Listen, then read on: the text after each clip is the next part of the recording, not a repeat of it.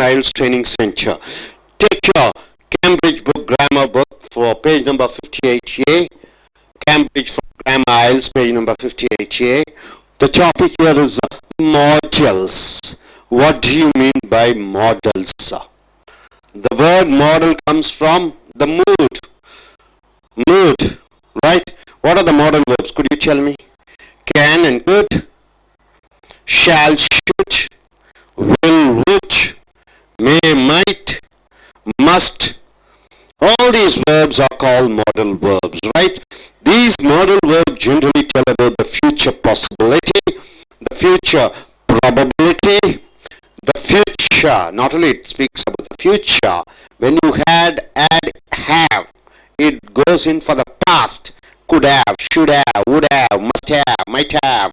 So, these modal verbs tell about the possibility and probability, what you could have done in the past, or what you can do in the past, or what you will do in the past. It is the mood, the mentality. See, for example, I can buy a house, I may buy a house, I must buy a house, I will buy a house. So it tells about the what? Future, the mood. What mood are you? Right? So the topic here is the modal verbs. What are the modal verbs? It says about the ability. What is the ability, sir? I can go abroad. I can get a job in an MNC company. I'm able to get 100 marks. So the ability to do one thing. And the possibility, what do you mean by possibility? The chances are high. The chances are high. Alternatives for this or that. Instead of this, I can do that. Two models, right? Now, context listening. So, what's the exercise here, or what is the task which you have to do is, you are going to hear two doctors discussing about a patient, right? Two doctors are talking about a patient. Before you listen, look at the newspaper. The newspaper is given here in front lines, in headline, and guess how it relates to the patient, right, sir? You know what do you mean by patient? A person who goes to the hospital when he is diseased, right? So, it is given in the newspaper. The Morning Herald is the newspaper's name. And in the headline it gives, does anyone know who this man is? A man's photograph is put up. And they ask, does anyone know who this man is? So it means obviously what? The person's identification is not known. Right, sir? So coming here to that, right side.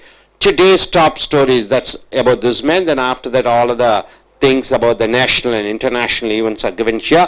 So now you're going to listen and check if you are right. Now you're going to check. Now, as you listen to the conversation in I.E.L.T.S, in listening task 1, it is about a conversation between two persons, and task 2 is a monologue where a gentleman or lady speaks, and task 3 is a conversation where two or more persons speak, and task 4 is a monologue, right? So 40 questions you will be given. As you listen, you have to write down the answer. This is what the listening task is all about. So task 1, task 2, task 3 and task 4. How many questions are there? 40 questions are there. Task 1 is about a conversation between two persons. Task 2 is a monologue. Task 3 is conversation between two and more persons. And task 4 is all about a monologue. This is the listening task, right? So 40 minutes, 30 minutes you will be listening, and 10 minutes for transferring your answers from the question paper to the answer sheet. 9 marks in the listening, right? Here in our institution, one gentleman has got 9 out of 9 also, complete, full mark. So your presence of mind and the way what they are speaking, you have to listen properly. The English may be in a British accent, the British English may be in American or Canadian or Australian accents, right? So you should be well aware of all the accents. Now coming here to the point here, listen again and say whether the sentences below are true or false. Correct the sentences that are false. So true or false, 1 to 8 questions are there. You have to tick mark whether it is true or false as you listen. So first you have to read the question, then after that only you have to go for listening. Then it will be easy for you to understand the speak, so your mind starts expecting, your mind gets prepared. So what type of information you need to listen, right? So now coming to the first question is, the patient could remember all his personal details. Is it true or false? As you listen, you'll understand the patient, whether he is able to know who he is, what he is, and what's his qualification, or everything about him. So the patient could remember all his personal details. Number two, the patient definitely came from Yorkshire. Is it true? As you listen, you can understand. Is it true? Number three, the patient could speak French and Italian. So the patient could speak French and Italian. As you listen, is it true? Number four, Joe. Joe is a doctor. Amongst the two doctors, one is Joe. Joe thinks that the patient might have been running away from something. So Joe, one doctor says that this patient is trying to escape from certain things. Number five, Joe thinks that the patient was definitely unmarried. So Joe says that that particular patient is sure that he is a bachelor and he is not married. Sixth, the patient has been unable to make contact with anyone he knows. Is it true? As you listen, you can understand the patient is not able to recognize anybody, is not able to relate with anybody, is not able to recognize anybody. Deborah thinks that the patient can't have his head. So Deborah is one of the doctors. So Joe and Deborah are the two doctors. Joe and Deborah are the two doctors. These two personalities they will be conversing about the patient. So Deborah thinks that the patient can't have hit his head. So nothing could have hit his head. So Deborah thinks that the patient will never recover his memory. So Deborah thinks that the patient won't be able to bring back his memory. So among all these questions you can understand there's a patient, there are two doctors, one is Joe and Deborah, and the patient has lost his memory and he is not able to recognize anybody. This is what a rough idea you get about what the conversation is going to come, right? So now coming here, underline these words in the questions and answer in exercise 3. What is that? Number 1, could. Could is a modal verb, past tense of can. Couldn't is a negative. Might, be able to, must, can't and will. So which words refer to ability? So could you tell me which words refer to the ability? So that you have to find out. Which words refer to certainty or impossibility? Amongst these words, which are the words which mentions about certainty and impossibility? It is not at all possible. So which words can you say for certainty and impossibility? Which words refers to possibility? Possibility means what? Which you can. So which are the words which mentions about the possibility, right? So are you able to understand what it is all about? Shall we go in for the context listening? Are you clear? Yes. So now let us go in for a listening task. So listening, I'll be just reading it out as the conversation is in the book Cambridge Grammar for IELTS. Let us start, right? Okay. So two doctors. It is Deborah and Joe, right? They are speaking about a patient. Now, Deborah says, right? Hey, Joe. And Joe says, hello, Deborah. Listen, have you had much experience dealing with amnesia? What do you mean by amnesia? Patient who loses his memory, right? Amnesia. So Deborah says, actually, yes, I have. It was a patient I had last year when I was working in a hospital in Canada. So Deborah says, I was working in Canada and I had a patient with this amnesia disease. So Joe says, can you remember much about it? So Joe asks, can you remember about that? And Deborah says, well, a man was brought to us with some facial and head injuries, right?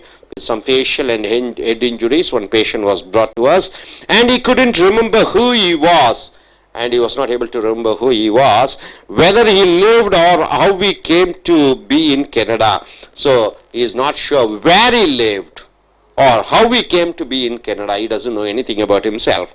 So Joe says, were there any clues at all? Were there any clues at all? And Deborah says, well, he spoke with a strong British accent. So that gentleman, that patient spoke in a strong British accent. So the police realized he couldn't be Canadian. Since he spoke in British English, so the police came to the conclusion definitely he shouldn't or wouldn't be a Canadian. They took him to a language expert. they took the patient to a language expert who said that he could have come from Yorkshire. The language expert said, according to his English, that this gentleman should have come from Yorkshire in England. Yorkshire is in England. So the police also managed to find out that he could speak French and Italian. So the police were able to find out that this gentleman patient is able to speak French and Italian. But he couldn't remember his name. He was not able to remember his name, his address, his age, or anything. Can you imagine what it must be like to have your whole life lost like that? So Deborah asked, can you imagine a man who has lost his complete memory and living? Then Joe says, yes, it must be awful. Awful means very sad thing. But do you think he was genuine?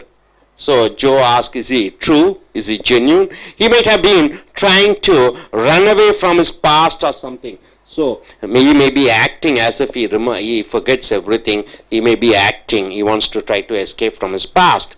People can do funny things when they are experiencing something terrible. So he says something, when people experience some bad things, they may do certain things, terrible things. And Deborah says, well, if he was, it certainly wasn't the best way to go about it. So if he wants to try to escape, this is not the best way. Who says Deborah? Because his picture was in all the papers and on the news. So his picture was put up in all the newspapers and all the news channels. He wouldn't have been able to fool everybody for so long if it wasn't true. So if he tries to act, he cannot do this for a long time. I am sure at some point he was bound to have said something to give it away. No, I think he really had genuinely lost his memory. So Deborah says, definitely he has lost his memory and couldn't remember anything. And Joe says he could have had a wife and children waiting for him somewhere, wondering what had happened. Do you know if he was married? So Joe asks if he had a wife and children. 1 minute. Joe says he might have got married because, he may be a cheat. And Deborah says, well, he can't have been. It is not possible that he has got married, because if he had been married, if he is married, his wife would have reported him missing, right? So if he is married, his wife would have complained to the police that he has missed. So Joe says, do you know what happened to him afterwards? So Joe asks, well, after that, what happened to him? Because it happened before 1 year.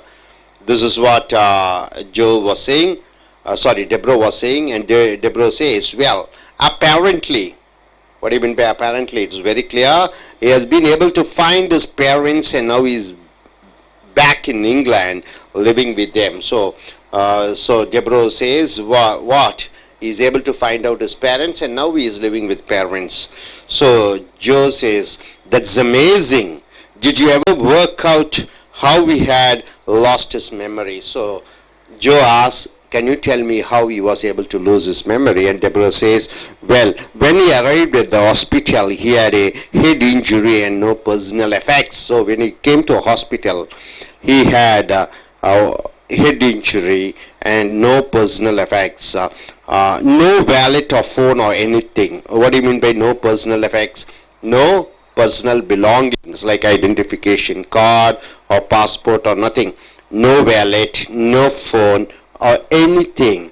We assume that he had probably been attacked. So the doctor Deborah says he might have been attacked and robbed, and he must have hit his head. Somebody might have hit his head, resulting in the loss of memory, right? So Joe asks, it can't be easy for his parents living with someone who doesn't remember their past. Even for parents it will be very difficult, isn't it? Their son who has lost all his memories, they must be having a difficult time adjusting to it all. So even the parents, they find it difficult to adjust with the son who has lost his memory. Deborah says, well, in my experience of these cases, pieces of memory do gradually come back. So Deborah says, according to his experience, slowly the memory comes one by one.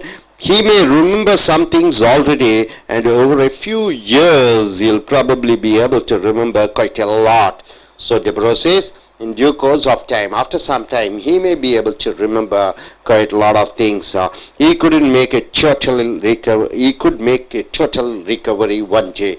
He could make a total recovery one day. See, he could make. So, could is what, sir? Could is the modal verb. So, like this, the entire speaking task is checking your understandability about the modal verbs, right, sir? Now, coming here, see, let us go in for the question answers. Let us see how many of you are able to write the answer correctly. You are going to hear two doctors discussing about a patient. Before you listen, look at the newspaper headline and guess how it relates to the patient, right? Does anyone know who this man is? So listen and check if you are right. So what's it all about? What's it all about? Could you tell me? Newspaper headline refers to a patient with amnesia that the doctors are discussing. So, entire the context listening and the question is all about two doctors, Joe and Chebro, are conversing about a patient who has lost his memory or amnesia, which has been put up in the newspaper. Right, sir? Shall we start now? So, listen again and say whether the sentences below are true or false. Correct the sentences that are false. The patient could remember all his personal details. Is it true or false? The patient could remember all his personal details. Is it false or true? False. Are you sure? False. False or true? False. False. Anybody who is for true? So the answer is false. Do you agree with that? So the patient all his. So it is false. It is false. First is false. Second, the patient definitely came from Yorkshire. Is it true? Patient definitely came from Yorkshire. Is it true? Is it true?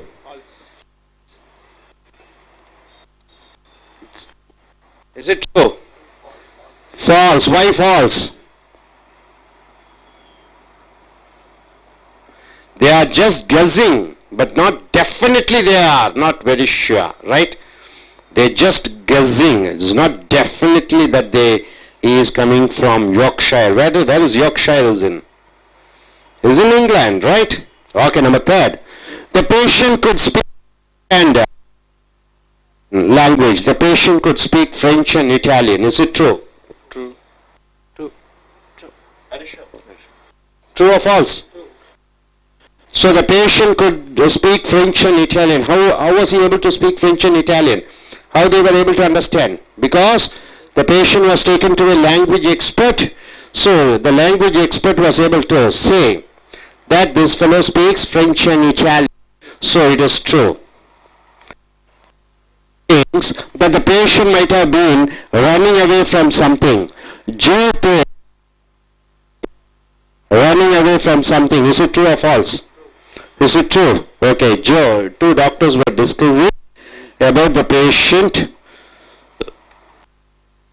Joe, a doctor, says that he might have tried to escape from something like a business loss or love failure or whatever it is, right? So Deborah is the doctor who treated the patient. Joe is a doctor who's just asking whether he has an experience about any patient who he has treated about amnesia, right?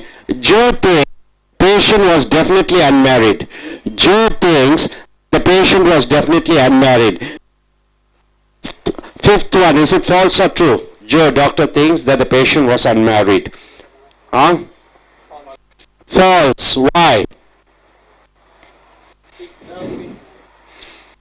False. Why false? Because Joe thinks that the patient was married. He was thinking that he was married. He never said he was definitely unmarried. Joe said he might be married, right?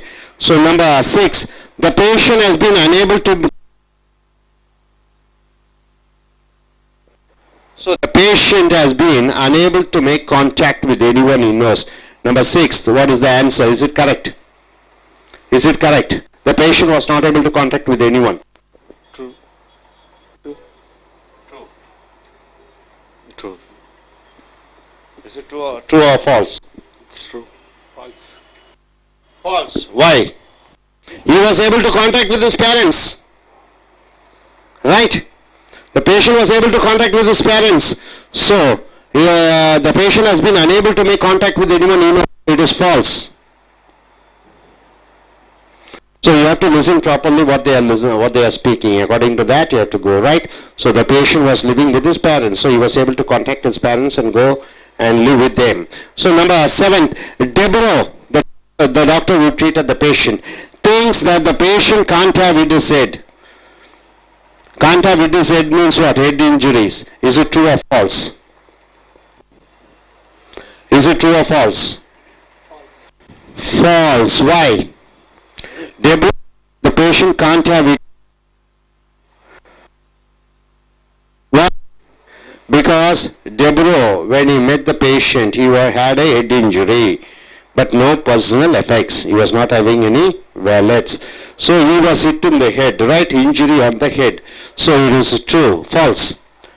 Deborah thinks that the patient will never recover his memory. Is it true?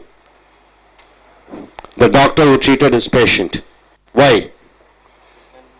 Deborah was saying that the patient may recover by pieces, right? Slowly he may gain his memory. That's what he has told. Deborah thinks that the patient will never recover his memory. Is false.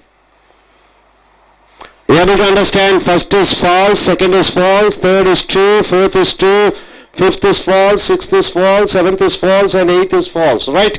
Do you agree with that? Okay, now coming here. Underline these words in the questions and answer in exercise. Could, might, be able to, must, can't, will. Which word refers to ability? Could you tell me, sir? Which word refers to ability? Be able. Be able to. Okay. We will. For past, refer to ability. So what are the answers, sir? Couldn't, be able. Could. Which words refer to ability is could. Couldn't. Be able to. Couldn't. Be able to. Be able to. So for possibility of doing, could, I couldn't, or is able to, right? So these are the words, modal verbs which refer to the ability. Which words refer to certainty or impossibility? Certainty or impossibility? Huh? Certainty and impossibility, might you are telling. What is that? Will, must, can't. So for second it is, this is for first. Will, must, and can't.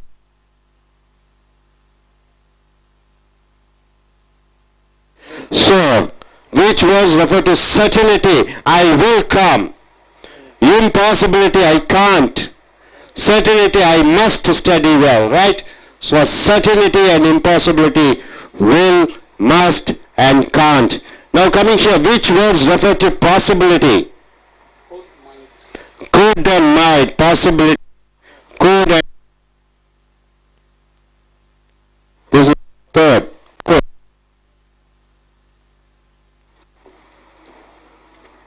See, I could get a job in an MNC company. I might pass with a centum. I might pass my examination with a distinction, right? So this two modal verbs, could and might, refer to possibility. Are you clear about it? So my dear friends, what you have listened, all about what? About the possibility, probability, ability, the modal verbs. Are you clear? நண்பர்களே, எங்களை page number 58A எடுத்துக்கொள்ளுங்கள். Cambridge grammar for I.E.L.T.S. Cambridge பல்கலைக்கழகம் உங்களுக்கு தெரியும். அவர்கள் கொண்டு வந்த book இது. கேம்பிரிட்ஜ் யூனிவர்சிட்டி I.E.L.T.S நடத்தக்கூடியவர்களுடைய ஒரு பங்கு. பேஜ் நம்பர் 58A, தலைப்பு மாடல் வினைச்சொல். மாடல் என்றால் என்ன? MODEL என்றால் என்ன? உன்னை நீயே அலங்கரித்து கொண்டு நிற்கிறாய், மாடலாக இருக்கிறாய். ஆனா MODAL என்று வருகிறது. MODAL என்றால் என்ன? அது உன்னுடைய மூட் என்று சொல்வார்கள். மூட் என்றால் என்ன? மனநிலை. அப்ப இந்த பாசிபிலிட்டி என்றால் என்ன? ஒன்றை செய்ய முடியும். ப்ராபபிலிட்டி ஒருவேளை செய்ய முடியும். எபிலிட்டி உன்னுடைய திறமை. எதிர்காலத்தில் ஒன்று செய்யலாமா வேண்டாமா? ஸோ இந்த எதிர்காலத்திலே ஒன்று செய்யலாமா, முடியுமா முடியாதா, நடக்குமா நடக்காதா, செய்ய வேண்டுமா கூடாதா என்று சொல்லக்கூடியதுதான் மாடல் வினைச்சொற்கள். ஸோ இந்த மாடல் வினைச்சொற்களை வைத்து ஒரு பாடமே எடுக்கிறோம். ஸோ இந்த IELTSல லிசனிங், காது கொடுத்து செவி கொடுத்து கேட்பது. ஸோ 2 நபர்கள் உரையாடுவார்கள். ஒரு தனி நபர் ஒரு தலைப்பை பற்றி பேசுவார். 3வது 2க்கும் மேற்பட்டவர்கள் உரையாடுவார்கள். 4 ஒரு தனி நபர் பேசுவார். அரை மணி நேரம் பேசுவார்கள். அது பிரிட்டிஷ் ஆங்கிலம், அமெரிக்க ஆங்கிலம், கெனடியன் ஆங்கிலம், ஆஸ்திரேலியன் ஆங்கிலம். அந்த கேள்விகளுக்கு நீங்கள் சரியான பதிலை கேள்வித்தாள் கொடுத்திருப்பார்கள். அதில் பூர்த்தி செய்ய வேண்டும். ஸோ ஆங்கிலத்திலே அவர்கள் பேசக்கூடிய ஆங்கிலம் புரிந்திருப்பீர்கள். சர்வதேச அளவிலே நடக்கக்கூடிய நிகழ்ச்சிகளை பற்றி அவர்கள் பேசுவார்கள். இந்திய பரீட்சை என்றால் இந்தியாவை பற்றி சொல்வார்கள். இது சர்வதேச அளவிலே நடக்கக்கூடிய இந்த பரீட்சையின் காரணமாக சர்வதேச நிகழ்வுகள், சர்வதேச நிகழ்ச்சிகள், அதை பற்றி அவர்கள் உரையாடி கொண்டிருப்பார்கள். ஸோ நீங்கள் அதனுடைய ஆக்சென்ட்டை பூரணமாக அறிந்து தெரிந்து கொள்ள வேண்டும். ஸோ இந்த தலைப்பு பார்த்தீங்கன்னா எபிலிட்டினா முடியக்கூடிய, பாசிபிலிட்டி என்றால் என்ன? நடக்கக்கூடிய வாய்ப்புகள் அதிகம். ஆல்டர்னேட்டிவ்ஸ் இதற்கு பதிலாக அது. அடுத்தது மாடல்ஸ். இந்த மாடல் வினைச்சொற்களை பார்க்கிறீர்கள். ஸோ இங்கே பார்க்கிற பொழுது ஒரு வரைபடம் கொடுக்கப்பட்டிருக்கிறது. பேப்பர், தினசரி பத்திரிகை. இந்த தினசரி பத்திரிகையிலே ஒரு படம் வரையப்பட்டிருக்கிறது. இது முதல் பக்கத்திலே. Does anyone know this man? Who this is? இந்த மனிதரை உங்களுக்கு தெரியுமா? யார் இந்த நபர்? அப்ப வரைபடத்திலே போட்டிருக்கிறார்கள், போட்டோ போட்டிருக்காங்க. அப்ப கண்டிப்பா இவர் ஒன்று மனநிலை சரியில்லாதவராக இருக்க வேண்டும், அல்லது அவர் தன்னுடைய நினைவுகளை இழந்தவராக இருக்க வேண்டும். So today's top theories, listen and check if you were right. So நீங்கள் அவர்கள் உரையாடக்கூடியதை கேட்பீர்கள். அது சரியா தவறா? சரி என்றால் ட்ரூ, தவறு என்றால் ஃபால்ஸ். அப்ப சரியா தவறா என்று குறிப்பிட வேண்டும். முதல் கேள்வியை நீங்கள் பார்க்க வேண்டும் கேட்பதற்கு முன்னர். ஸோ 8 கேள்விகள் கேட்கப்பட்டிருக்கிறது. 2 மருத்துவர்கள், ஜோ என்ற மருத்துவரும் டெபரோ என்ற மருத்துவரும் உரையாடுகிறார்கள்.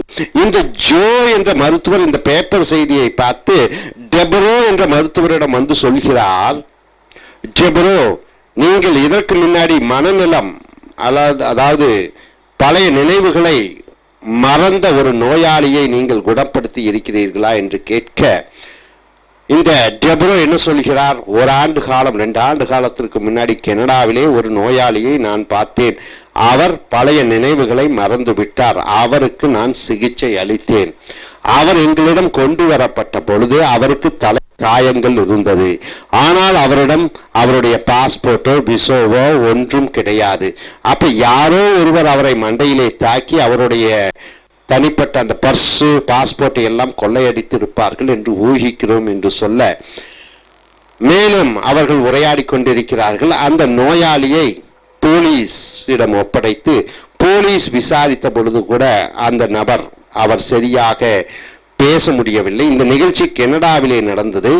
ஆனால் அவர் அந்த நோயாளி பேசக்கூடிய அந்த ஆக்சென்ட், உச்சரிப்பை பார்த்து கண்டிப்பாக அவர் இங்கிலாந்து நாட்டிலே யோர்க்ஷயருக்கு பக்கத்திலே கண்டிப்பாக இருக்க வேண்டும். அவருடைய ஆங்கிலத்தினுடைய உச்சரிப்பு தெளிவாக தெரிகிறது என்று சொல்ல, மேலும் அந்த எக்ஸ்பர்ட், லாங்குவேஜஸ் எக்ஸ்பர்ட் என்று சொல்லக்கூடிய மொழி வல்லுநர்கள் அந்த நோயாளியை பேசி அவர் எந்த மொழிகள் தெரியும், எந்த நாட்டை சேர்ந்தவர் என்று அந்த மொழியின் மூலமாக அடையாளம் கண்டுகொள்வதற்காக அவரிடம், அந்த மொழிபெயர்ப்பாளரிடம் அவரை பரிசோதனை செய்த பொழுது அந்த மொழிபெயர்ப்பாளர் கண்டுபிடித்தார் அந்த நோயாளிக்கு பிரெஞ்சும் இட்டாலியும், பிரெஞ்சு மொழியும் இட்டாலி மொழியும் தெரிகிறது என்று.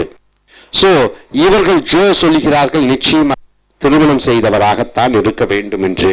டெபரோ சொல்கிறார் நிச்சயமாக இருக்காது. அவர் திருமணம் செய்த நபராக இருந்தால் அவருடைய மனைவி போலீஸிலே அவரை பற்றி ஏதோ ஒரு ரிப்போர்ட் பண்ணி இருக்கலாம், அதன் மூலமாக அவரை வந்து போலீஸ் கூட்டிச் செல்லும் என்று சொல்ல, மேலும் டெப்ரோ என்று ஜோ என்ன சொல்லுகிறார், நிச்சயமாக இவர் ஏதோ ஒரு விஷயத்திலிருந்து தப்புவதற்காக ஒருவேளை பழைய நினைவுகளை மறந்தவர் போன்று நடிக்கலாம் என்று சொல்ல, இவர் என்ன சொல்கிறார், டெப்ரோ நிச்சயமாக அப்படி இருப்பதற்கு வாய்ப்பில்லை. ஏனென்றால் அவருடைய போட்டோ அனைத்து பத்திரிகையிலும் அனைத்து டிவியிலும் வந்திருக்கிறது. யாரும் இதுவரை இவரை தெரிந்தவர்கள் என்று யாரும் இதுவரை வந்து ரிப்போர்ட் பண்ணவில்லை. ஸோ அப்படி தப்பிப்பவராக இருந்தால் இந்த செய்தி இருக்கக்கூடிய வாய்ப்பு இல்லை என்று சொல்கிறார். ஸோ இறுதியாக ஜோ என்ன சொல்கிறார், இந்த நோயாளி மறுபடியும் குணப்படுத்த முடியாதா என்று கேட்க டெப்ரோ என்ன சொல்கிறார், கொஞ்ச காலமாக நல்ல மருத்துவ சிகிச்சை மூலமாக கொஞ்சம் கொஞ்சமாக பழைய நினைவுகள் திரும்பும் என்று சொல்கிறார். மறுபடியும் ஜோ என்ன சொல்கிறார், மறுபடியும் பேசிக்கொண்டிருக்கிறார்கள். ஆனால் இந்த நபர் நோயாளி தன்னுடைய தாய் தகப்பனாரை அடையாளம் கண்டுகொண்டு அவரிடம் சென்று வாழக்கூடிய அந்த அளவு ஞாபக சக்தி ஓரளவு தான் வந்திருக்கிறது. பெற்றோரை அடையாளம் கண்டு அவர்களிடம் வாழ போவதற்கு அவருடைய அந்த ஞாபக சக்தி உறுதுணையாக இருந்தது, ஏதோ கொஞ்சம் வந்து இருக்கிறது.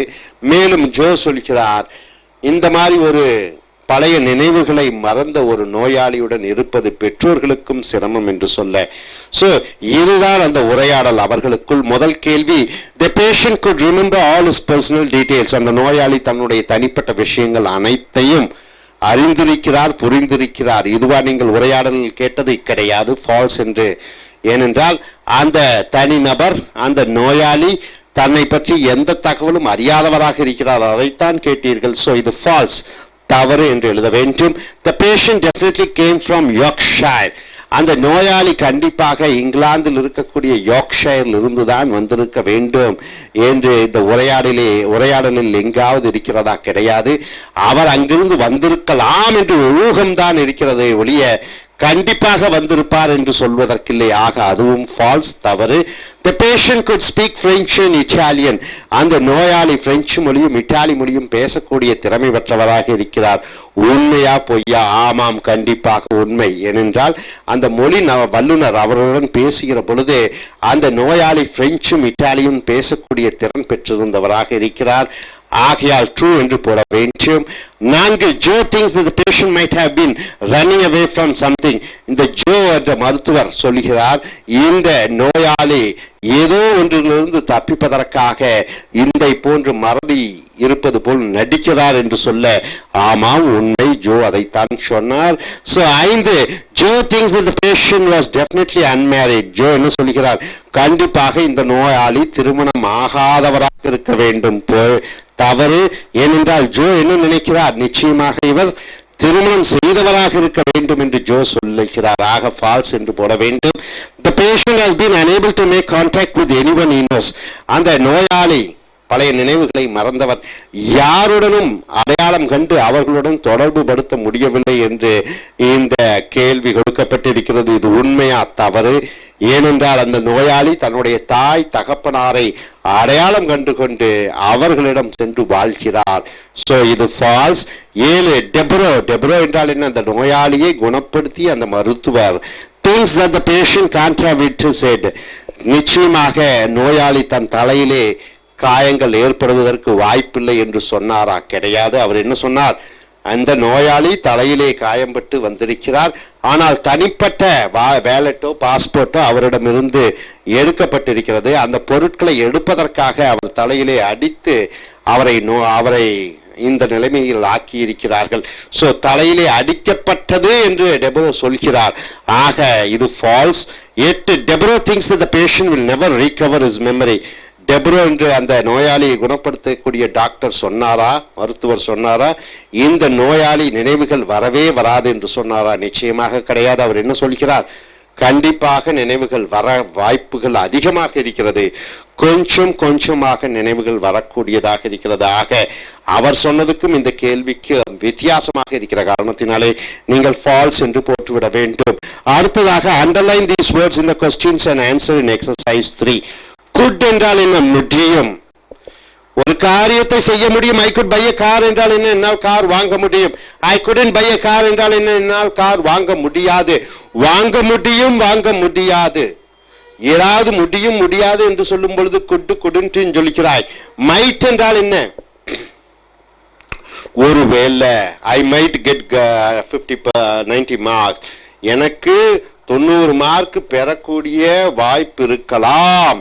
லாம் சான்சஸ் இருக்கிற பொழுது மைட்டை பயன்படுத்துகிறாய். be able to என்றால் என்ன, ஒன்று செய்வதற்கு திறன் இருக்கிறது. is able to learn French, is able to go abroad, அவனால் வெளிநாடு போவதற்கான திறமைகள் இருந்தது. able to முடியும். must என்றால் என்ன, கண்டிப்பாக I must study well for my exams, என்னுடைய பரீட்சைக்கு கண்டிப்பாக நான் படிக்க வேண்டும். so must என்றால் கண்டிப்பாக. can't என்றால் என்ன, என்னால முடியாது, இயலாது. I can't take part in sports activities, I can't come with a movie with you, என்னால் முடியாது இயலாது என்று சொல்லுகிற பொழுது can't. will என்றால் என்ன, I will, உறுதியாக I will come with you for the marriage, I will என்றால் உறுதியாக. so இந்த மாடல் வினைச்சொற்கள் அங்கே கீழே கொடுக்கப்பட்டிருக்கிறது பாருங்க. which words refer to ability என்றால் என்ன, உன்னுடைய திறனை பற்றி சொல்லக்கூடிய அந்த மாடல் வினைச்சொல் என்ன, refer to ability என்றால் உன்னுடைய திறமை. so I could pass, I couldn't pass, என்னால் பாஸ் ஆக முடியாது. I am able to pass. so இந்த couldn't able to, இது ability தன்னுடைய திறன்களை பற்றி சொல்லும் பொழுது couldn't able, ரைட்டுங்களா? அடுத்ததாக which words refer to certainty or impossibility. certainty என்றால் என்ன, உறுதித்தன்மை. certain உறுதியாக வருகிறேன். impossibility சான்ஸே கிடையாது. அப்படி சொல்லக்கூடிய மாடல் வினைச்சொற்கள் will, must, can't. I will come, I must go. impossibility நடக்கக்கூடிய வாய்ப்பே இல்லை. can't, மனிதன் சூரியனுக்கு உள்ளே போய் வாழ்வது என்பது impossibility. cannot, can't, he can't, சான்ஸே கிடையாது. அப்படி சொல்லும் பொழுது will, must, can't. which words refer to possibility என்றால் என்ன, நடக்கக்கூடிய வாய்ப்புகள் அதிகம், நடக்கக்கூடிய வாய்ப்புகள் இருக்கிறது என்று சொல்லும் பொழுது I could, I might, I could go to the USA, I might go to the USA, I could go to the USA என்றால் என்ன, வாய்ப்புகள் இருக்கிறது. so வாய்ப்புகளுக்கு என்ன யூஸ் பண்றீங்க, could and might. hope you are able to understand. so dear friends, நாம் இப்பொழுது பார்த்தது model வினைச்சொற்களினுடைய பயிற்சி, கேட்கக்கூடிய பயிற்சி, லிசனிங் டாஸ்க். 2 டாக்டர்கள் பேசுவதை பார்த்தீர்கள். அடுத்ததாக இதுக்கு அநேகமாக எல்லாமே இந்த can, could, shall, should, will, must, have to, இவைகளை தான் நீங்கள் able to. so இவைகளை பற்றிய பாடம் அடுத்து வரக்கூடிய லிசனிங் முடிச்சிட்டோம். அதில் ரீடிங், ரைட்டிங், ஸ்பீக்கிங், அதில் மாடல் வினைச்சொல்லினுடைய பங்கு என்ன என்பதை பார்க்கிறீர்கள். ஸோ இனி அடுத்து வரக்கூடிய வீடியோ பார்ப்போம். Thank you very much. Dear folks, welcome to AS American IELTS Training Center. Take your Cambridge Grammar for IELTS. We have come here to page number 59A. The topic here is modal verb. What do you mean by modal verbs? It is your ability, your capability, your possibility, the probability, the mood, what you would do in future. These verbs are called modal verbs, right? You got it? so modal verbs, this is the topic here in grammar. See, what are the modal verbs? can, could, may, might, must, will, would, shall, should, ought to, need. These are the most commonly used verbs, isn't it, sir? Do you agree with that? Yes. So in future, so each has some certain degree of variations, but all these words are used for future. When you add a have, then you go in for the past. That is perfect. See here, are auxiliary verbs. Modal verbs are auxiliary verbs. What are the auxiliary verbs? am, is, are, was, were, will be, shall be, or auxiliary verbs. You agree with that? Has, have, had, do, does, did, all are helping verbs, right? So these modal verbs are auxiliary verbs that give information. It gives information about the ability. So modal verbs are used to give information about the ability, about the possibility of something happening in the future, or necessity. You need. I must buy a house. Necessity, right? I can pass the examination. That is possibility, right? The ability. I have the ability. I can. Okay? I'm able to. I'll be able to. So, here modal verbs are followed by the infinite without to. So after the modal verb can, may, shall, will and would and should and must and can, ought to and need, what you have to have? You need to have a present tense verb. You should not add to in front of the present tense verb. For example, and their form doesn't change. See, he could speak French and Italian. You should not say he could to speak French and Italian, right? So if you don't use could, what do you use? He speaks or speak? He speaks, right? Why speaks? Subject is singular, he is singular, so you are using he speaks, right? But when you are using modal verb could, you are not supposed to use coulds. He coulds. He goes, he writes, he speaks, he thinks, he has. You are using all yes, but when you are using modal verb, you are not supposed to use yes, he coulds. He could speak English. Is it right? No, wrong. He could speak Italian and French. So, next you see, could you speak French before you lived there? Not did you, could you. Did you, could you. When could is there, it's not necessary for you to use did. Do and did is not necessary when you are using modal verbs. Do and did should not come. Right, sir? Could you speak? Do you could speak English? No. So, could you speak English? So, after could present tense verb comes and could with that you are not using the helping verb do and did, right sir? So if I ability, what are the verbs you use, sir? See, we use the following verbs to talk about your ability. Ability means what? Your capability, ability, the potentials, the strengths. For present tense, past tense, for perfect, for future. What is present, sir? Now. What is past, sir? Earlier. For perfect, what do you mean by perfect, sir? You are using have, had, will have. What do you mean by future, sir? In future. So, the ability, for ability, what are the modal verbs you are using for the present tense? For present tense, you are using can, right? Can, I can get good marks. I can't get good marks. In present tense, I can't get good marks. I can get good marks. I can get good marks. I am able to get good marks. Be means am, is, are, was, where, will be, shall be. So be means for present tense, am is, I am able to get good marks. I managed to get good marks. I managed to get good marks. What do you mean by manage, sir? Somehow able to, right? I managed to get. I manage means what? Something slightly I escaped. Got it. I managed to pass in my exam. I managed to get a job. I managed to convince my father. I managed to get money. I managed to borrow money. Right? I manage. So manage to. See, I can't swim. No. Present tense, I can't swim. Somebody asks you, can you swim? No, I can't swim. Means what? Present tense, I can't swim. I cannot do. So in past tense, what is the past tense of can? It is could, isn't it? For negative, you say couldn't. And be able to, was able to, I was able to, they were able to. So be means you are using the past tense be, was and were. I managed to. They weren't able to find out his name. Right? 1 minute. So you couldn't be able to. So the be is was, were. So was able to, managed to. For perfect, be able to. Has been able to, have been able to. So you're using been, have been able to, right? Has been He has been able to. So I managed to. He has managed. He has managed to. Have managed to. Future.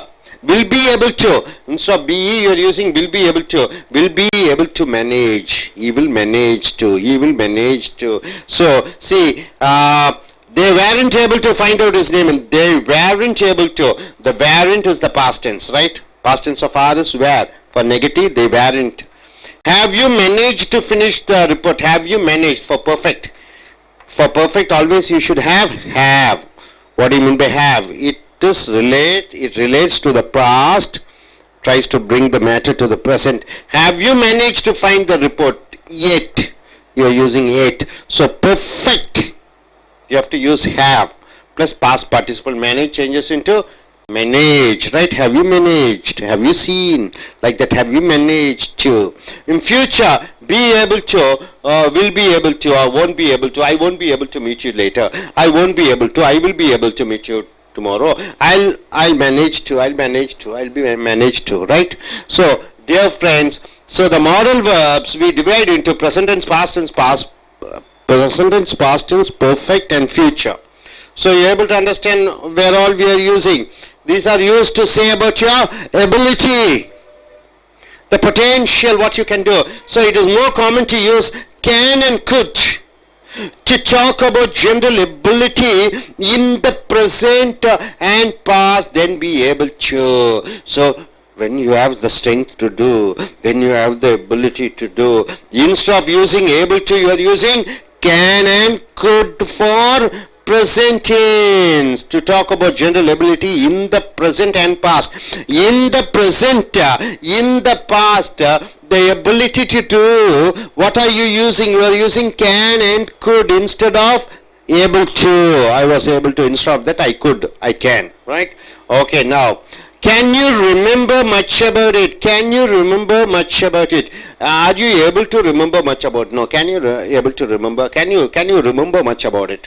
Not can you able or able. Are you able to remember? Are you able to remember? Instead, can you remember? Can you remember? Both are almost same meaning, but generally you use can. He could speak French and Italian. Both he couldn't remember is remember. So, he could speak French and Italian. He was able to speak French and Italian. That also you can, instead of that you can use he could speak French and Italian means what? In past. Is able to. He could speak French and Italian. To talk about ability on one specific occasion in the past, we use couldn't, wasn't able to, but not could. In the past, we use couldn't. So, to talk about ability on one specific occasion in the past, we use couldn't, wasn't able to. He couldn't swim in the water. He wasn't able to drive the car, but not could. Right? So, couldn't and wasn't able to. Couldn't and wasn't able to tell in the past, in one occasion, that particular man, he was not able to do. Then you are using what? Couldn't. Not could. Was able to, wasn't able to, or couldn't. Okay, coming sure. The police were able to find out that he could speak. The police were able to find out that he could speak. The police were able to, in the past, that he could speak. French and Italian. The police were able to find out that he could speak French and Italian. Not the police could find out. The police were able to. Next, he couldn't remember who he was. He wasn't able to. Yes, he could remember. He couldn't remember who he was. He wasn't able to remember who he was. You can use like that also. We sometimes use manage to. See this word manage to. Manage to. Where do you use the word manage to? To show that something is difficult to achieve. Where do you use manage to? To show that something is difficult to achieve, right? I managed to get good marks. I managed to get through the interview. Something which is very difficult to achieve, then you are using manage to. I have finally managed to give up smoking after all these years. Every year I used to smoke, but somehow Finally managed to mean something very difficult I am able to achieve. Very difficult you are able to achieve. Then you are using I finally managed to. Right? Managed to. We use be able or to manage to with the perfect or future form. See, we are using be able to. Be able to means what? Or managed to with perfect. Perfect means what? Has, have or had. Future forms. Apparently he has been able to. See, he has been able to. E apostrophe S means has. So has comes means it is a perfect, right? Has or have. They means have, you are using have, he or she, it, you are using has. So he has been able to find his family. He has been able to find his family. So we use be able to, be is, am, is, are, was, where, will be, shall be. So he has been able to with perfect or future forms. So he has been able to find out his family. He has been able to find out his family means he was successful in finding out his family, right? So within a year, he will probably be able to remember quite a lot. Within a year, this is about the future, he will probably be able to remember quite a lot. For future also we are using, what is that? Able to. So able to is used with perfect and able to is used with for future. So for future, ability to do, you are using able to or manage with perfect, right? So coming here, other uses of can. What are the other uses of can, sir? We use can to mean sometimes people can do funny things when they are when they have experienced something terrible. People can do funny things. What do you mean by that? So here, people sometimes do funny things. People can do funny things when they are experiencing something terrible. So we also use can. Where do you use can? To ask for and give permission. Can I borrow the car this afternoon? Can I borrow the car this afternoon? So you are, what do?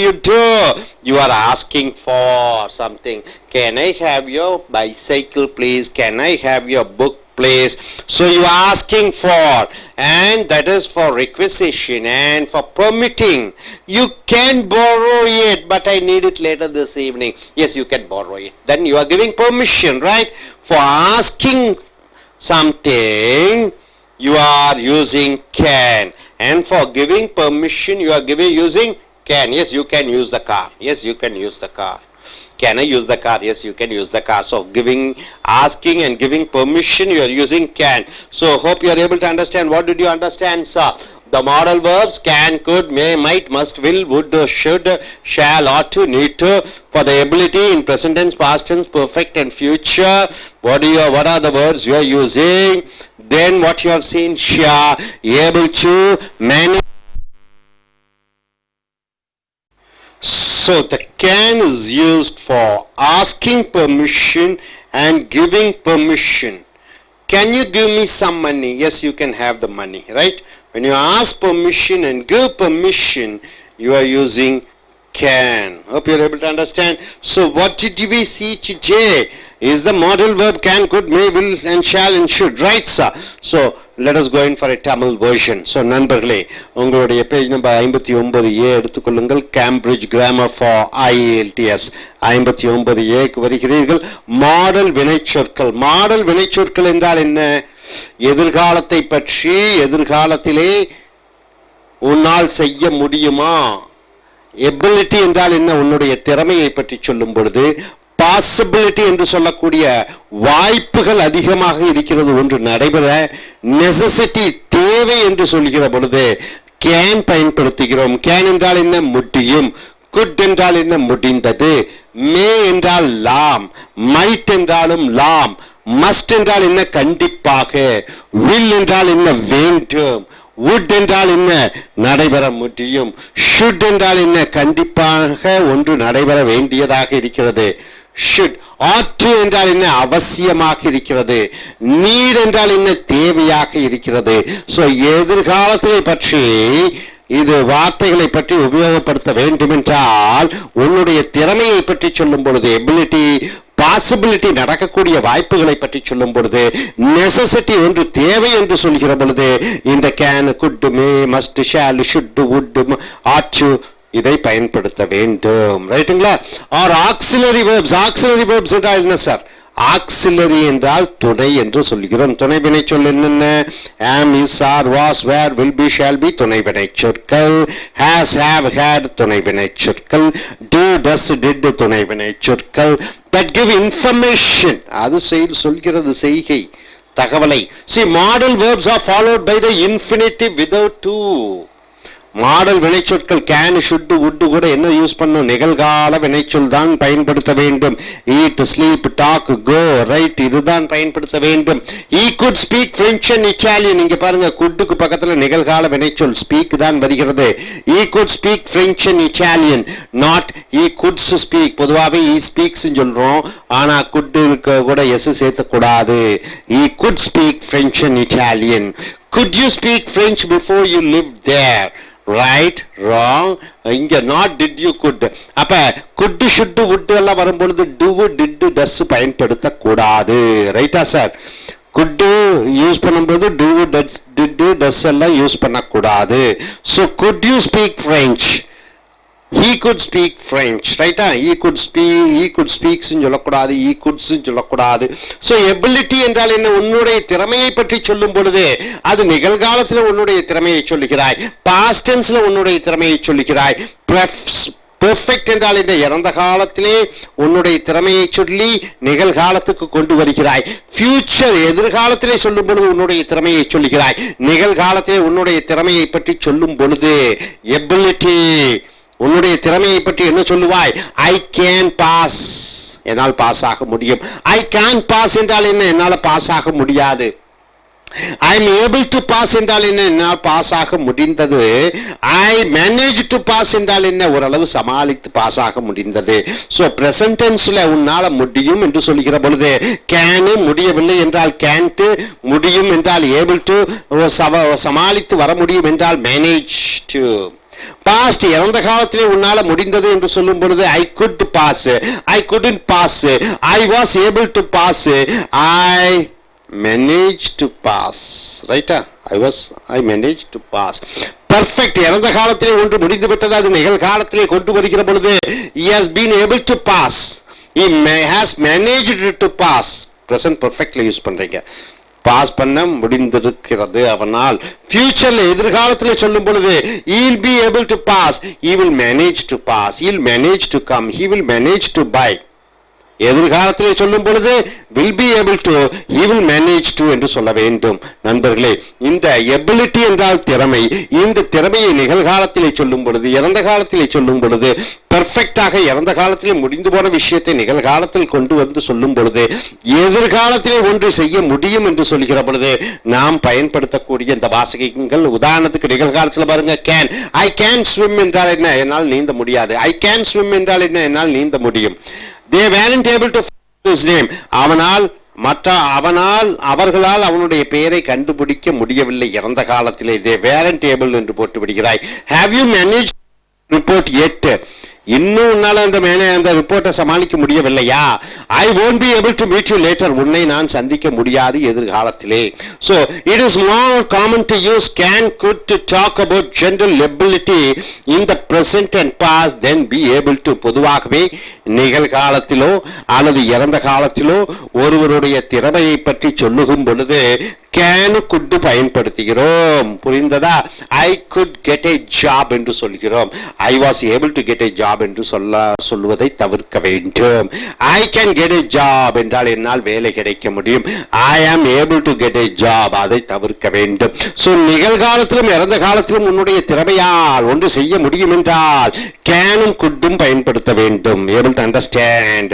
அடுத்தது, can you remember much about it? உன்னால் அதை ஞாபகப்படுத்தி நினைக்க முடியுமா? Are you able to remember? அதுவும் சரியான ஒரு மாதிரி வருகிறது. ஆனால் கேன் யூ ரிமெம்பர் என்று தான் சொல்ல வேண்டும். நிகழ்காலத்திலும் இறந்த காலத்திலும் உன்னால் செய்யக்கூடிய திறமைகளை பற்றி சொல்லும் பொழுது can could பயன்படுத்துகிறாய். he could speak French and Italian. அவனால் பிரெஞ்சு பேச முடிகிறது, இட்டாலியன் பேச முடிகிறது இறந்த காலத்திலே. but he couldn't remember his name. ஆனால் அவன் தன்னுடைய பெயரை ஞாபகப்படுத்தி சொல்ல முடியவில்லை. so could எங்க யூஸ் பண்ணுகிறாய் இறந்த காலத்திலே?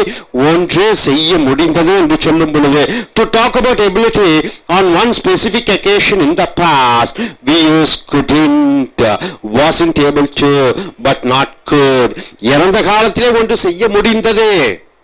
இறந்த காலத்திலே ஒரு பர்டிகுலர் இறந்த காலத்திலே ஒரு குறிப்பிட்ட நேர காலத்திலே ஒன்று செய்ய முடிந்தது.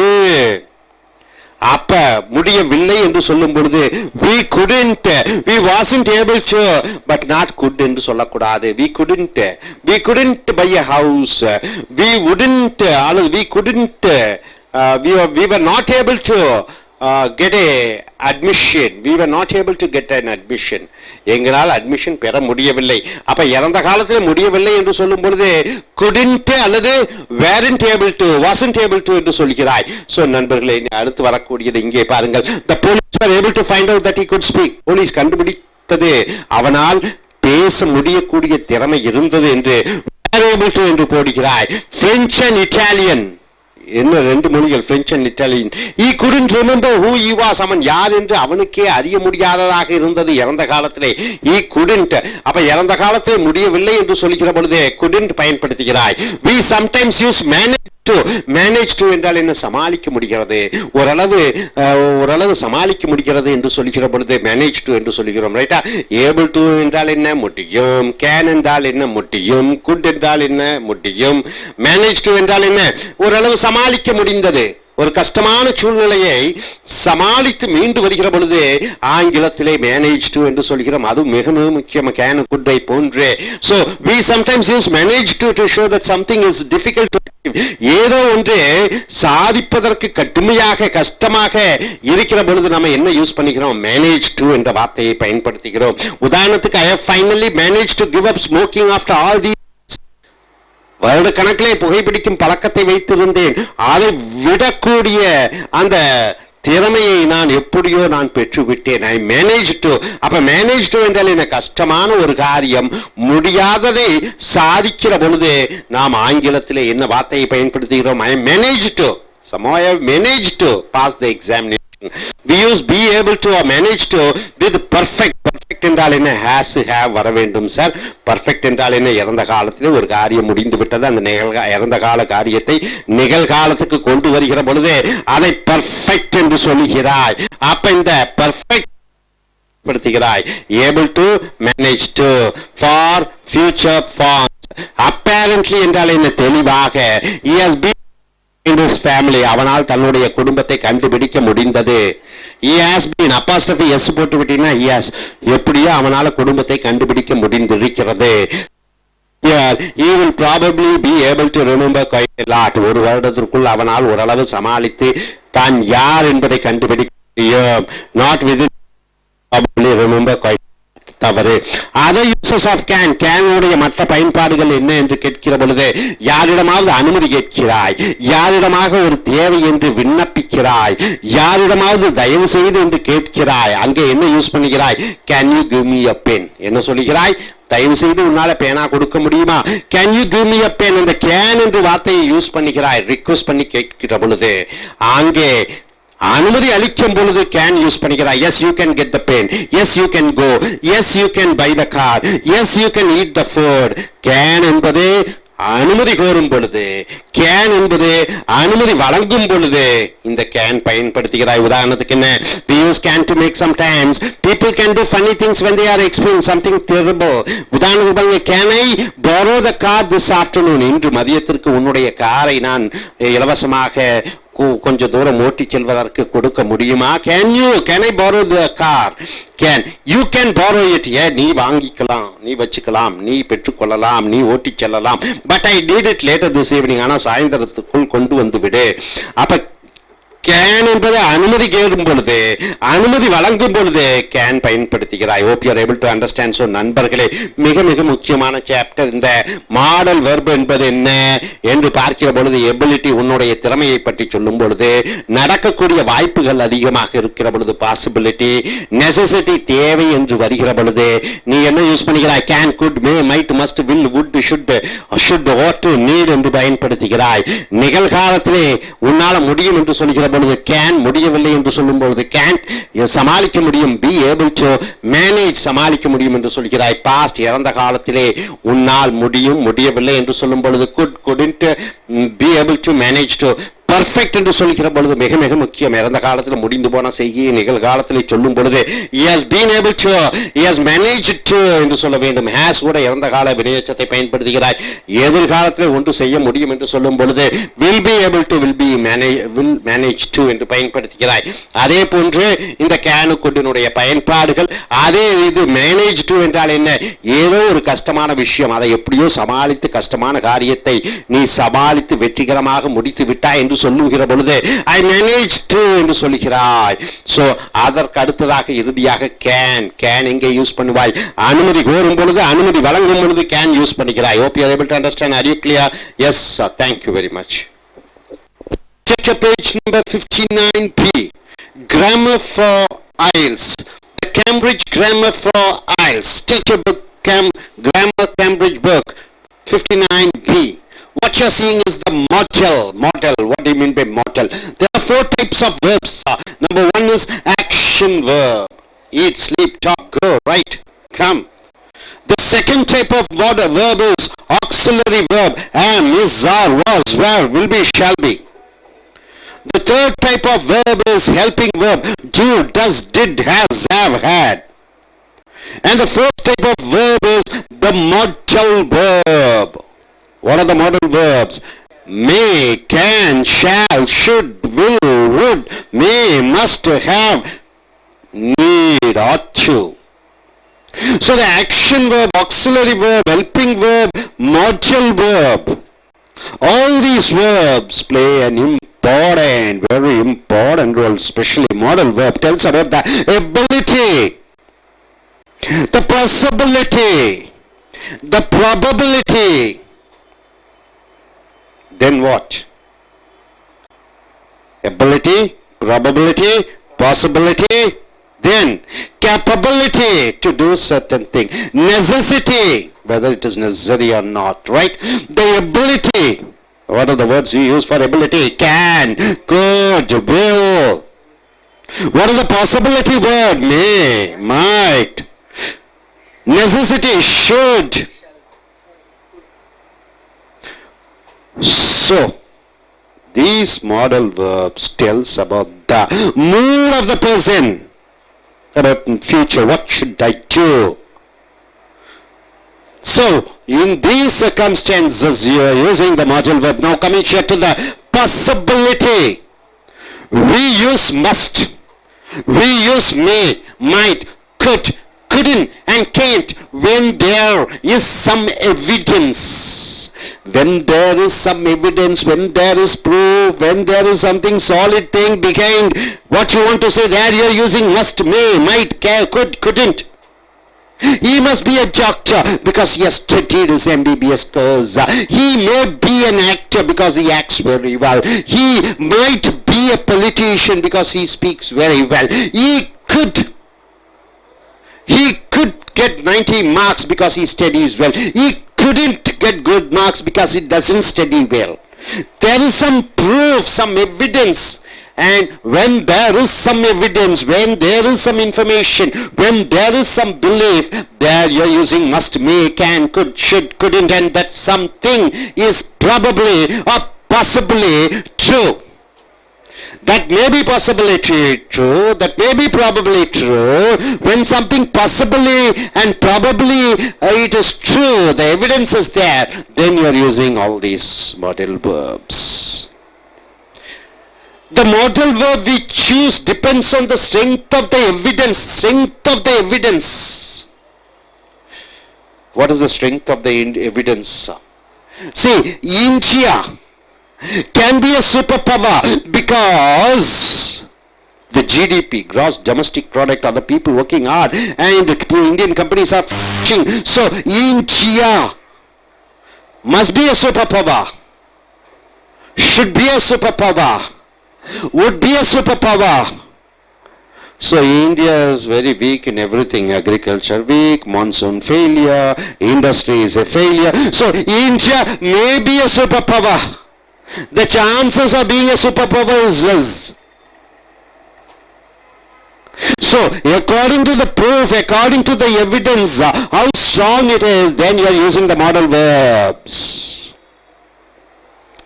We have to support our ideas. So when there is something very likely to happen, must. It is very cloudy, it must rain, right? Because it is the cloudy, the proof is there. He is driving very fast, he must may be a very expert driver. So when it is very likely, you are using must. When there is possible, possibilities are there, you are using might. He might come today to our home. He may come today to our home. He could come. He may not come. He might not come. The possibility. When it is very unlikely, no chance at all, then you are using can't and couldn't. When there is no chance at all for something to happen, there you are using can't and couldn't. He doesn't study well, he can't pass his examination. He doesn't study well, he didn't study well, he couldn't pass his examination. When there is something very unlikely, no chance at all, there you are using can and couldn't. You got it? So number one is very likely, you are using must. Very possible, then you are using might, may, could, may not, might not, and very unlikely, you are using can't and couldn't. Now coming here, could, may and might. Could, may and might. Could, may and might. Could, may and might. It is all over here, so possible. You express the same degree of possibility. Could, may and might stand on the same platform, saying that the possibility is there. Could, may and might. Could, may and might. All three are on the same degree of something. Chances are there to happen. Possibility. They stand on the same platform. He may remember something's already. He might remember something's already. He could remember something already. So may, might, and could. All three are same. Possibility are there. It may rain. It might rain. It could rain. He may come. He might come. He could come. So couldn't expresses couldn't. Mind you see here, couldn't expresses the same probability. Can't and couldn't are same. Couldn't expresses the same probability as can't. It is usually used to talk about the past. Dear friends, talk about the past. Couldn't expresses the same probability as can't, and it is usually to talk about the past. Couldn't is used for past. I couldn't come yesterday to your marriage.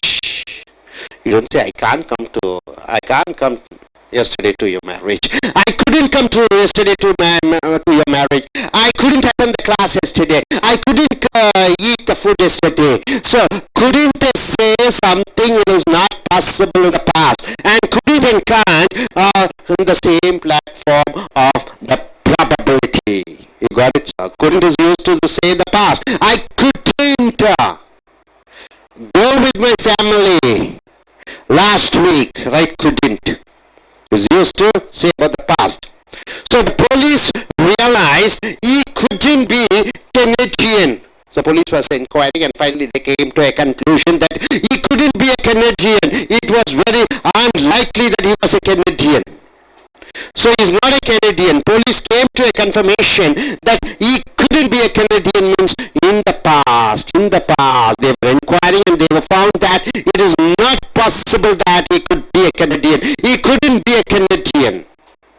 Now coming here, may not and might not, mind you friends, may not and might not. do not express the same probability as couldn't. So when you go in for negative, couldn't is not equal to may not, couldn't is not equal to might not, right sir? Couldn't is not equal to may not and couldn't is not equal to might not. The probability is not the same. See, the supermarket may not be open today. The supermarket might not be open today. You got it, sir? Because it is a bank holiday.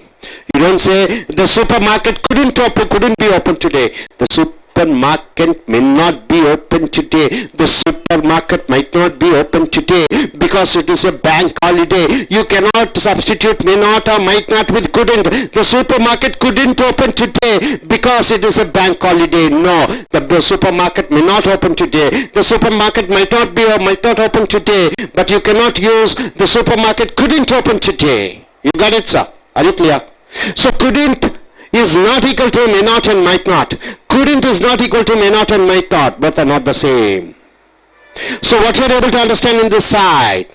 Once again, so very likely, must, possible, may, might, could, may not, might not. And very unlikely, can't and could not. Could not is not equal to may not and yes, might not. And there is a difference between may not, might not and could not. You got it? So this is what you have seen in this side. And coming here to the left hand side, present, we use may not, we use might and might not, we use may and may not, we use might and might not, we use could and could not, we use must, we use can't plus infinite without to.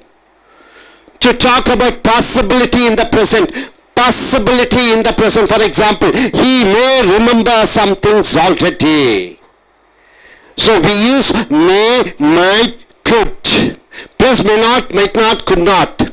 Must, can't, infinite means verb. Eat, sleep, chalk. To talk about possibility in the present, chances in the present. He may remember. See, he may remember. Possibility in the present. He may remember some things already. He may. Come with us. She may dance. They may oppose. So in the present, the possibility, there you are using may to say the possibility in the present, right? It may rain. Now in the present it may rain. She may come. They may speak. In the present the possibility. Then you are using may not. It may not rain. When? Is it past or future? Present, it may not rain. He may not. It may not open. It may not come. It may not operate. It may operate. It's all in the present, right, sir? So he may remember something already. It is possible he remembers some things now. It can't be very easy living with someone who doesn't remember any of the past. So it can't be very easy living with someone who doesn't remember any of the past. What do you mean by that? I can't open the door. In the present, I can't open the door. I can't speak anything. I can't remember anything in the present. So it can't be very easy living with someone. There's somebody who has forgotten all the memories. It is impossible to live with them in the present. So, coming here, we use may, we use might, we use may and may not, we use might and might not, we use could and couldn't, we use must, we use can't plus be plus verb plus ing. Be means what? Am, is, are, was, where, will be, shall be. This is what be. So be is, am, is, are, was, where, will be and shall be is be. So we use may plus be plus verb plus ing, may not plus am, is, are, was, where, will be plus ing. We may use might plus be plus ing, might not plus be plus ing. See, talk about things possibly happening or in progress at the time of speaking. See, when at the time of speaking, I am saying he must be having a wonderful time. I'm telling, see, he must be having, see, must is there, modal verb, be is there, having, verb plus ing. He must be having a difficult time adjusting to it all.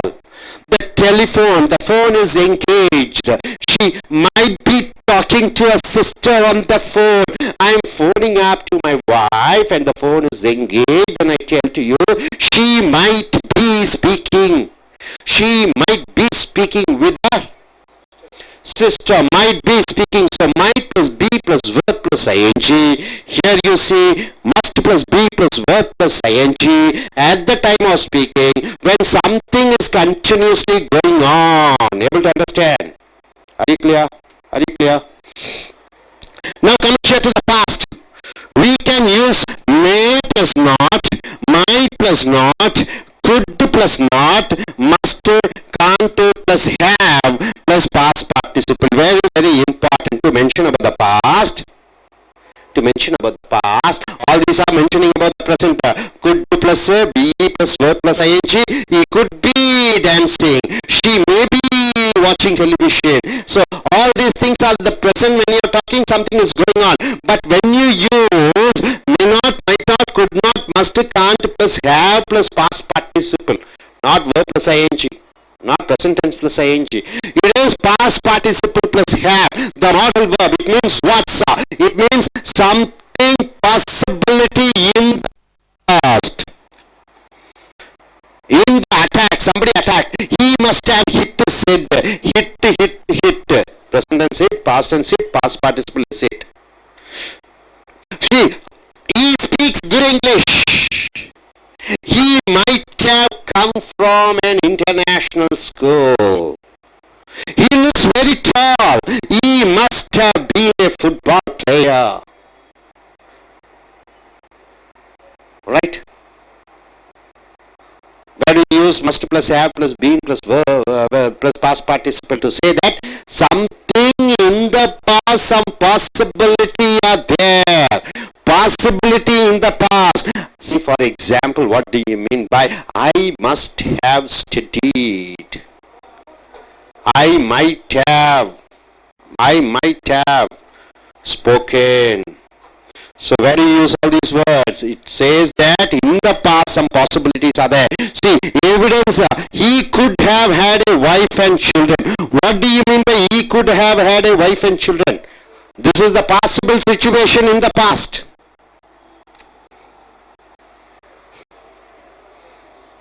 Right? See here, he can't have been married. Means more. What do you mean by that? In the past, he can't have been married. He's not a married man. There is strong evidence that he wasn't married. We can use may not, might not, could not, must, can't have plus been plus verb plus ing. Been plus verb plus ing to talk about things possibly happening or in the progress in the past.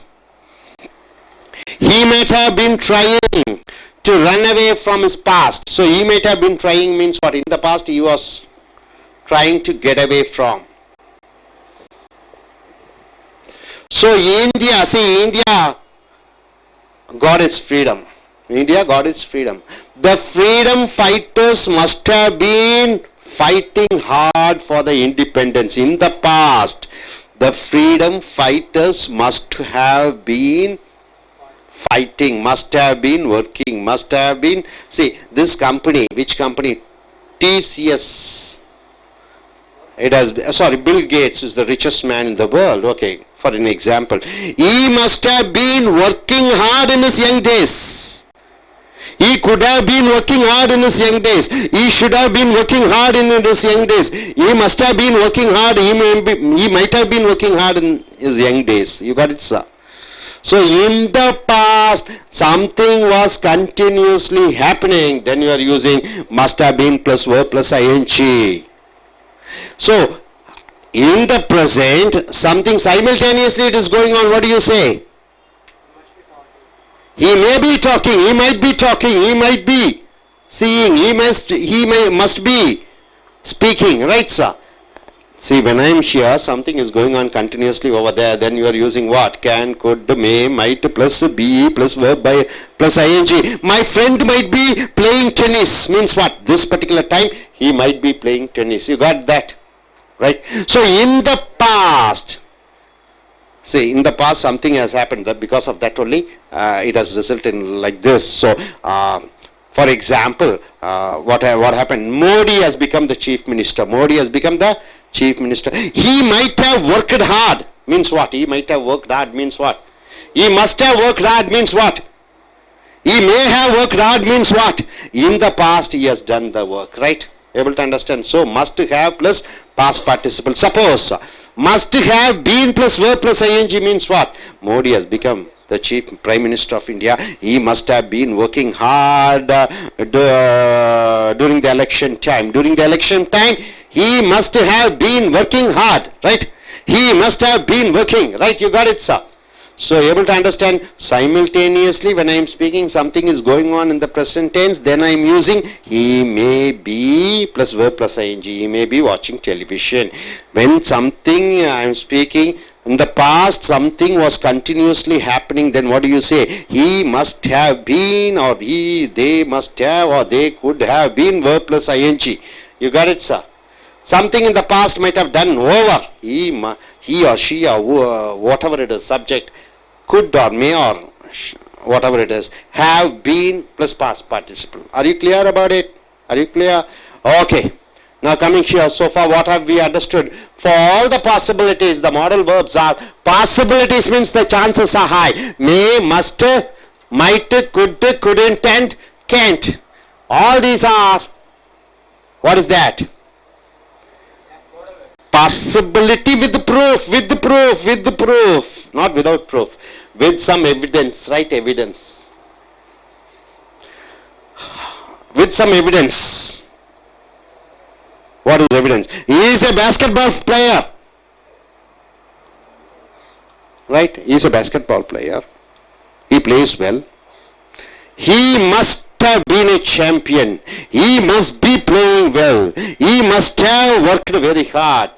So all these are used for possibility with the proof, with the evidence. So that's what we have seen. For very likely, must. He speaks very good English. He must have studied in a good convent. Right? Very likely. Then possible, might, may, could, may, might not, and very unlikely, can't and couldn't. This is what you have seen. And here all these things, may not, might not, could not, you have seen. And over here we have seen may not, present tense, past tense.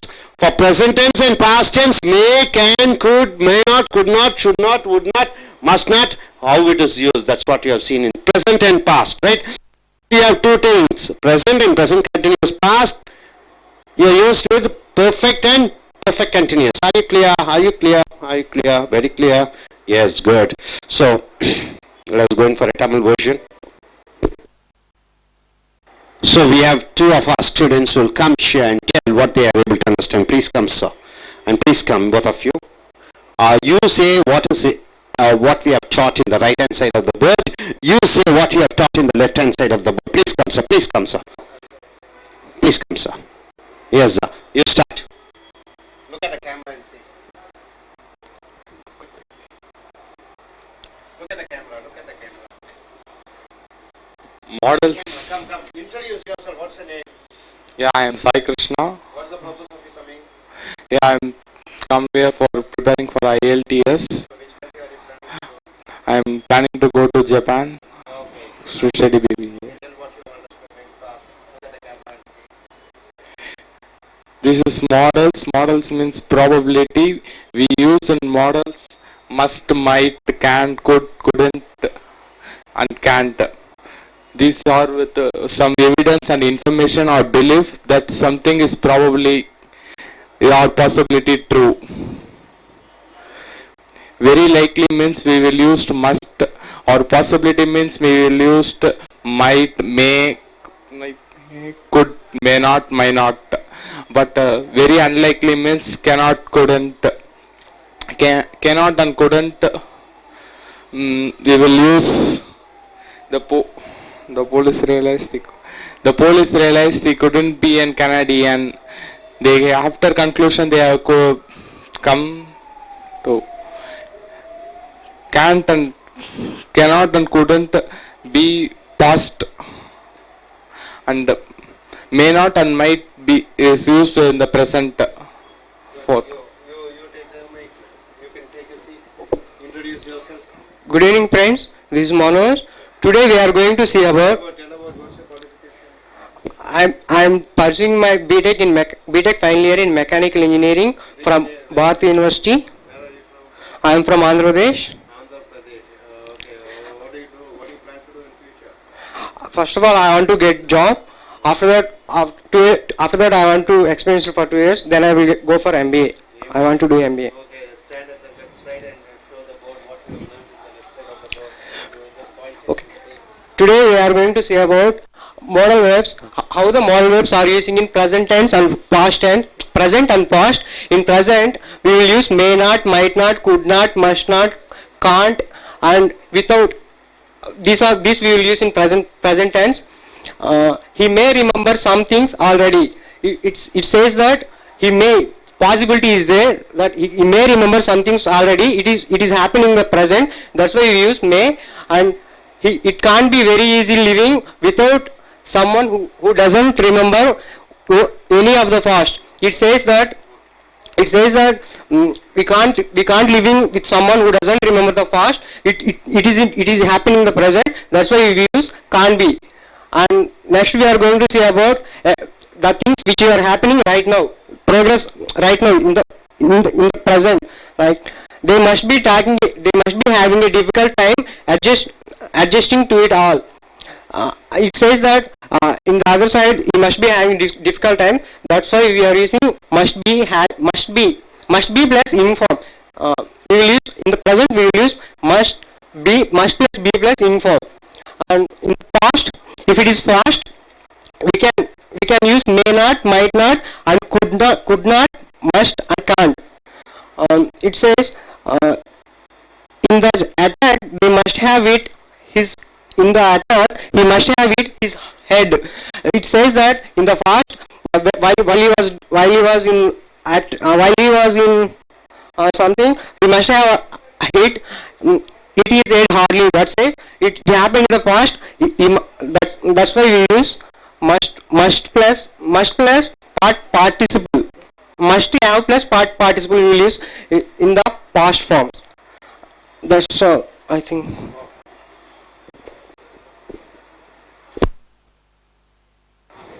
நண்பர்களை உங்களை ace American ஐஎல்ஸ் training சென்டருக்கு வரவேற்கிறோம். உங்களுடைய Cambridge grammar for ஐஎல்ஸ் புக்கை எடுத்துக்கொள்ளுங்கள். Page number 59A. Model வினைச்சொற்கள். Model வினைச்சொற்கள் என்றால் என்ன? வினைச்சொற்கள் 4 வகைப்படுகிறது. ஒன்று செய்கையை செய்யக்கூடிய வினைச்சொல். சாப்பிடுகிறேன், போகிறேன், வருகிறேன், eat, sleep, talk, jump, write. இது செய்கையை செய்யக்கூடிய வினைச்சொற்களாக இருக்கிறது. துணை வினைச்சொற்கள் என்று சொல்லக்கூடிய am, is, are, was, were, will be, shall be. நான் டாக்டராக இருக்கிறேன், இருந்தேன், இருப்பேன், சந்தோஷமாக இருக்கிறேன். அந்த இரு என்று வரக்கூடியது ஆக்சிலரி வெர்ப். அடுத்ததாக ஹெல்பிங் வெர்ப் என்று சொல்லக்கூடிய துணை வினைச்சொற்கள். I do not eat. eat என்பது செய்கை வினைச்சொல். do not என்று do போட்டு விடுகிறாய், அதுதான் helping verb. I have seen. seen என்பது பார்த்திருக்கிறேன். have என்று வருகிற பொழுது அந்த have வரும் பொழுது பார்த்திருக்கிறேன், வந்திருக்கிறேன், போயிருக்கிறேன் என்று வருகிறது. சோ அது ஹெல்பிங் வெர்ப். அடுத்தது 4ஆக வினைச்சொல், மிக மிக முக்கியம், அதுதான் மாடல் வினைச்சொல். மாடல் என்றால் என்ன? உன் மனநிலையை பொறுத்து. பாசிபிலிட்டி என்றால் என்ன? இங்க பாருங்க, மாடல் வெர்ப் என்றால் கேன் என்றால் முடியும், குட் என்றால் முடிந்தது, ஷால் என்றால் முடியும், ஷுட் என்றால் வேண்டும், மஸ்ட் என்றால் கண்டிப்பாக, மே என்றால் லாம், மைட் என்றால் லாம், so ought to, have to, இவைகள் எல்லாம் மாடல் வினைச்சொற்கள் என்று சொல்கிறோம். சோ பாசிபிலிட்டி என்றால் என்ன? ப்ராபபிலிட்டி என்றால் என்ன? நெசசிட்டி என்றால் என்ன? எபிலிட்டி என்றால் என்ன? எபிலிட்டி என்றால் உன்னுடைய திறமை. பாசிபிலிட்டி என்றால் நடக்கக்கூடிய வாய்ப்புகள் அதிகம். ப்ராபபிலிட்டி என்றால் நடக்கக்கூடிய வாய்ப்புகள் 50% இருக்கிறது. நெசசிட்டி என்றால் ஒன்று செய்ய வேண்டியது ஒரு அவசியமாக இருக்கிறது. கண்டிப்பாக நெசசிட்டி, மஸ்ட். எபிலிட்டி என்னால முடியும், கேன், குட், ஷால், ஷுட். அடுத்ததாக எபிலிட்டிக்கு ஏபிள் டு, அவைகளையும் பயன்படுத்துகிறோம். சோ இந்த மாதிரி எதிர்காலத்திலே உன்னால முடியும், என்னால முடியும், நடக்கலாம், நடக்காது, நடக்கக்கூடிய வாய்ப்புகள் குறைவாக இருக்கிறது, குறைவாக இல்லை, தேவையாக இருக்கிறது என்று சொல்கிற பொழுது இந்த மாடல் வினைச்சொற்களை பயன்படுத்துகிறோம். we use must. must என்றால் என்ன? கண்டிப்பாக. மே என்றால் லாம், மைட் என்றால் லாம், குட் என்றால் முடியும், குட் என்றால் முடியவில்லை, காண்ட் என்றால் இல்லை, முடியவில்லை when there is some evidence. சாட்சி என்று ஒன்று இருக்கிற பொழுது, ஒரு நிரூபணமான ஒரு சாட்சி என்று இருக்கிற பொழுது, இதுக்கெல்லாம் ப்ரூஃப் வேணும். ப்ரூஃப் இருந்தா தான் இந்த மாதிரி வார்த்தைகளை பயன்படுத்துவீர்கள். உதாரணத்திற்கு, அவன் நன்றாக படிக்கிறான், he must get 100 marks. நன்றாக படிக்கிறான், he must get. மழை பெய்யும் பொழுது இருக்கிறது, கிளவுடியாக இருக்குது, மேகமூட்டமாக இருக்கிறது, it may rain, it might rain, it could rain, it must rain. மேகமூட்டமாக இருக்கிறது. சோ எவிடன்ஸ், சாட்சி இருக்கிறது. சாட்சி இருக்கிற பொழுது, அந்த ப்ரூஃப் இருக்கிற பொழுது ஒன்று நடைபெற போகிறது என்று சொல்லுகிற பொழுது, இந்த can, could, may, might, must பயன்படுத்துகிறாய். cannot, might not, couldn't, shouldn't சாட்சிகள் கிடையாது. சாட்சி சொல்லுகிறது இல்லை என்று. அவன் படிப்பதில்லை, he could not pass. சாட்சி ப்ரூஃப் இருக்கிறது, இவன் படிப்பதில்லை, he could not pass. சாட்சி இருக்கிறது, மேகமூட்டமே இல்லை, it will not rain, it couldn't rain, it can't rain. மழை பெய்யறதுக்கு வாய்ப்பே கிடையாது. சோ சாட்சிகள் இருக்கும் பொழுது இந்த வார்த்தைகளை, மாடல் வினைச்சொற்களை பயன்படுத்துகிறாய். சாட்சிகள், அந்த சாட்சிகள் சரியாக இல்லாத பொழுதும், சாட்சிகள் இல்லை என்று சொல்கிற பொழுதும் இந்த modal வினைச்சொற்களை பயன்படுத்துகிறாய். The modal verb we choose depends on the strength of the evidence. Evidence என்றால் என்ன? சாட்சி. அந்த சாட்சி வலிமையாக இருக்கும் பொழுது he should get 100% marks. சாட்சி வலிமையாக இருக்கும் பொழுது he must get 100 marks. சாட்சி proof வந்து evidence கம்மியாக இருக்கிறது, he may get 100 marks, he may get 50 marks. சாட்சி கம்மியாக இருக்கிறது, he might get 50 marks. That's all. 50% தான். So chances, evidence ஸ்ட்ராங்கா இருக்கிற பொழுது அந்த வார்த்தைகள் must, could, should போடுகிறாய். எவிடன்ஸ் கம்மியாக இருக்கிற பொழுது, எவிடன்ஸ் அந்த நிரூபிக்க கூடியதாக இல்லாத பொழுது may not எல்லாம் பயன்படுத்துகிறாய். hope you are able to understand this first paragraph. very likely என்றால் என்ன? அதிக வாய்ப்பு இருக்கிறது நடைபெற என்று சொல்லும் பொழுது must கண்டிப்பாக. it is cloudy, it must rain. புரிஞ்சுதுங்களா? so பாசிபிள் என்றால் நடக்கக்கூடிய வாய்ப்பு இருக்கும் பொழுது might, may, could, may not, might not.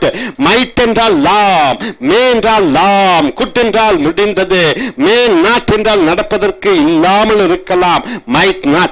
very unlikely, சான்ஸே கிடையாது, நடைபெறுவதற்கு வாய்ப்பே கிடையாது, எந்த விதமான சான்ஸும் இல்லை என்று சொல்கிற பொழுது can't, couldn't, he couldn't, I couldn't pay the fees, I couldn't come, I cannot buy a car. ஏன்னா வருமானம் இல்ல, unlikely, சான்ஸே இல்ல, I cannot come because I have my class today. very unlikely, சான்ஸே கிடையாது. so could, may and might express the same degree of possibility. நன்றாக நாம் வைத்துக்கங்க, could, may, might ஒரே அளவுகோலிலே சொல்லப்படுகிறது. possibility என்றால் நடக்கக்கூடிய வாய்ப்பு.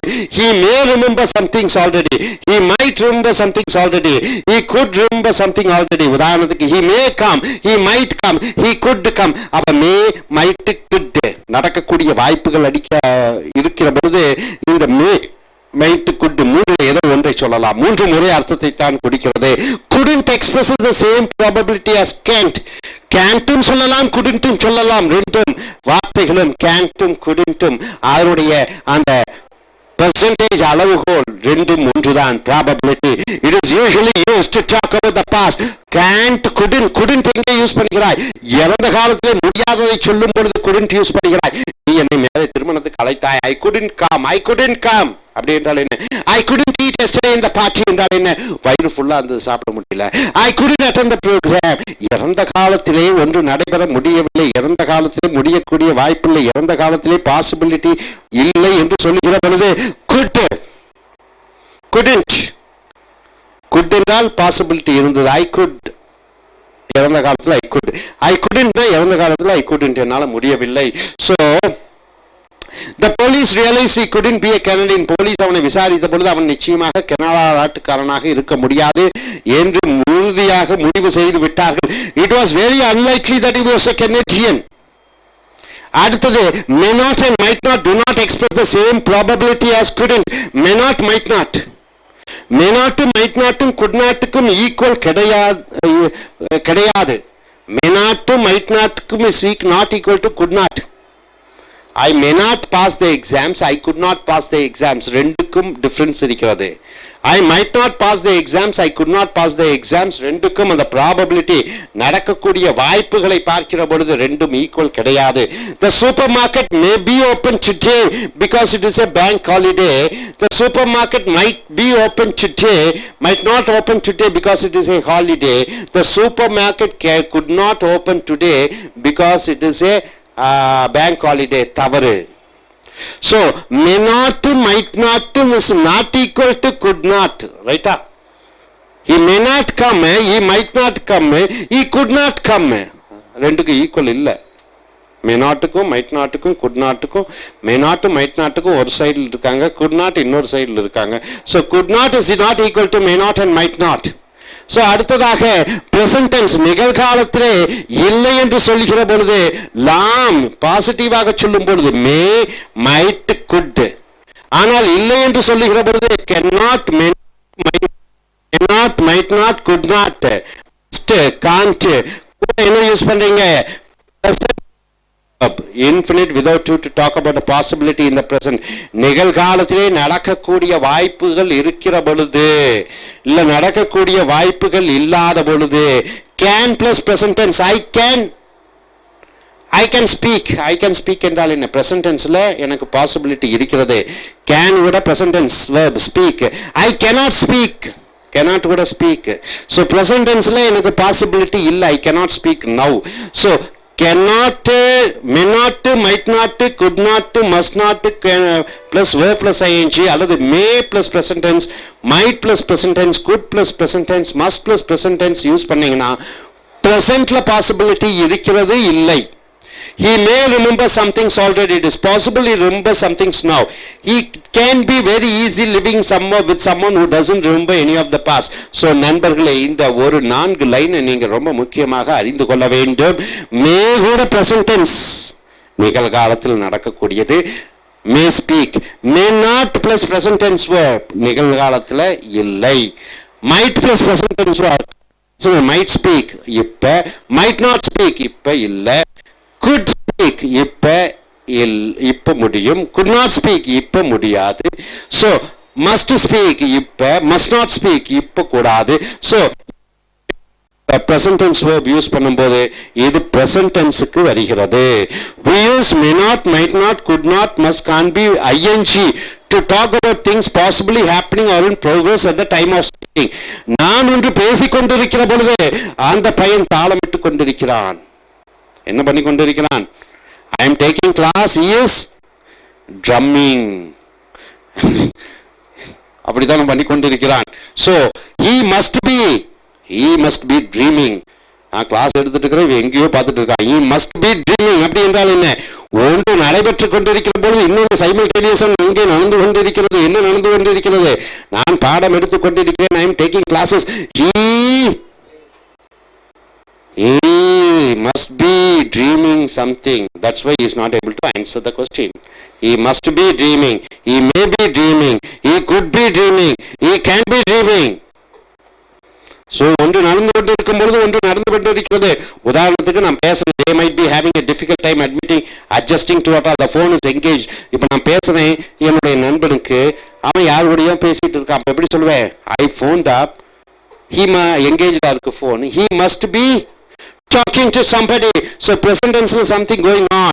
அடுத்து past we can use may not, might not, could not, must, can't have plus past participle. past participle னா இறந்த கால எச்சம். write, wrote, written, speak, spoke, spoken.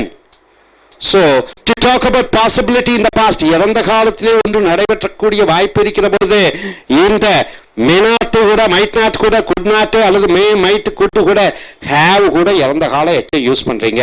உதாரணத்துக்கு இவன் நல்லா இங்கிலீஷ் பேசுறான், நல்லா இன்னைக்கு ஸ்டேஜில் நல்லா பர்ஃபார்மன்ஸ் பண்றான், இவன் நன்றாக படித்திருக்க வேண்டும். எப்படி சொல்லுவீங்க? he might have studied, he might have studied, he must have studied, he could have studied. அப்ப இறந்த காலத்திலே ஒன்று கண்டிப்பாக செய்திருக்க வேண்டும். அதனால தான் இப்படி ஒரு நிலைமை இருக்கிறது. So hope you are able to understand. இப்போ ஒரு கம்பெனி இந்தியா நன்றாக வளமாக, சிங்கப்பூர் ரொம்ப பிரமாதமாக இருக்கிறது. ஸோ இறந்த காலத்தில் Singapore must have, the Singapore people must have worked hard. Singapore ரொம்ப டாப் கிளாஸாக இருக்கிறது, வேர்ல்டில் பெஸ்டாக இருக்கிறது என்ற எஜுகேஷனுக்கு, கல்வியில். அப்போ இறந்த காலத்தில் அவர்கள் கடினமாக உழைத்திருக்க வேண்டும். they must have worked. ரைட்டுங்களா சார்? ஸோ இந்தியா, அமெரிக்காவில் பில்கேட்ஸ் மிகப்பெரிய பணக்காரராக இருக்கிறார். So Bill Gates could have, might have, may have worked hard in the past. ரைட்டா? அப்ப இறந்த காலத்திலே ஒன்று கண்டிப்பாக நடைபெற்றிருந்திருக்க வேண்டும்.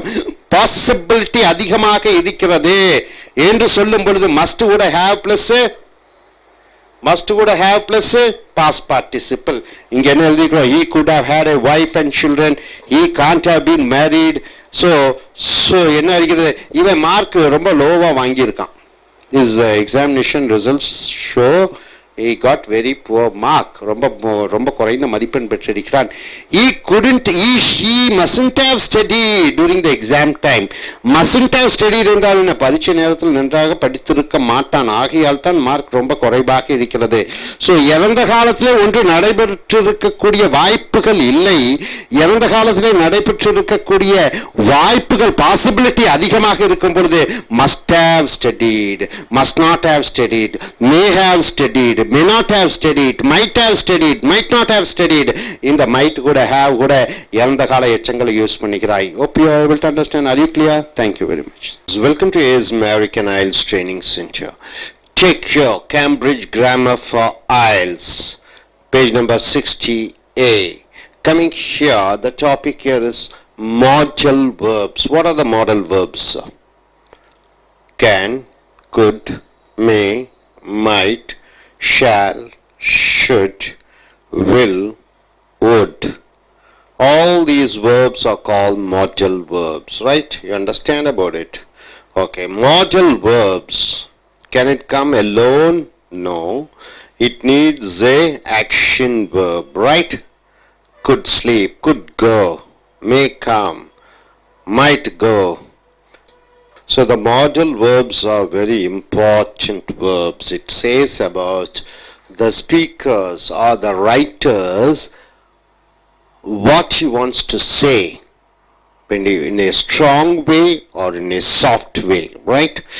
So in clarity of the words, he can use the may or can or could or should or would or must or according to how strong he wants to convey the message. Now coming here, all the modal verbs, are they useful for saying about the future? For example, I must go, I may come. It says about the future, isn't it? When you use have, then it goes in for past. Now coming here, future, we can use may or may not. May or may not. You can use might or might not. And could or couldn't, right sir? So may or may not, might or might not, could or couldn't, plus infinitive without to. Infinite without to. What do you mean by infinite without to, sir? Infinite without to. Infinite is to go, to speak, to write. So you're not supposed to use to plus present tense verb, right? So can, may plus not, might plus not, could plus not, plus infinite without to. To talk about possibility or uncertainty in the future. You don't know what will happen, right? For example, I.P.L. is going on, right? So Chennai Kings could win the match. So you're not sure whether it will win the match or not win the match. So I.P.L. could, in I.P.L. Chennai Kings could win the championship. So when you're not sure, when the possibility is not clear, then you're using modal verbs plus present tense, right sir? The movie could be a success. You didn't know, right? Could be a success means that you are uncertain about the movie would be successful or not, right? He could get good marks. He has studied well, he has wrote his examination. You are not sure that he might get good marks. You are not sure. When you are not sure about the possibility or when you are uncertain about what will happen in the future, then you are using may or may not plus present tense verb, right? Chennai Kings may not win the I.P.L. championship. right? That movie might not be a successful movie. So we don't know. So when you're uncertain, then you're using may or may not, or might not, and could not, plus present tense verb, right, sir? See, he could make a total recovery one day. He could make a total recovery one day. One man or a woman, she is not feeling well, very seriously ill, admitted in a hospital. You are not sure whether that person will recover and come back in normal health. When you are not sure, you are using, see, could make is the present tense verb, could is the modal verb. He could make a total recovery one day means you are not sure that whether the person will recover and come back to his normal health. Now coming here, we can use may or may not, might or might not, could or could not, must or must not, can't, be plus verb plus ing. Be means what? Be verb plus ing. To talk about things possibly happening at a time in the future. Right? See, might is there. Be is there. See, be is added. Verb plus ing, meeting. I might be meeting John later. So, what is that? Things possibly happening at a time in the future. Something will happen in future. There are chances. Then you are using may plus be verb plus ing, might plus be plus verb plus ing, or couldn't plus be plus verb plus ing, must plus verb be plus verb plus ing, can't plus be plus verb plus ing, right? See, Chennai Super Kings can't be or couldn't be winning the I.P.L. trophy. India might be playing well, could be playing well. So it means something possible, things going to happen in future. There you are using might or might not plus be plus verb plus ing. Hope you are able to understand this part. Now coming here, expressing possibility. Possibility means the chances of happening is there, and opinions in written text. Written text means what? Writing. So expressing, telling the possibility, the chances, and opinions, your opinion or whose our opinion in written text, in writing text, right? So modals are very important in written text, right? In writing, modal verbs are very important. What are the modal verbs? Can, could, shall, should, will, would, must, because they soften the message. Soften the message and help to show that the author is expressing an opinion rather than a proven fact. May, see, may is very common in these kinds of texts, as well as can. Can is used. Can used to mean sometimes. Sometimes. What do you mean by that? So, this modal verbs is used to convey the message in a softened way, right? For example, the government or your friend, okay, your friend must come to the marriage. Is your marriage, right? You are using the word must. Must means what? You are giving a strong thing. You must come. You you might come, he might come. So it is something softening, right? He may come. So the words can be softened using the modal verbs, right? You must submit the assignment. What do you mean by that? You must submit the assignment means what? You must do it is strong word. Okay, you may submit your assignment within 1 week. It is soft. It is soft. Right? So with the modal verbs you can give a strong opinion or you can give a soft message, right? You can. See, this generally may is used, highly the word may, this modal verb may is very common in these kinds of texts. So may is used mostly to give a mild suggestions, as well as can is used to mean sometimes. See, can is used Can is used as sometimes. See, he can sings Carnatic music. He can sing Carnatic music means what? Sometimes he does. He can drive car. He can drive the car for a long distance. So this can is used to say that sometimes he is capable of doing certain things. So may is generally used for softening the message. Hope you are able to get it. Now coming here, compare these sentences and the teacher's comments. So the student is saying these words and the teacher is commenting. People are unkind about their colleagues. What do you mean by colleagues? The people who work with you are called colleagues, right? People are unkind about their colleagues means what? People are not bothered about their friends or the people who are working with them. But it is simply because they are feeling insecure at the work. What do you mean by insecurity, sir? They don't know what is going to happen. They're not sure about their future.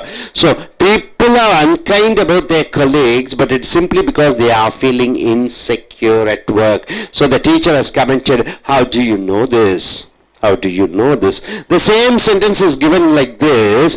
People can be unkind about their colleagues. So people at times, sometimes they are not friendly with the colleagues, the people with whom they work with. But it may simply be because they are feeling insecure at work. So it's a good sentence. That's what the teacher has commented. How do you know? And the teacher says these words, when you use the modal verbs can and may, it says the sentence, the message in a softer and in an exact way, right? So when you use the modal verb, see here can is not used, here may is not used, so here you are using can and may. It gives the message is received properly. That is the plus factor about the modal verbs. Banning cars with high fuel consumption is a good idea. What do you mean by that? See, some cars are there where for 1 liter of petrol, if it gives only 8 kilometers per hour, 8 kilometers per liter of petrol. It consumes a lot of petrol, isn't it? It doesn't give good mileage. If for the same 1 liter of petrol, if the car gives 20 kilometer, that is the mileage, that is good, right? So car banning, so those cars which doesn't give mileage should be banned. That's what he says. Banning cars with high fuel consumption is a good idea as it will result in less pollution. So the cars which takes a lot of petrol and gives low mileage, it gives a lot of, what is that? Pollution. It results in a lot of pollution. So it should be banned. This is a very strong opinion, right? This is a strong opinion. It strongly says the cars which consumes a lot of petrol and these are the cars which result in the pollution. These cars should be banned. So he says in a strong opinion. When you want to say the same sentence in mildly, in a soft way, how do you use? See, banning cars with high fuel consumption may be a good idea. May be a good idea as it could result in a less pollution. So here will is there. So here may be and could result. So the cars which consumes high petrol may be banned because as it could result in less pollution. This is a mild way of expressing. So when you use the modal verbs may and could, the same sentence goes, the idea is conveyed in a mild way. Able to understand? Good sentence, you are making your opinion softer. So you are making your opinion softer, further softer. Now coming here, alternative to modals. What is the modal verbs? Can is a modal verb, could is a modal verb, must is a modal verb, should is a modal verb. Instead of these modal verbs, you can use some of the alternatives. What are the alternatives? Adverbs like certainly. Instead of must, you can use certainly. Or instead of will, you can use certainly. Okay. Probably. Instead of may, you can use probably.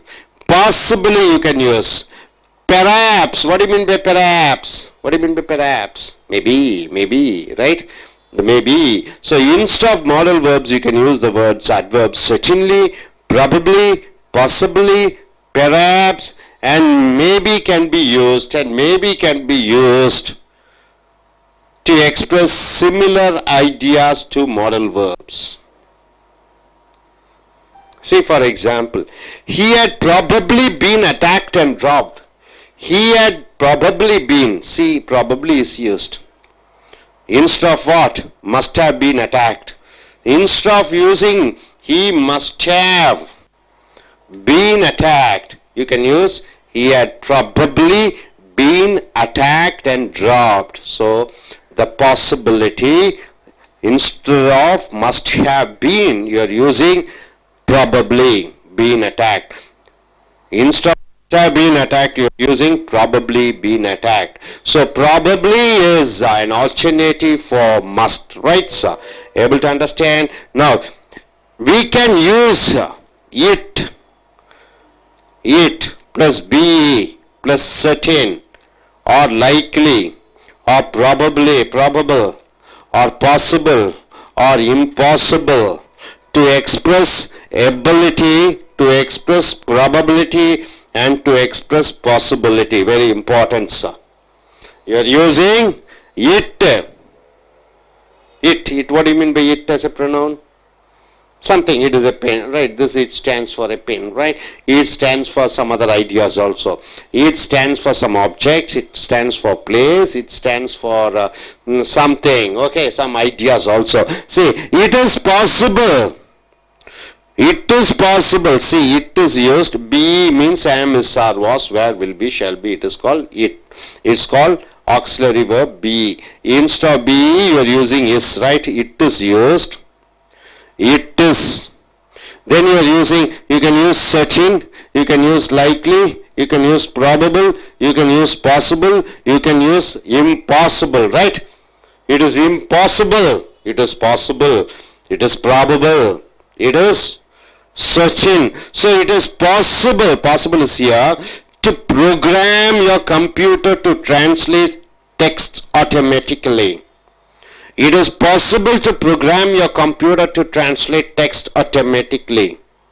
So instead of this can, you are using it is possible.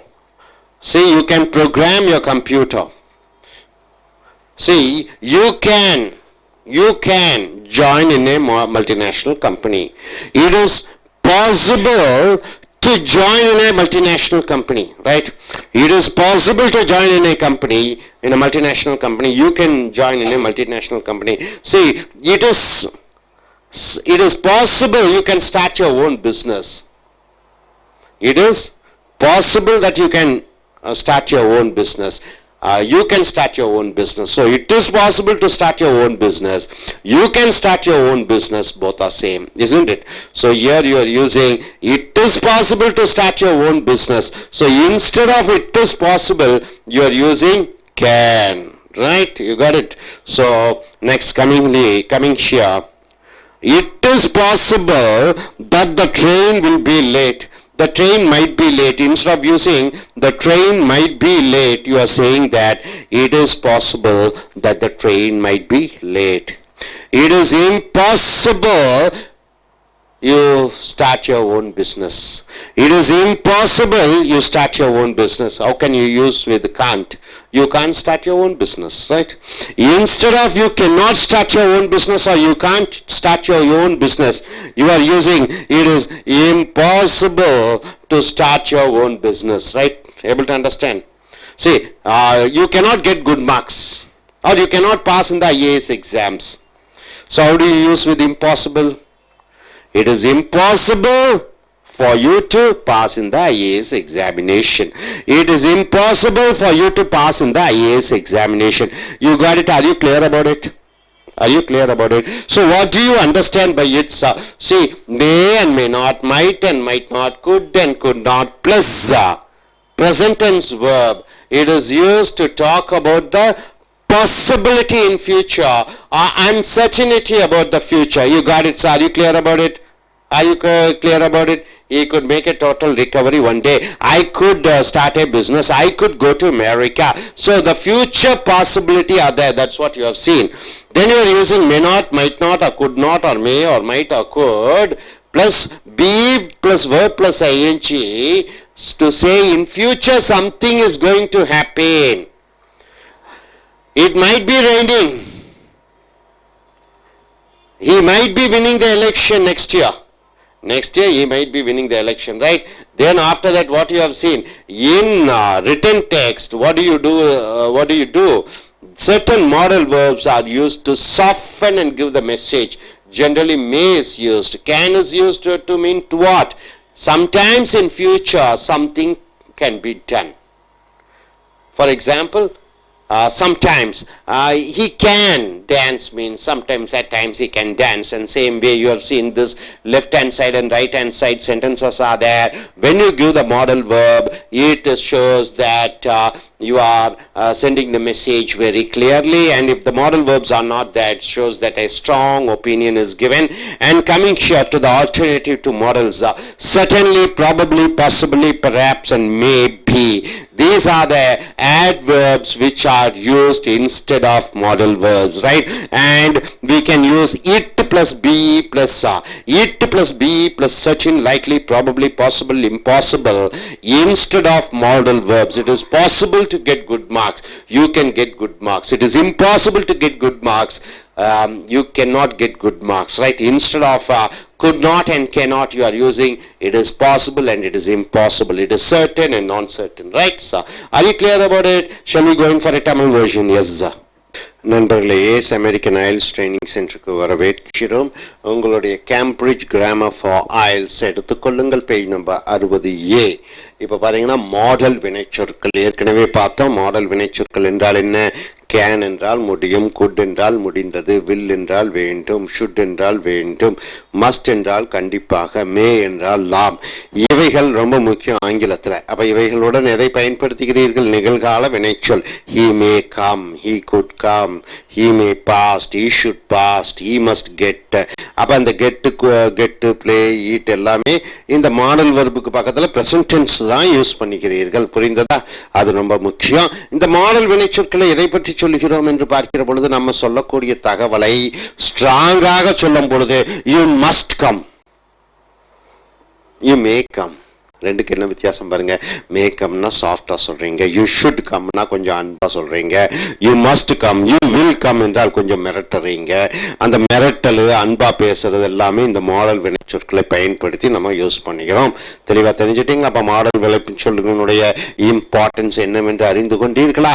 So இந்த future, எதிர்காலத்தை பற்றி இந்த model வினைச்சொற்கள் சொல்கிறோம். உதாரணத்திற்கு we can use may என்றால் என்ன? லாம். may not என்றால் என்ன? இல்லாமல் இருக்கலாம். லாம் என்றால் he may come என்றால் என்ன? வரலாம். he may not கம் என்றால் என்ன? வராமல் இருக்கலாம். ஸோ மே அல்லது மே நாட், மைட் அல்லது might not, he might come, he might not come, வரலாம், வராமல் இருக்கலாம். and he could come, அவனால் வர முடியும், he could not come, வர முடியாது. infinite என்றால் என்ன? to go என்பதுதான் infinite. ஆனால் அங்கே நம்ம என்ன யூஸ் பண்றோம்? without to. அங்க to பயன்படுத்தக்கூடாது.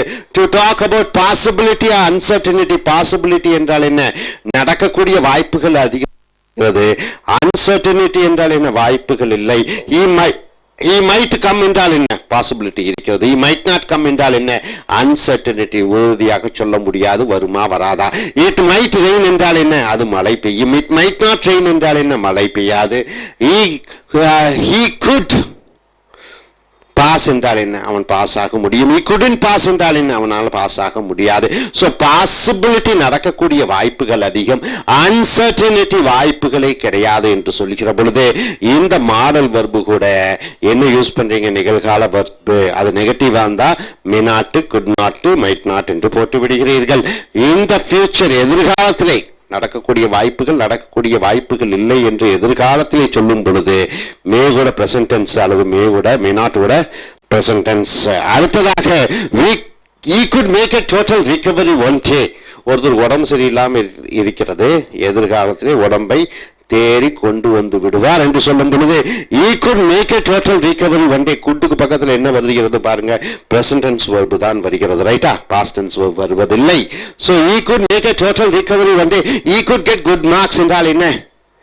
எதிர்காலத்திலே ஒருவேளை நல்ல மார்க் பெறலாம், ரைட்டா? பெற முடியும், அது உறுதியாக சொல்ல முடியாது. எதிர்காலத்தில் ஒன்று நடக்கக்கூடிய வாய்ப்புகள் அதிகமாக இருக்கிற பொழுது குட்டு கூட நிகழ்கால வினைச்சொல்லை பயன்படுத்துகிறாய். we can use may என்றால் என்ன? எல்லாம். may not என்றால் என்ன? இல்லாமல் இருக்கலாம். might என்றால் லாம், might not என்றால் இல்லாமல் இருக்கலாம். could என்றால் முடியும், could not என்றால் முடியாது. must என்றால் கண்டிப்பாக. can't என்றால் என்ன? இல்லை. be என்றால் என்ன?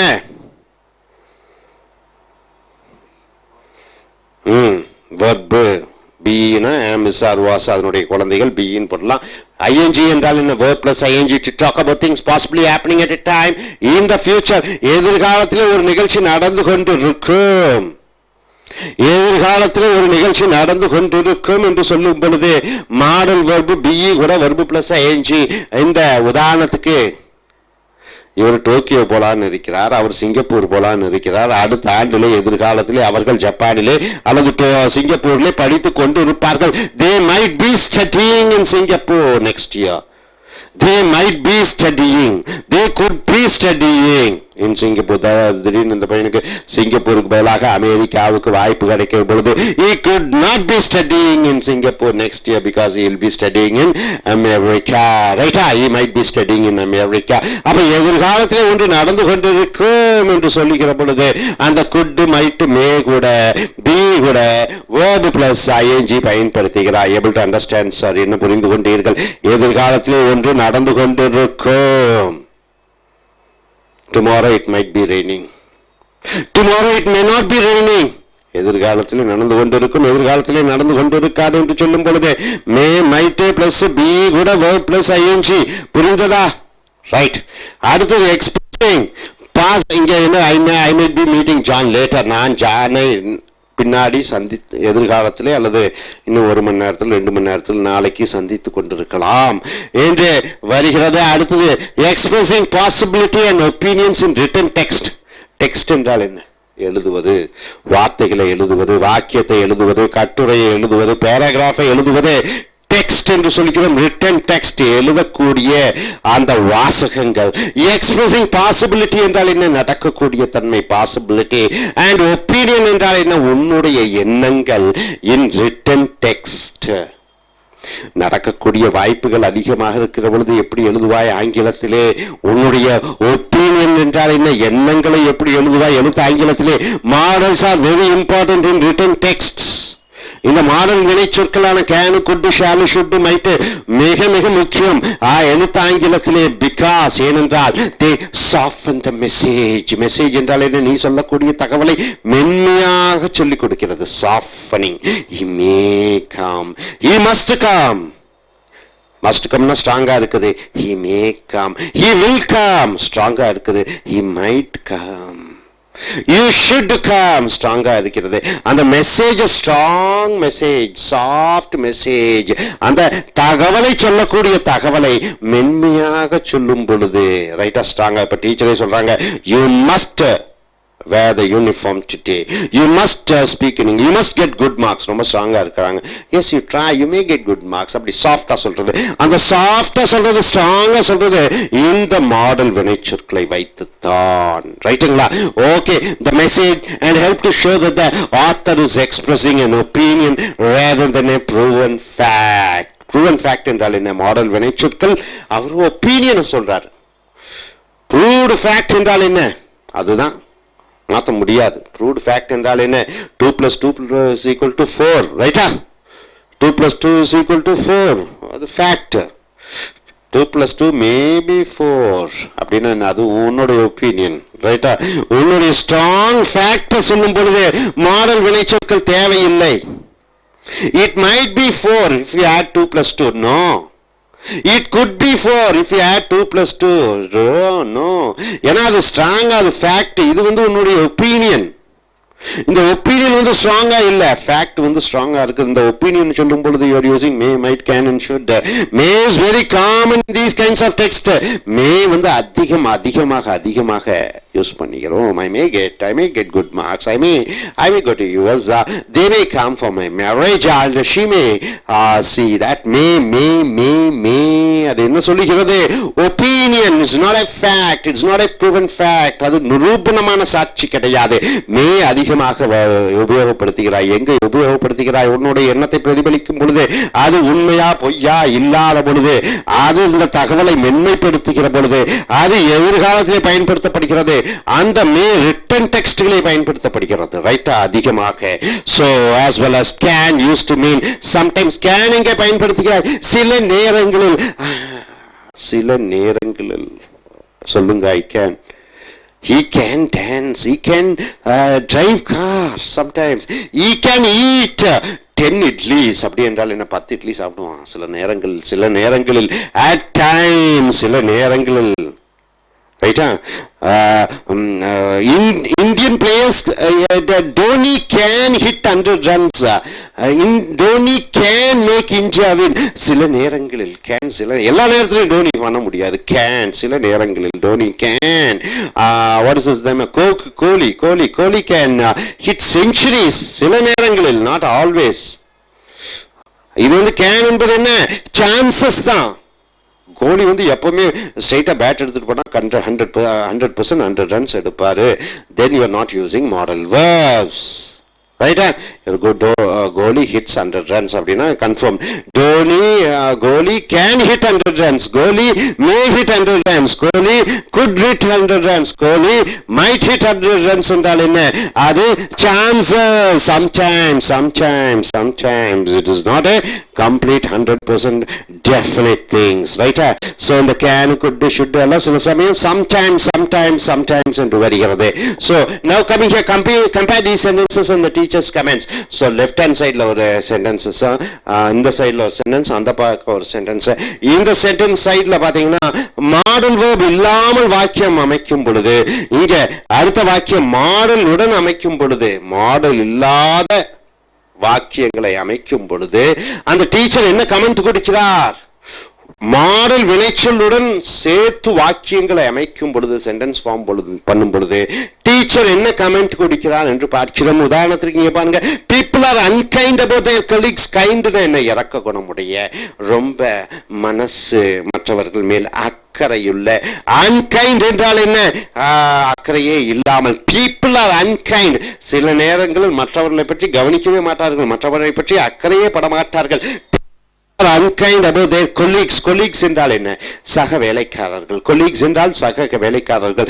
so நீ ஆபீஸ்ல 10 பேர் வேலை செய்றாங்க, மத்தவங்கள பத்தி கவலையே பட மாட்டாங்க சில time. so the people are unkind about their colleagues, but it is simply because they are feeling insecure at work. insecure என்றால் என்ன? எந்த நேரத்தில் நம்ம வேலை போகும் தெரியாது. so அதனால அவங்களே ஷூரா இல்லாத பொழுது they are not bothered about their colleagues. இது வந்து எந்த விதமான மாடல் வெல்ப் இல்லாமல் இருக்கிறது. how do you know this? இந்த டீச்சர் கமெண்ட் பண்றாங்க, உனக்கு எப்படி இது தெரியும்? அப்ப இந்த ஸ்டூடெண்ட்ஸ் இன்னொரு வகையில் அந்த வாக்கியத்தை சொல்றாங்க. people can be unkind about their colleagues என்றால் என்ன? 10 பேர் வேலை செய்யறாங்க, தங்களுடைய சக வேலைக்காரர்கள் மேல் இரக்கம் இல்லாமல் இருப்பார்கள் சில நேரங்களில். can be என்றால் என்ன? இது வந்து எதிர்காலத்திலே உறுதி இல்லாத can be, அது வந்து சான்சஸ் அதிகமாக இருக்கிறது. But it may simply be because they are feeling insecure at work. ஏனென்றால் அவர்கள் தங்களுடைய வேலையிலே தங்களுக்கு பாதுகாப்பு இல்லை என்கிற காரணத்தினாலே அவர்கள் சக நண்பர்களுடன் சக வேலைக்காரர்களுடன் பேசாமல் இருக்கலாம். இது வந்து கொஞ்சம் மைல்டா போகிறது, இது வந்து கன்ஃபர்ம்டா சொல்லுகிறது. இந்த சென்டென்ஸ் மாடல் வெல்ப் இல்லாத பொழுது அது கன்ஃபர்ம்டு. எப்படி 2+2 4, எப்படி லா ஆஃப் கிராவிட்டி மேல இருந்து குதிச்சா கீழே விழுவோமா, 100% கன்ஃபார்ம் ஆகி இருக்கிறது. இது வந்து சான்சஸ் இருக்கிறது, பாசிபிலிட்டி இருக்கிறது, ரைட்டா? சோ மாடல் வெர்ப் யூஸ் பண்ணும்போது பாசிபிலிட்டிஸ் ஆத. சோ இந்த வாக்கியம் நல்ல வாக்கியம் என்று டீச்சர் கமெண்ட் பண்ணிக்கிறார். சோ மாடல் வெர்ப் யூஸ் பண்ணும் பொழுது அந்த வாக்கியம் மிக எளிமைப்படுத்தப்படுகிறது. அடுத்ததாக, banning cars with high fuel consumption is a good idea. banning என்றால் என்ன? நிறுத்துவது. இந்த கார்கள் ஹை ஃபியூவல் கன்சம்ஷன் என்றால் என்ன? இப்போ 1 லிட்டர் பெட்ரோலுக்கு 7 கிலோமீட்டர் தான் கொடுக்குது. அது வந்து ஹை கன்சம்ஷன் ஆஃப் பெட்ரோல். 1 லிட்டருக்கு 25 கிலோமீட்டர் கொடுக்குது ஒரு காரு டிஸ்டன்ஸ். அது வந்து ஹை என்ன rate? Low consumption of petrol. வந்து ரொம்ப குறைவாக இருக்கிறது fuel consumption. So banning cars with high fuel consumption is a good idea. அப்ப கார்கள் அதிக அளவிலே பெட்ரோல் எடுக்கக்கூடிய கார்களை தடை செய்வது என்பது நல்ல ஒரு idea. as it will result in less pollution. ஆகையால் அது பொல்யூஷன் என்றால் என்ன? இந்த அதிக அளவில் பெட்ரோல் குடிக்கக்கூடிய கார்கள்லாம் பொல்யூஷன், புகைகளை கக்குகிறது, பண்ணுவது நல்லது என்று சொல்லுகிறார்கள். இது வந்து ரொம்ப ஸ்ட்ராங் ஒப்பீனியன். இது வந்து 100% ஷுவரா சொல்றாரு. Idea will result. இதை நிறுத்தும் பொழுது அது நடைபெறும். அப்ப எஸ்ஸென்ஷியலி ஸ்ட்ராங்கா சொல்லிக்கிறாரு. இதே மாடல் வேர்ப் யூஸ் பண்ணும்போது பாருங்க, banning cars with high fuel consumption may be a good idea. அப்ப அதிக அளவிலே பெட்ரோல் நுகரக்கூடிய கார்களை தடை செய்வது ஒரு கருத்தாக இருக்கலாம். as it could result pollution. அதன் மூலமாக எதிர்காலத்திலே மாசு குறையலாம். சோ இது லாம் லாம் என்று வருகிறது. ஆக இது good sentence. You are making your opinion soft. உன்னுடைய கருத்தை சாஃப்டாக சொல்லுகிறாய். எங்கே கருத்தை ஸ்ட்ராங்காக சொல்லும் பொழுது மாடல் வேர்ப் யூஸ் பண்ணக்கூடாது. ரைட்டா சார்? ஓகே. ஐ வில் பாஸுக்கு ஐ மே பாஸுக்கு என்ன வித்தியாசம்? I will பாஸுங்கிறது 100% I May pass. ரைட்டுக்கு 2 வித்தியாசம் இருக்கா? So alternative to models, modal வேர்புகளுக்கு பதிலாக மாற்று வார்த்தைகள் என்ன என்று பார்க்கிற பொழுது வினையொரு சொற்கள் லைக் certainly, கேனுக்கு பதிலாக certainly சொல்லலாம். வில்லுக்கு பதிலாக certainly சொல்லலாம். ஐ வில் கம்மிங் பதிலாக ஐ certainly come to your marriage. certainly உறுதியாக, probably ஒருவேளை, possibly அதிக வாய்ப்புகள் இருக்கிறது, perhaps ஒருவேளை, maybe வரலாம், can be used to express similar ideas to modal verbs. Modal வேர்புகளுக்கு பதிலாக இதை பயன்படுத்தலாம். he had probably been attacked and dropped. ஒருவன் அங்கே காயமுற்று ரோட்டிலே கிடக்கிறான். நீ என்ன சொல்லுகிறாய்? he had probably been attacked and dropped. அவன் அநேகமாக அடிக்கப்பட்டிருக்கலாம், திருடப்பட்டிருக்கலாம் என்று சொல்கிறார். had probably been. இது மாடல் வேர்ப் யூஸ் பண்ணும்போது he must have been attacked, he must have been attacked க்கு பதிலாக he had probably been attacked என்று சொல்கிறோம். ஒருவேளை அவன் தாக்கப்பட்டிருக்கலாம். அப்ப probably மாடல் வேர்புக்கு பதிலாக probably, மாடல் வேர்புக்கு possibly, மாடல் வேர்புக்கு பதிலாக perhaps என்று போடலாம். உதாரணத்துக்கு use it, we can use it, be certain, likely, probably, possible, impossible. possible என்றால் என்ன? முடியக்கூடிய. impossible என்றால் முடியாத. அப்ப இட்டுடன் ஆரம்பிக்கலாம். இட்டுனா என்ன சார்? இட்டுனா அதுவும் சொல்லலாம். இட்டுனா ஒரு கருத்தை சொல்லலாம். இட்டுனா என்ன? இட்டுனா to pass IAS examination. It is a tough task. It இதை எதை குறிக்கிறது? to pass an IAS examination, it is a tough task. it எதை குறிக்கிறது? IAS எக்ஸாம்ல பாஸ் ஆகுது. அப்ப அந்த இட்டு வந்து எதை குறிக்கிறது? ஒரு பொருளை குறிக்கிறது, ஒரு மிருகத்தை குறிக்கிறது. இட்டு என்பது ஒரு ஐடியாவை, கருத்தை குறிக்கிறது.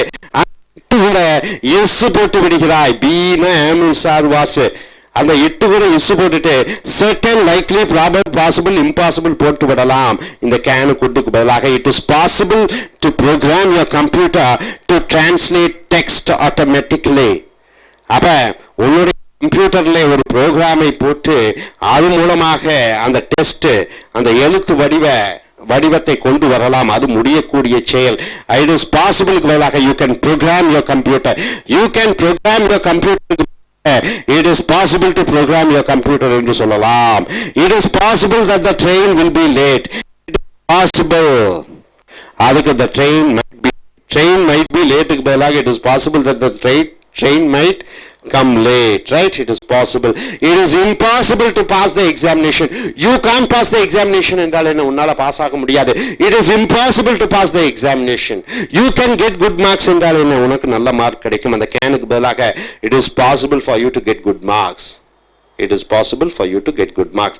அப்ப அந்த can couldக்கு பதிலாக possible, impossible, certain, uncertain போன்ற வார்த்தைகளை பயன்படுத்தலாம். சோ நண்பர்களே, இந்த மாடல் வினைச்சொற்கள் ரொம்ப முக்கியமானது. இந்த மாடல் வினைச்சொற்களை பயன்படுத்தும் பொழுது அந்த ஒப்பீனியன் எண்ணங்கள் அது மென்மையாக சொல்லப்படுகிறது, வலிமையாக சொல்லப்படுகிறது, உறுதியாக சொல்லக்கூடிய விஷயங்களுக்கு நாம் மாடல் வினைச்சொற்களை பயன்படுத்துவதில்லை. சோ இந்த complete structure-ஐ பார்த்தீர்கள். இனி இந்த possible, probable, perhaps, maybe இதெல்லாம் இந்த மாடல் வினைச்சொற்களுக்கு பதிலாக பயன்படுத்தலாம். இங்கே மாடல் வினைச்சொற்கள் இல்லாத பொழுது எப்படி வாக்கியம் அமைக்கப்படுகிறது, இது மாடல் வினைச்சொற்களை பயன்படுத்தும் பொழுது அந்த வாக்கியம் எப்படி சொல்லப்படுகிறது. மாடல் வெர்ப் இல்லாமல் ஒரு வாக்கியம் ரொம்ப வலிமையாக ஸ்ட்ராங் ஒப்பீனியன் என்று வருகிறது. மாடல் வெர்ப் பயன்படுத்தி ஒரு வாக்கியம் அமைத்து சொல்லும் பொழுது அது மென்மையாக அந்த தகவலை கேட்கக்கூடியவர்கள் காதிலே பாய்கிறது. அந்த மென்மைக்கு இந்த மாடல் வினைச்சொற்கள் முக்கியம். இந்த மாடல் வினைச்சொற்களான could, should, must பதிலாக certainly, likely, probable, impossible, possible போன்ற வார்த்தைகளையும் பயன்படுத்தலாம். Hope you are able to understand. Are you clear about it? Yes, thank you very much. I.E.L.T.S Training Center. Take your Cambridge Grammar for I.E.L.T.S. It's in the page number 60B. I welcome all the I.E.L.T.S takers to come here. Many have finished their +2 and they come here. One wants to go to Japan and one wants to go to Singapore and one other wants to go to Canada. Some people take general and some people take academic, and you will be wondering why grammar. Grammar is most important when you go in for a writing task. Nearly 25% of marks is for writing. You have to write 2 essays. That is the part 1 and part 2. It is not only in writing, it is the grammar is important, but when you are going for a speaking task, which is almost 25% marks, where you have to speak for nearly 15 minutes, the grammar is most important, right, for both writing and for both speaking. So what you are going to see is the exercise for modal verbs. What are the modal verbs? Can, could, shall, should, will, would, must, have, to, need. These are all called modal verbs. Modal verb says about what? Modal verb says about your opinion, whether your opinion is strong, whether your opinion is mild, whether your opinion is soft, right, sir? This is called where you use modal verbs, right? Okay, modal verb generally it tells that you speak about the past, right? But you use modal verbs can be used to say about the past tense, about the past possibility. The modal verbs can be used to say about the probability. The past modal verbs says about the necessity and ability. You got it, sir? So here, coming here, grammar exercise. Underline the most suitable words. See, like words are there. Can is there, manage is there. Can is there, manage is there. You have to choose either word, either one amongst these 2 words. Underline the most suitable word. Sometimes both options are possible. Sometimes at times both these words are correct at times. So you have to select one word. Sometimes both the words are also right. Now coming here, see here, one exercise is given and answer is also given. Like that you have to fill in for all the 9 sentences from top to bottom. He is a concert pianist. What do you mean by concert? It's an orchestra, right? That's what you can say. A musical show. It is called concert. A concert, you can say. He is a concert pianist. Pianist means what? Playing piano, right? And he can or he manages to play all Beethoven's sonatas. Who is Beethoven's? He is one of the world best pianist. He is called Beethoven, right, sir? Beethoven's sonatas. What do you mean by sonatas? Have you seen a book there? And based on the book, they will be playing the piano. It's called sonatas, right? The sentences or the lyrics or the music, the sounds, how to raise up and lower down. So he is a concert pianist and he can to play all Beethoven's sonatas, or he manages to play all Beethoven's sonatas. So you using can. Why do you use can instead of manage? Manage is one particular situation. Somebody is able to do something.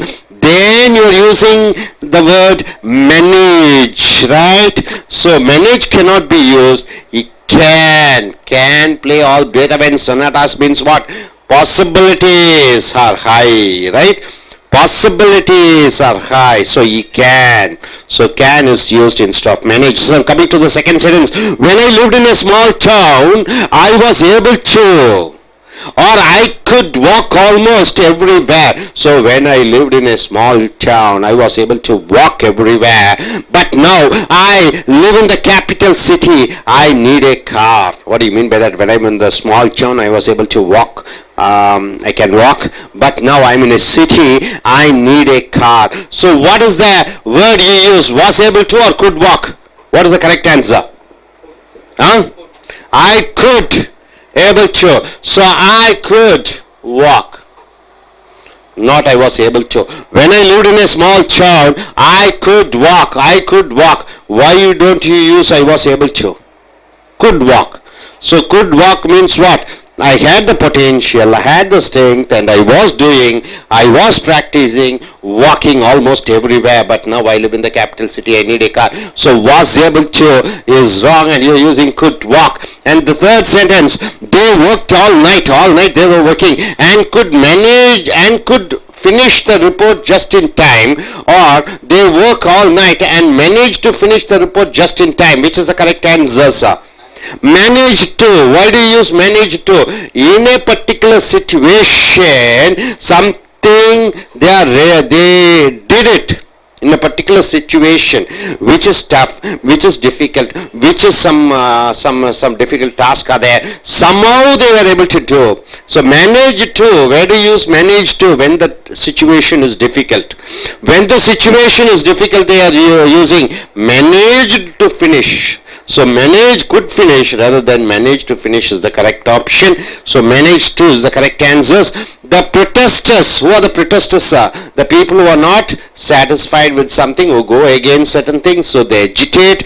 The protesters didn't manage to or couldn't persuade the president to change the law. So the protesters, who are the protesters?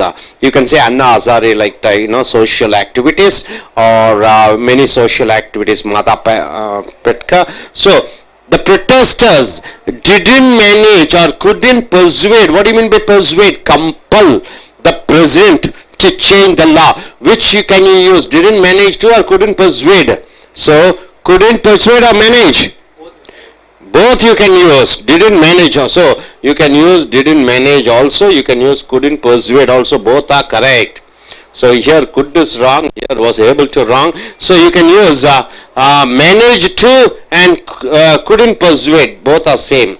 Didn't manage to. So you can use didn't manage to, or you can use couldn't persuade the president to change the law. So on particular time they are not able to do that. So you can use either this or that. Right, sir? Now coming here, next year she can join the club, or next year she will be able to join the club, but she is not old enough yet.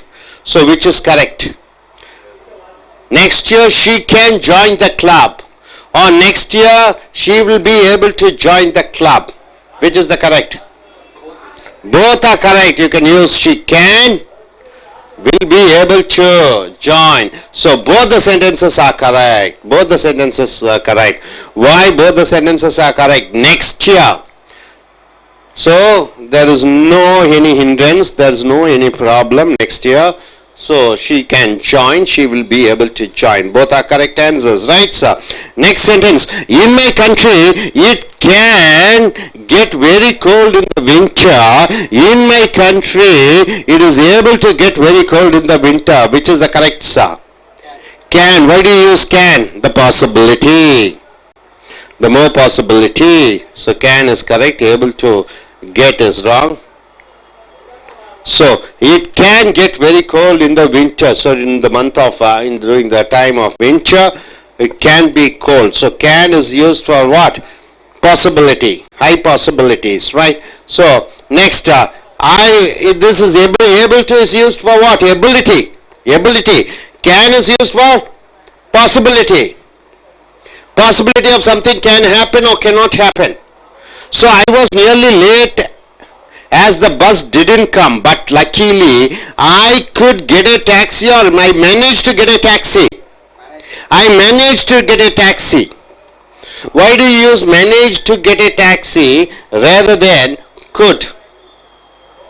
So in a difficult situation you are able to get.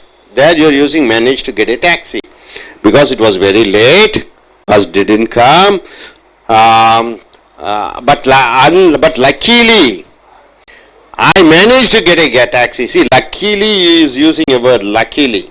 So chances very less, somehow he is able to do certain thing, then you are using manage to get a taxi.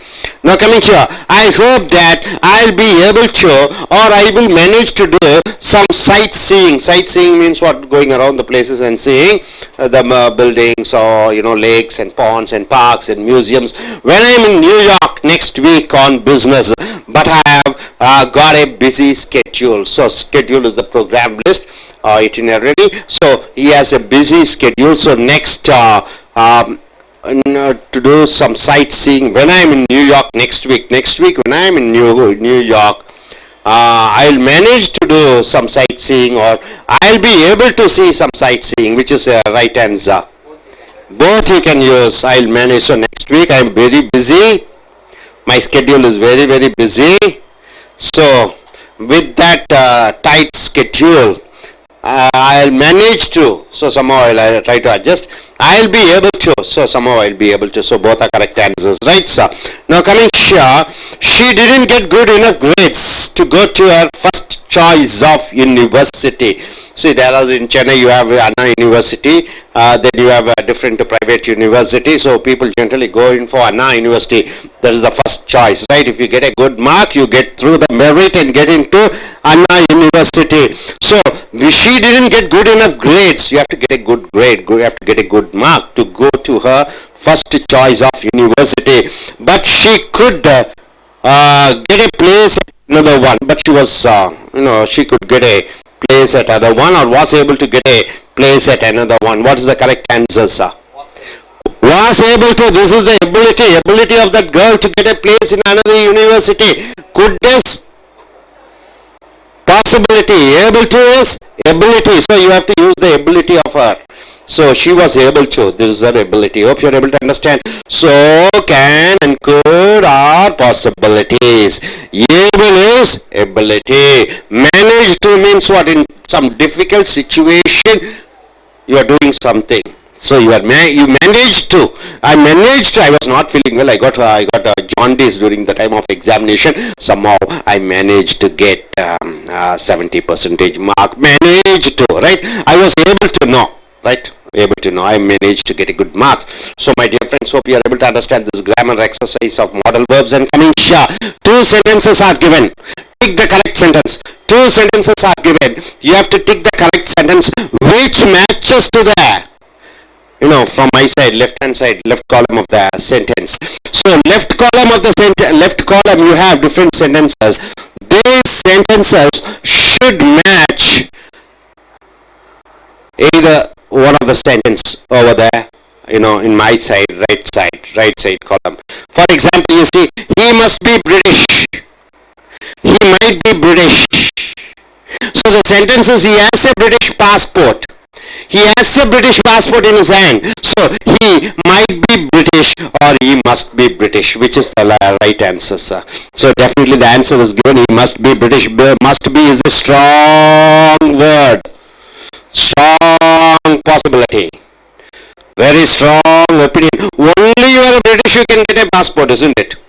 How can you use must? Might is chances are less. Might is a mild opinion. Might is soft opinion, right? It is not a strong one. So you have a British passport, then you must be a British. You might be a British means with a British passport, how can you say you might be a British? If you have an Indian passport, how can I say you may be an Indian? No, you might be an Indian. No, definitely you must be a Indian with having an Indian passport. So strong chances are there. So you are using must be, right, sir? Next sentence. Our teacher can't be off sick.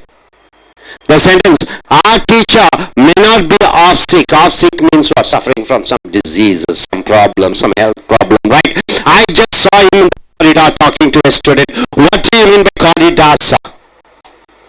In front of the classroom, you find the walking place, isn't it? It's the corridor, right? The teacher was speaking to a student in a corridor, walking and talking. So, what happens? Our teacher can't be off sick. Our teacher may not be off sick. So, which is the correct answer, sir? May or can't be?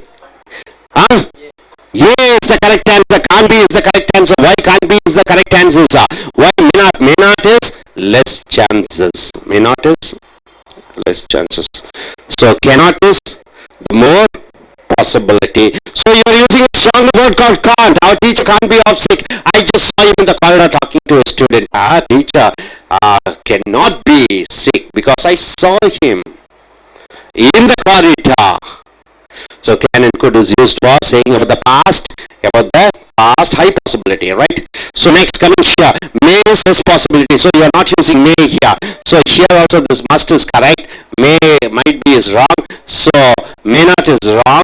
Now coming here, I advise you to take some warm clothes just in case. I advise you to take some warm clothes in case. What do you mean by that?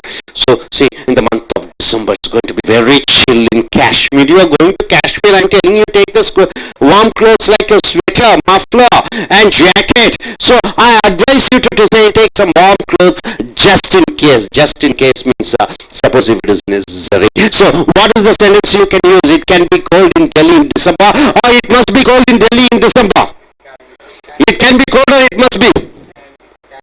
Are you sure? Are you sure? Yes, can be. Why? In case. The word in case is there. Chances are there. Chances are in Delhi the cold maybe more. Maybe very cool. So in case.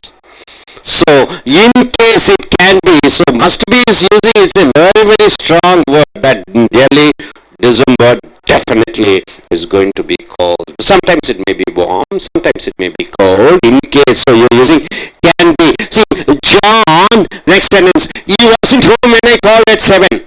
I rang up to my friend at 7 o'clock in the evening. He wasn't at home. So, he wasn't home when I called at 7. 7 o'clock. So, what is the matching sentence you use? John can't have been working late last night. He wasn't home when I called at 7. Or John might have been working late last night. He wasn't home when I called at 7. So which is the correct answer? Why do is correct answer? Might have been working. Why this is correct answer? Why John can't have been working? Why this is wrong sentence? Could anybody say? I rang up at 7 o'clock in the evening. He was not there in his home. Right, sir? This is the sentence. The matching word, because John might have been working late last night. So, what happened? He might have been working late last night means what? Up to 7 o'clock the office gets over. Maybe he might be working up to 9 o'clock. He guesses. So, John can't have been working late last night is wrong. This is the correct answer. Able to understand? Are you clear about it? The next sentence is, he has shares in the most successful company of all time. What do you mean by that? What do you mean by shares? See, TCS or Wipro or Infosys or any company, TVS, they will be having shares. What is shares? The company's shares. You buy a share, you become the proprietor of a company. Maybe sometimes for 100 rupees you can buy some value of the shares, maybe 2,000, 3,000. There is a share called MRF, I think 20,000 or something like that. TCS you have shares for 500, 600, 200 and all those shares. So one particular person was having a lot of shares. He has shares in the most successful company of all time. Which are the successful companies? The top companies in India are the successful companies in India. Suppose a fellow is having, I just see he's having TCS, Wipro, Infosys and MRF, Apollo Hospitals, all the company shares he is having. So he must be a millionaire. Millionaire means what? Million means what? 10 lakhs. 10 lakhs, right? Nowadays 10 lakhs is not an amount. Nowadays crores, 10 crores is considered to be a, normally you are a rich. So millionaire. So he must be a millionaire or he can't be a millionaire. Which is the correct answer, sir? Must be a millionaire. This is correct answer because surety. This is wrong. Because he has a lot of shares in his hand, so he must be a millionaire. Confirmation, right, sir? Definitely, high possibility. A strong opinion. When you have a strong opinion, you are using must be. When you have less opinion, mild opinion, you are using can and everything. If you have very less opinion, mildly, what to say, he may be a millionaire, but he may not. He is having shares of rich companies. So definitely he must be a millionaire. So next coming here to sentence, sixth sentence. It depends if I finish my essay before then. It depends if I finish. Depends means what? It all based on those things. It depends if I finish my essay before then. So which is the correct sentence? A matching sentence. I must come to the lecture this afternoon, or I may come to the lecture this afternoon. It depends if I finish my essay before then. I may come to the lecture this afternoon. It depends if I finish my essay before then. I must come to the lecture this afternoon. Which is the correct answer for sixth, sir? Yea, it may. I may come to the lecture this afternoon. It depends if I finish my essay before then. So the word depends is there. Depends means what? Based on that. So based on that, I may come or may not come. Possibility. I must come means what? It is definite. So definite is not that. Here depends one word is there. So you are using this is wrong, this is right. May come. May come means what? Either I may come or may not come. Must come means what? It is a strong opinion. You cannot, there is no other choice for that. So you are using may. It depends if I finish my essay before then. I may come to the lecture this afternoon. So obviously this sentence matches only with 6A. Not many people passed it. Not many people passed it. Matches with what? The exam may have been very difficult. The exam may have been very difficult. Not many people passed it. The exam must have been very difficult. Not many people passed it. Which is the sentence correct matching sentence, sir? Why B?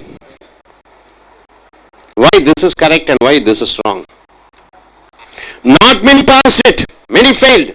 So definitely it must have been. You cannot use may have been. No chances. It confirm. When you say strongly with a strong proof. What is a strong proof? Not many people passed it. So definitely it must go with must have been very difficult. The exam paper must have been very difficult. That is the reason many failed. The examination may have been very difficult. That is the reason many people passed it. No. Many people have passed it. One or two failed means okay, but many have failed. So it must have been very difficult. So must have is a strong opinion which you have to give. You have to use must have been. Able to get it, sir? Now coming here to the last sentence, we will have to give him directions. Direction means what? See, you are here to Chennai, you are asked you where to go to Spencer Plaza, how to go to Spencer Plaza, what is the way to go to Spencer Plaza, then I have to give him directions. We will have to give him directions. He is new to Chennai, we will have to give him directions. John couldn't know how to get here. See, John is ringing up to here. Ringing up and calling me, then I am telling we will have to give him direction. John might not know how to get here. So which is the correct answer, sir? Matching sentence. Huh? B is the correct answer. Why? Couldn't know how to get here. We will have to give him direction. John might not know how to get here. So this is an assumption. So he is not able to come here. So he might not know. He might not know how to get here. That's the reason. He couldn't know how to get here. So the chances are there. So the possibilities are there. So you are using might not know. Hope you are able to get it. Are you clear about it? Very clear about it? No doubt about it? So what you have seen is in the right side, two words are given. You have to choose one word. So most of the words are can and manage to, will be able to. Then what else you have seen? The will be able to is the ability. Can is the possibility. Manage to is some difficult situation. You are able to do that. Could is the possibilities. And in the left hand side you have seen certain words might and just might is used for chances are less, and must is used when you want to say your opinion very strongly, and can't is can and it must be may have, and all those things you have found it. When you want to say strongly, you are using must. When the chances of certain things happening is 50-50, then you are going for may. When you just assume and you want to say mildly, then you are using might. Okay, able to get it? Are you clear? Yes, sir. Thank you very much. நண்பர்களே, எங்களுடைய page number 60B எடுத்துக்கொள்ளுங்கள். Cambridge grammar for I.E.L.T.S, Cambridge இலக்கணம் I.E.L.T.S பரீட்சைக்காக page number 60Bக்கு வந்திருக்கிறீர்கள். மிக முக்கியமானது model என்று சொல்கிறார்கள். Model என்றால் என்ன? கேன் என்றால் முடியும், குட் என்றால் முடிந்தது, மே என்றால் லாம், மைட் என்றால் லாம், மஸ்ட் என்றால் கண்டிப்பாக, ஷுட் என்றால் வேண்டும், ஏபிள் டு என்றால் என்ன? முடியக்கூடிய திறமை. சோ இந்த மாடல் வினைச்சொற்களை அன்றாடம் நீ புழக்கத்திலே பயன்படுத்தி கொண்டிருக்கிறாய். எங்கே பயன்படுத்திக் கொண்டிருக்கிறாய்? உன்னுடைய செய்யக்கூடிய ஆற்றல், உன்னுடைய செய்ய முடியாத தன்மை, உன்னுடைய இயலாமை, எபிலிட்டி என்றால் என்ன? திறமை, பாசிபிலிட்டி என்றால் நடக்கக்கூடிய வாய்ப்புகள் அதிகம். நீ பேசும் பொழுதும் எழுதும் பொழுதும் மற்றவர்களிடம் ஆணித்தரமாக சொல்லும் பொழுது மஸ்டை பயன்படுத்துகிறாய்.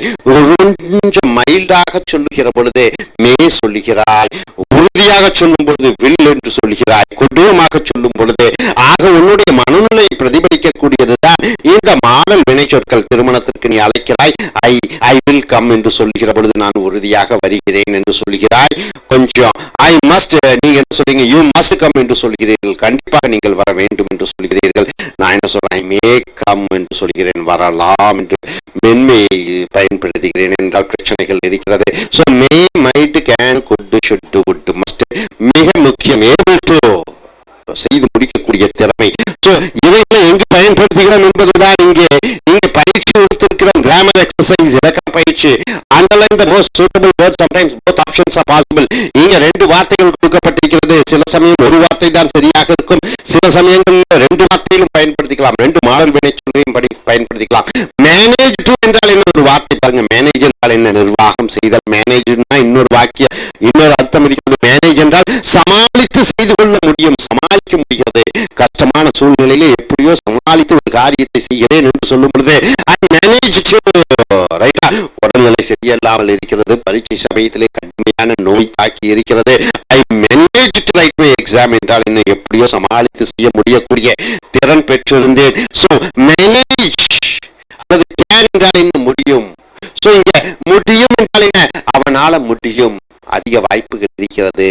அந்த கேன் என்றால் முடியும், மேனேஜ்னா சமாளிக்கக்கூடிய. சோ இந்த ரெண்டு வார்த்தையில் ஏதோ ஒன்றை தேர்ந்தெடுக்க வேண்டும். Is concert, pianist. கன்சர்ட் என்றால் என்ன? ஆர்கெஸ்ட்ரா என்று சொல்வீர்கள், இசை கச்சேரி என்று சொல்வீர்கள். இசை கச்சேரியிலே வாசிக்கக்கூடிய பையனிஸ்ட் என்று சொல்லும் போது பியானோ வாசிக்கக்கூடியவனாக இருக்கிறான். And he can play all Beethoven sonatas என்றால் என்ன? பீத்தோவன் என்றால் என்ன? பீத்தோவன் என்பது உலகத்திலே மிகச்சிறந்த அந்த பியானோவனுடைய இசை மேதை என்று சொல்வார்கள். அவனுடைய இசை நுணுக்கங்கள் எழுதப்பட்டிருக்கக்கூடிய அந்த சொனாட்டாஸ் என்று சொல்லக்கூடிய அந்த இசை எழுப்பக்கூடிய அந்த சத்தங்களை அவன் எழுப்ப முடியும், அவன் இசை வாசிக்க முடியும் அல்லது சமாளிக்க முடியுமா என்று ரெண்டு வார்த்தைகள் பார்க்கும் பொழுது கேன் என்று வருகிறது. ஏனென்றால் அவன் ஒரு பியானோ வாசிக்கக்கூடிய கலைஞனாக இருக்கிறான். அவனால முடியும், அவனால சமாளிக்க முடியும் என்பதில்லை, அவனால முடியும் என்று வார்த்தை வருகிறது. ஆனால் கேன் தான் உபயோகப்படுத்துகிறாய், மேனேஜ் டு உபயோகப்படுத்துவதில்லை. மேனேஜ் என்றால் சமாளிப்பது. அப்ப அடுத்ததாக when I lived in a small town I was able to go almost walk everywhere. நான் ஒரு சிறு கிராமத்தில் இருக்கும்பொழுது எங்கு சென்றாலும் நான் நடந்தே செல்வேன். But now I live in the capital. ஆனால் இன்று சென்னை போன்ற ஒரு நகரத்திலே வாழ்கிறேன். I need a car. எனக்கு ஒரு கார் தேவையாக இருக்கிறது. அப்ப was able to walk, could walk என்று வருகிற பொழுது when I lived in a small town I could walk. என்னால் நடக்க முடிந்தது. எல்லா இடத்துலையும் நடக்க முடிந்தது, எல்லா வேலையும் செய்ய முடிந்தது. ஆனால் இப்பொழுது பட்டணத்தில் இருக்கிறேன், எனக்கு கார் தேவையாக இருக்கிறது. முடிந்தது, என்னால் செய்ய முடிந்தது. was able to சமாளித்து செய்ய முடியும். So could அந்த நடந்த ஒரு நிகழ்ச்சி, ஆகையால் நீ could பயன்படுத்துகிறாய். அடுத்ததாக they worked all night. இரவு முழுக்க அவர்கள் வேலை செய்தார்கள். and could finish the report just in time. சரியான நேரத்திற்குள்ள அந்த ரிப்போர்ட், அந்த ஆய்வை, அந்த தொகுப்பை அவர்களால் செய்து முடிக்க முடிந்தது. ஆக they worked all night. இரவு முழுக்க வேலை செய்தார்கள். and managed to finish. அந்த வேலையை முடிக்க ஒரு வழியாக முடித்து விட்டார்கள்.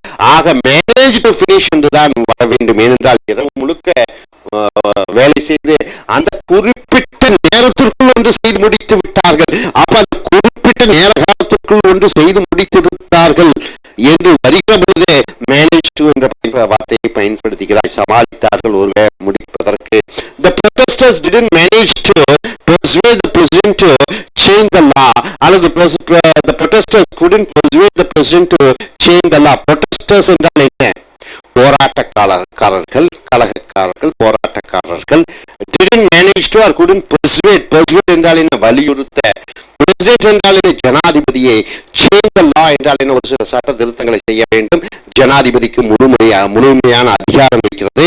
அங்க போராட்டக்காரர்கள் போராடினார்கள் ஜனாதிபதிக்கு முன்பு, எதற்காக இந்த சட்டத்தை மாற்றி விடுங்கள் என்று. சோ couldn't persuade manager என்று பார்க்கிற பொழுது couldn't persuade என்ற வார்த்தையை தான் நீங்கள் பயன்படுத்த வேண்டும். couldn't persuade என்ற வார்த்தையை தான் நீங்கள் பயன்படுத்த வேண்டும். முடியவில்லை, அவர்களால் வலியுறுத்தி சொல்ல முடியவில்லை. அடுத்தது next year she can join the club, but she is not old enough yet. She was able to join us, she can. அப்ப அவளுக்கு இன்னும் வயதடையவில்லை.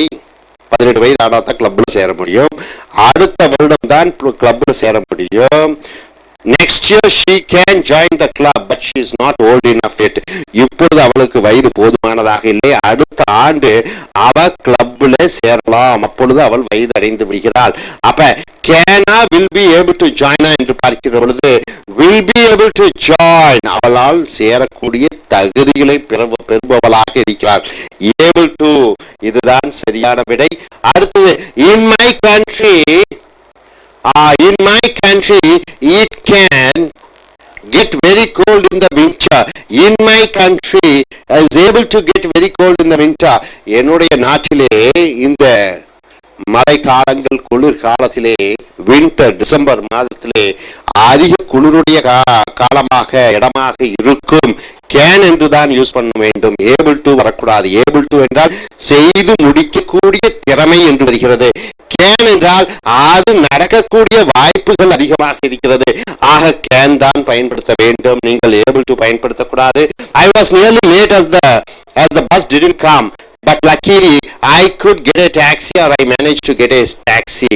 அப்ப பஸ் ஸ்டாண்டுக்கு நான் போனேன். இரவு 12 மணி ஆகிவிட்டது.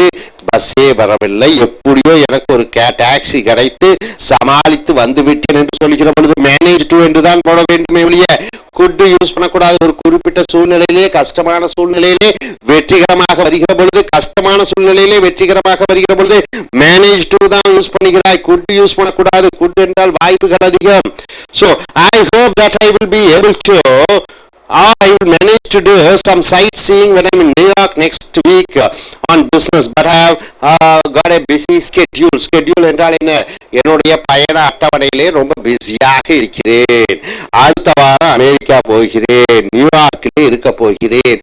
அங்கே சைட் சீயிங், சுற்றி பார்ப்பேன் இடம் டைம் இருந்தால். சோ எப்படி சொல்லுவீங்க? Able to, will manage to, ரெண்டும் போடலாம். ரெண்டு விதமான வார்த்தைகளும் போடலாம். சோ அடுத்த வாரம் நான் அமெரிக்கா நியூயார்க்ல இருப்பேன். ரொம்ப பிஸியாக இருக்கிறேன். இருந்தாலும் ஓரளவு சமாளிச்சு அந்த சுற்றுப்புற அந்த சைட் சீயிங் எல்லாம் பார்ப்பேன். ஆனா சைட் சீயிங் பார்க்கக்கூடிய எனக்கு அந்த வாய்ப்புகளும் இருக்கிறது என்று சொல்லுகிற பொழுது ரெண்டு வாக்கியத்தை யூஸ் பண்றீங்க. She didn't get good enough grades to go to her first choice of university. நல்ல மார்க் வாங்கினா நல்ல பல்கலைக்கழகத்தில் சேரலாம். +2 நல்ல மார்க் வாங்கினா அண்ணா யூனிவர்சிட்டியில் சேரலாம். இல்லாத பொழுது மற்ற பல்கலைக்கழகத்தில் சேர முடியும். So but she could was able to place at another one. ஆனால் அவள் வேறொரு பல்கலைக்கழகத்திலே அவளால் சேர முடிந்தது. அப்ப அது அவளுடைய சொந்த திறமையினால் சேர்ந்தாள். ஆக was able to get. Able to get என்றால் என்ன? திறமையால ஒன்றை பெறுவது. குட் என்றால் possibility. So was able to என்று சொல்கிற பொழுது இறந்த காலத்திலே அவள் திறமையால் அவள் இன்னொரு கல்லூரியிலே சேர்ந்து விட்டாள், இன்னொரு பல்கலைக்கழகத்திலே சேர்ந்து விட்டாள். So was able to get என்றால், able to என்றால் ஒருவருடைய திறன் மூலமாக கிடைப்பது. could என்றால் வாய்ப்புகள். மேனேஜ் என்றால் ஒரு கஷ்டமான சூழ்நிலையை சமாளித்து வெளிவருவது. Hope you are able to get it. இந்த பக்கம் பார்த்தீங்கன்னா பார்த்ததுல 2 வார்த்தைகள் கொடுத்திருப்பார்கள். அது சரியான விடை எழுதிட்டீர்கள். இங்கே பார்த்தீர்கள் என்றால் லெஃப்ட் சைட்ல பார்த்தீங்கன்னா லெஃப்ட் சைட்ல சென்டென்சஸ் கொடுத்திருக்கிறோம். இதுல இந்த பக்கம் பாத்தீங்கன்னா இந்த பத்தியில பாத்தீங்கன்னா 2 வாக்கியங்கள் கொடுக்கப்பட்டிருக்கிறது. சோ இங்கே இருக்கக்கூடிய வாக்கியம் இந்த 2 வாக்கியத்துல ஏதோ ஒன்றுல மேட்ச் ஆக வேண்டும். ஆங்கிலத்துல பாருங்க மேத்தமேட்டிக்ஸ் மாதிரியே இருக்கிறது. கிராமர் என்பது சின்ன விஷயம் போன்று தோன்றும், ஆனால் மிகப்பெரிய விஷயங்கள் அடங்கி இருக்கிறது. So he has a British passport. அவனிடம் பார்த்தால் பிரிட்டிஷ் பாஸ்போர்ட் வைத்திருக்கிறான். ஒரு நபர் பிரிட்டிஷ் பாஸ்போர்ட் வைத்திருக்கிறார், இல்ல உங்கள்கிட்ட இந்தியன் பாஸ்போர்ட் நீங்கள் வைத்திருக்கிறீர்கள். சோ இதுல 2 சென்டென்ஸ்ல he might be British, அவன் ஒருவேளை பிரிட்டிஷ்காரனாக இருக்கலாம், அல்லது he must be British, அவன் ஒரு பிரிட்டிஷ் நாட்டுக்காரனாக கண்டிப்பாக இருக்க வேண்டும். ஒருத்தருடைய பாஸ்போர்ட்டை பார்க்கிறீர்கள், அவரோட பாஸ்போர்ட் இருக்கிறது, நீ பிரிட்டிஷ்காரராக, நீ இந்தியன் பாஸ்போர்ட் உன்னுடைய பாஸ்போர்ட் இருக்கிறது, நீ கண்டிப்பாக இந்தியனாகத்தான் இருக்க வேண்டும், கண்டிப்பாக வேறு நபராக இருக்க முடியாது. சோ இது கண்டிப்பாக he must be British என்ற வார்த்தையை தான் போட வேண்டும். மேபி என்றால் என்ன, மைட் பி என்றால் என்ன, பாசிபிலிட்டி நடக்கக்கூடிய வாய்ப்புகள் கம்மியாக இருக்கிற பொழுது மேபி மைட் பி, அந்த மேபி மைட் பி இருக்கக்கூடாது. மஸ்ட் பி என ஸ்ட்ராங் ஒப்பீனியன் வலுக்கட்டாயமாக சொல்லுகிறாய். அவன் பிரிட்டிஷ் பாஸ்போர்ட் இருக்குது, அதனால அவன் கண்டிப்பாக அவன் பிரிட்டிஷ்காரனாகத்தான் இருக்க வேண்டும். he must be தான் பயன்படுத்துகிறாய். அவர் டீச்சர் can't be. இங்க பாத்தீங்க, I just saw him in the corridor talking to the student. Corridor என்றால் என்ன, அந்த வாசலிலே நடைபெறும், வாசல், காரிடார் என்றால் வாசல், வாசலிலே நடந்து கொண்டிருக்கிறார் ஆசிரியர், வாசலிலே நடந்து கொண்டு ஒரு மாணவனுடன் பேசிக்கொண்டிருந்தார். ஆகையால் அவர் teacher can't be off sick. நம்மளுடைய ஆசிரியர் உடல்நிலை சரியில்லாமலாக இருக்க முடியாது. our teacher may not be off sick. ஆக 2 வாய்ப்புகள் யூஸ் பண்ணும்போது can't be off sick தான் யூஸ் பண்ண வேண்டும். ஏன்னா காரிடார்ல வாசல்ல நடந்து இப்பதான் பேசிட்டு இருந்தாரு, அவருக்கு கண்டிப்பாக உடல்நிலை மோசமாக இல்லை, நன்றாகத்தான் இருக்கிறார்கள் என்று சொல்கிற பொழுது can't be, ஏனால் அவன் உறுதித்தன்மை அதிகமாக இருக்கிறது, ப்ரூஃப் இருக்கிறது, எவிடன்ஸ் இருக்கிறது, சாட்சி இருக்கிறது. சாட்சியுடன் ஒரு பேசும் பொழுது can't be, could be. என்ன சாட்சி என்று பார்க்கிற பொழுது அவர் பேசிக் கொண்டிருக்கிறார், சாட்சி இருக்கிறது. சாட்சி இல்லாத பொழுது மே, சாட்சி இருக்கிற போது can't be. அவர் நடந்து கொண்டிருக்கிறார், பேசிக் கொண்டிருக்கிறார், ஆக சாட்சி இருக்கிறது. he can't be sick. அவரால் நிச்சயமாக உடல் மோசமானவராக இருக்க முடியாது, உடல்நிலை நன்றாக இருக்கிறது. so can't be என்று தான் யூஸ் பண்ண வேண்டும், என ப்ரூஃப் இருக்கிறது. அடுத்ததாக I advise you to take some warm clothes just in case. Warm clothes என்றால் என்ன, விறுவிறுப்பான ஸ்வெட்டர், மஃப்ளர் எல்லாம் எடுத்துக்க, ஏதா அவசர தேவைக்காக தேவைப்படும் என்று சொல்லுகிற பொழுது இங்க அவருடைய மேட்சான வாக்கியம் it must be cold in Delhi in December, it can be cold in Delhi in December. இது எது கரெக்ட்? அவசர தேவைக்கு கொஞ்சம் ஸ்வெட்டர், ஜாக்கெட் எல்லாம் வைத்திருக்கேன், கம்பெனி எல்லாம் வைத்திருக்கேன். டெல்லியில குளிர் அதிகமாக இருக்க வேண்டுமா? இருக்கலாம் அல்லது கண்டிப்பாக இருக்க வேண்டும். இட் கேன் பி, இருக்க முடியும், குளிர் அதிகமாக இருக்க முடியும், வாய்ப்புகள் அதிகமாக இருக்கிறது. கண்டிப்பாக இருக்க வேண்டும் என்று சொல்ல முடியாது, ஏனால் குளிர் இருக்கலாம், இல்லாமல் போகலாம். சோ கேன் பி தான் சரியான வார்த்தை. he wasn't home when I called at 7. 7 மணிக்கு அவன் வீட்டுக்கு போன் பண்ணேன், அவன் வீட்டுல இல்ல என்று சொல்கிற பொழுது இந்த 2 வாக்கியத்துக்கு என்ன match? John can't have been working late last night. John கண்டிப்பாக இரவு ரொம்ப நேரம் வேலை செய்திருக்க முடியாது. John might have been working late last night.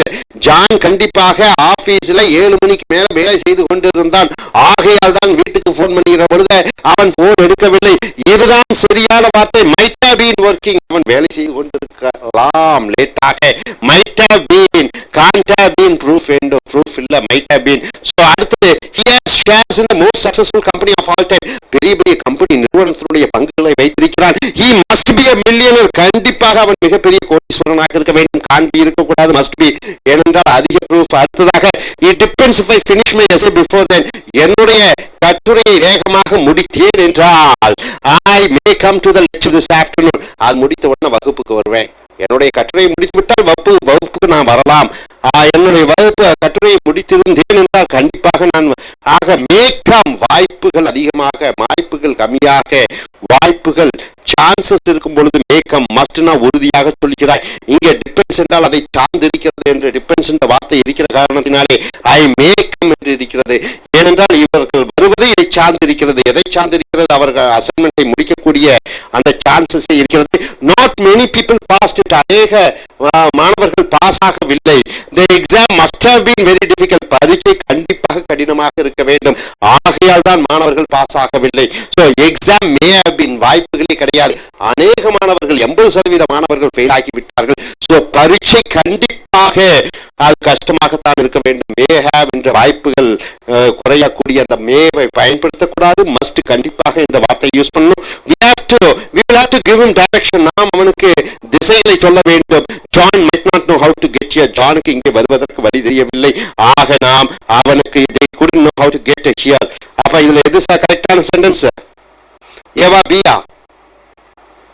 எது கரெக்டான sentence? we'll have to give him directions. A and B. John might not know how to get here. இங்கே வருவதற்கு அவனுக்கு வழி தெரியாது. ஆகையால் கண்டிப்பாக நாம் அவனுக்கு வழி சொல்லியே ஆக வேண்டும். so இதுதான் சரியான விடை 8B. hope you are able to get it. Are you clear? Yes sir. Thank you very much. Training center. Check here Cambridge grammar for I.E.L.T.S. We have come here to the page number 61. The topic is modal verbs. What are the modal verbs? Can, present tense, could, may, might, shall, should, will, would, must. These are all called modal verbs. When do you use modal verbs? Only when you think there are some possibility, probability, ability, necessity. There you are using modal verbs. So be able to understand. You don't know about your past. After, before 50 years, 100 years, 1000 years, what has happened, you don't know. Then all the words which you are using for guessing, you are using modal verbs. Got it? See, Veerapantiya Kachapamana, Ashoka the Great, you don't know exactly what they looked like. So you are assuming and you are telling there are possibility that he may, he might, he can, he could. Got it? That is called possibility, modal verbs, right? So understood the concept here? You don't know something and you assume that some possibility is there. There you are using modal verbs. So replace the underlined phrases. See, underlined phrases 1, 2, 3, 4, 5, 6. How much is given here? 6 underlined phrases are there with a suitable past modal phrase. You have to use one past modal phrase. Right? So the topic, you just see what's it given here. The mummy. What do you mean by mummy? Is it the child calling the mother mummy? No. Somebody died in the past. Past. You take the body, you safeguard it, you apply some medicine, then the body is preserved. That body which is preserved is called mummy. Which country you find mummies? It's in Egypt. Where is Egypt? Israel. Italy? Rome? Egypt? In Egypt. See here, the mummy of, what's the name, sir? Dijtmatasunk, right? The word sounds like this. So, a person named Dijtmatasunk, a young woman from the 9th century BC, BC, 9th century. When is 9th century, sir? Nearly, how many years back? 9th century. Nearly BC. Mind you, it is in BC, 9th century BC, before Christ. So 2000, nearly 3000 years ago, one young lady was there and she died. Her body is preserved. That body is the body of, what's her name? Dijtmatasunk, 3000 years ago. Lies behind a glass display in the Royal Ontario Museum. It is there in the Royal Ontario Museum. 3000 years back, the body is preserved. Still, you can find it in the museum. So, 2000 years ago, she lived in Thebes. Now also you can go and see her. 2800 years ago, she lived in where? Thebes with her husband on the east bank of river Nile. Nile is very popular, famous river which runs to different countries, African countries, in Egypt. On the banks of the river Nile, Digimata sunk, lived with her husband, right? Okay, now coming here, they were well off, they were very rich, although as a double income couple without children. Both husband and wife are earning, but no income. Both husband and wife are earning, but no children, right? Double income, but no children. They were well off, although as a double income couple without children. See, double income couple without children, it is likely they were rather unusual. So you have to use a past modal verb instead of here. It is likely they were rather unusual. So Digimata Sangh was a musician. So this lady, she was a musician. What do you mean by musician? She plays music, right, sir? At the great temple of Amunuri. Amunuri is a temple, and Digimata Sangh is a musician at nearby Kanak, where her husband was a temple doorkeeper. Husband is a temple doorkeeper, wife is a musician in a temple, right? You understand the concept. And she died and her body is preserved. It is mummy, and it is possible that the jobs at the temple provided. So it is possible. You are assuming. When assumption is there, you are used to modal verb, past tense modal verb, because it happens in the past tense, isn't it? So past tense modal verb you are using. It is possible that the jobs at the temple provided the couple with a small wage and other benefits to supplement their main income from a piece of fertile Nile land. So they were having on the Nile land, what, a piece of land, extra income. She is a musician, husband is a doorkeeper of a temple, right? You are assuming this is maybe the case, right? On which it is possible that they grew crops or barley, sesame or dates. You know what you mean by dates? You know what you mean by sesame oil? Have you heard about the sesame oil? No? In Tamil they say yellow. Barley, you know barley, kanchi? Barley dates. So they might have grown. So it is possible. So you are not using modal verbs, you are using it is possible. So instead of it is possible that they grew, you should use could or might, anything.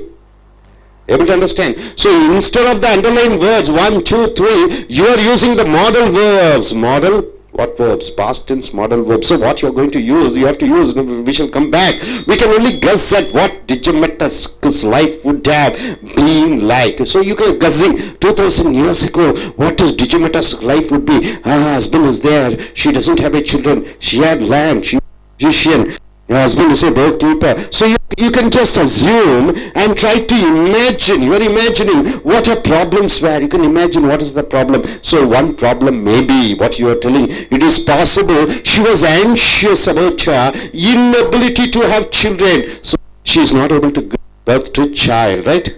Not able to give birth to a child. So it may be a problem. That's what you are saying. And certainly as she approached her 30s, when she approached her 30s, you are also assuming she might have a problem. What problem? It is highly likely that she worried about her health. She was thinking about her health, not able to give birth to a child. So I must have some problem. So you are replacing this with fifth and fourth with what? Modal verbs, past tense modal verb. Looking upon a face from so long ago, a face not unlikely that of any other young women in Egypt today.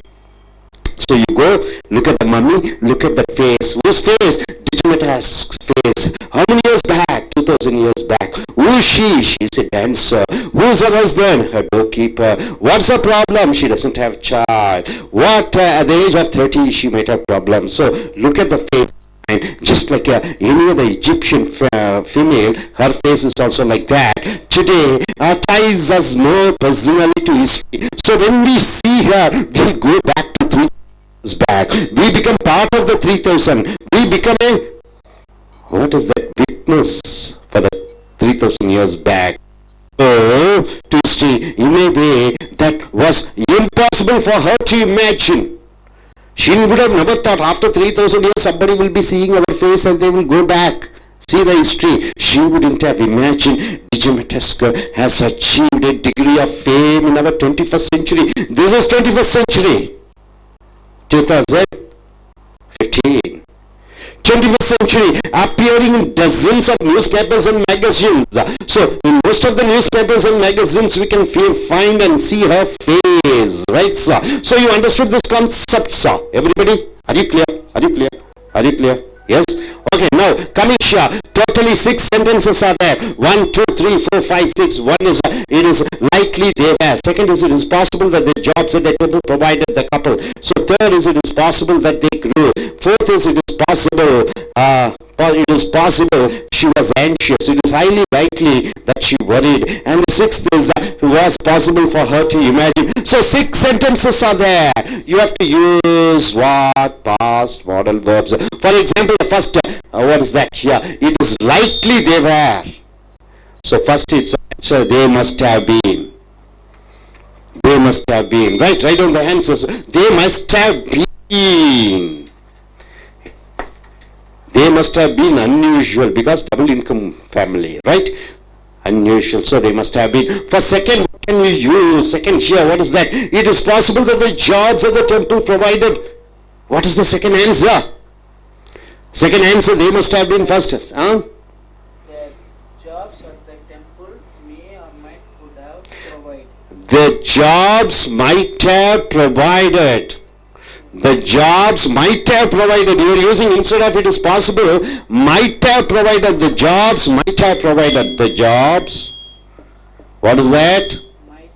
Might have provided. Might have provided. So we are speaking about the past. When we are speaking about the past, we have to use perfect. What perfect? The modal verbs are in the past tense. See, you must, we are using might, not may, right? Might. So in the past they might have been. So number 2 also we have finished. Number 3, it is possible that they grew crops of barley, sesame or dates. It is possible that they grew. Grew means what? Cultivating. What is that? Barley, sesame or dates. So what is the modal verb you can substitute with? Anybody? What is that? They might have grown. They might have grown. They might have grown. They might have grown. They might have grown. G-R-O-W-N. Grown. Right, sir? They might have grown. There you are using the past tense modal verb. It is possible that they grew. They might have grown. Barley, sesame. And what is that? The other one? Dates, right? Now coming here. Next, it is possible she was anxious about her inability to have children. She is almost 30. She is not able to give birth to a child. So she must be bothered about her not having a child. So what is the modal verb you are using? It is possible she was anxious about. What is the fourth answer? She, you can use might or could have been anxious. Could have been anxious about not having a child. Able to understand number 4? Number coming to the fifth. It is highly likely that she worried about her health. It is highly likely that she worried about her since she is not able to give birth to a child. There are a lot of chances that she is much worried about not able to give birth to a child. So what is the fifth answer? She must have worried. She must have worried. She must have worried. See, must have worried. She must have worried. See, for can you can say could, for may you can say might, for will you can say would. For must you don't have any other part. Okay, for must have been. That's the only thing, right? So we have finished 5 and finally come to the 6th. What is that? In a way that was impossible for her to imagine. She would have never thought after 2,800 years ago, after everything, people are from different parts of the world coming and seeing her, and her photo is put up in the newspaper. She lived how many years back? 3,000 years back. She would never imagine. So what is the answer, sir? 6th answer. She could not have imagined. She could not have imagined. You got it, sir?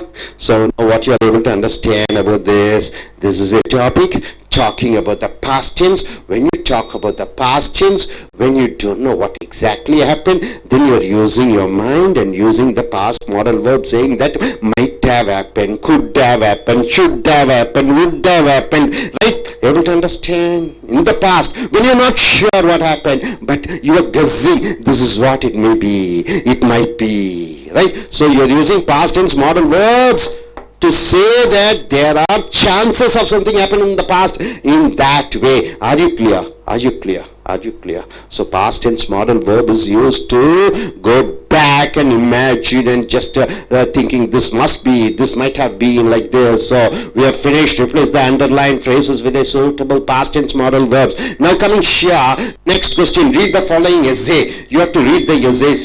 Find 7 places where you can add may, can, can't to soften the verbs. Softening the verbs. What is the softening the words? You must wear uniform tomorrow. It is very hard word, isn't it? You will wear the uniform. I'm saying you may wear the uniform. You can wear the uniform. So these words are softening. When we change the modal verbs, the sentence meaning becomes softened. Right, sir? Right? See, you must pay the fees. You may pay the fees. Then nobody will pay fees for me, isn't it? If I say you may pay the fees, means nobody will pay the fees. If I say you must pay the fees, means it's a hard word, isn't it? Soft words, no? You may, you shall. So these words you are using modal verbs, may, can and can't, to soften the verbs, to soften the verbs. Underline, understood what do you mean by softening the verbs?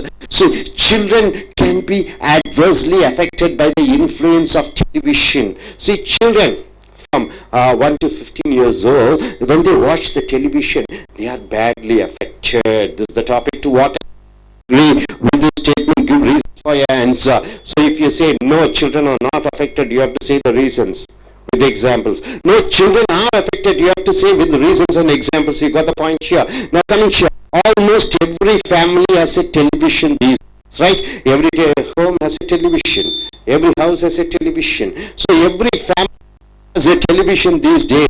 Many children watch a whole range of programs every day. Every day they watch all type of serials, they watch all type of things, dance and everything. So here, some that television is harmful to children. So instead of this, you have to use whatever it is. Say that it influences behavior in a negative way. Here also you can change. Now coming here, programs on television that are not educational and that contain violence and bad language. You have to understand. So what is that in television? Not only educational programs are there are some bad programs which influences your mind and makes you to go into a wrong path. However, watching violence on television encourages violent behavior in children. If a fellow watches violent activities in television, he behaves violently. This is true in case of children who have already exhibited violent tendency. Suppose a boy is rough and tough. If he watches, what is that? Both a man wrestling competition is going on, he will try to be fighter. Able to understand? When a fellow watches some machine guns and fighting and all those things, he behaves like that. So if a boy is already violent, when he watches these type of programs, he becomes more violent, right? So a child who is already quite rough and tough, if he watches or she watches some criminal activities, some violent activities, he also may be a violent, he may become a violent person. We would have an epidemic of child crime. What do you mean by epidemics? Anybody? A lot of crime rate. Every child will start doing misbehaving and all those things. So it is also argued that bad language on television encourages the same in children. So encourages bad language they are using in television. So the children also try to use the bad languages, right? Okay, where can you use these modal verbs here? You have to use may and can and can't.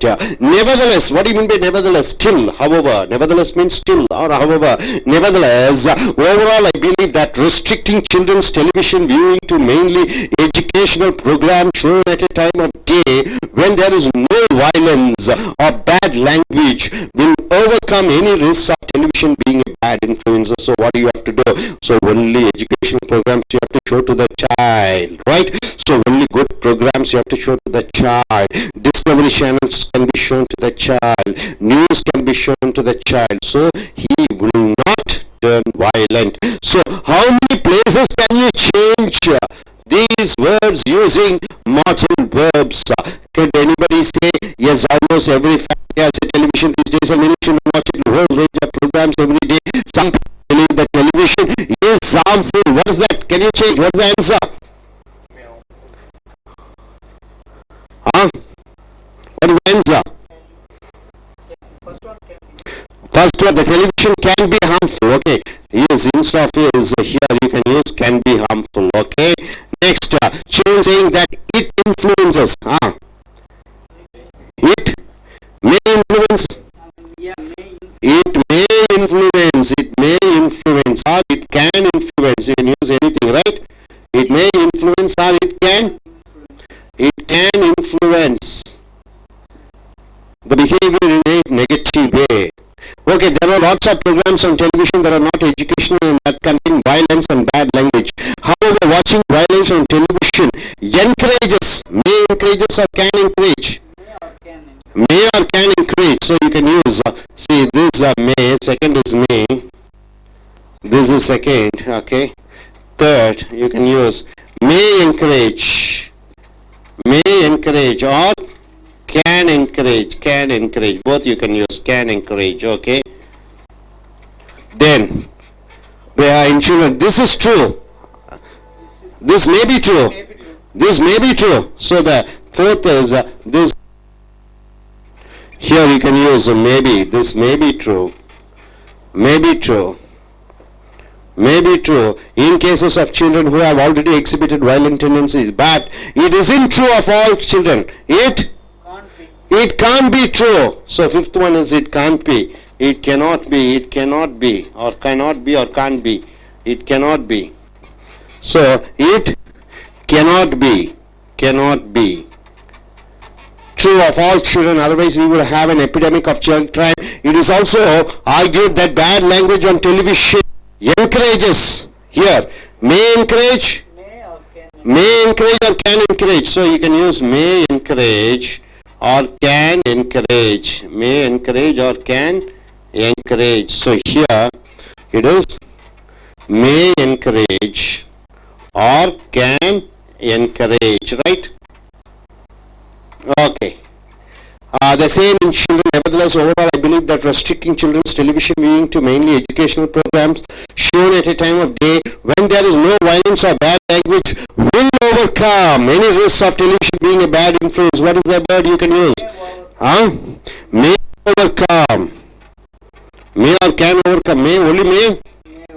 May overcome. So, may overcome. So, you are using may overcome.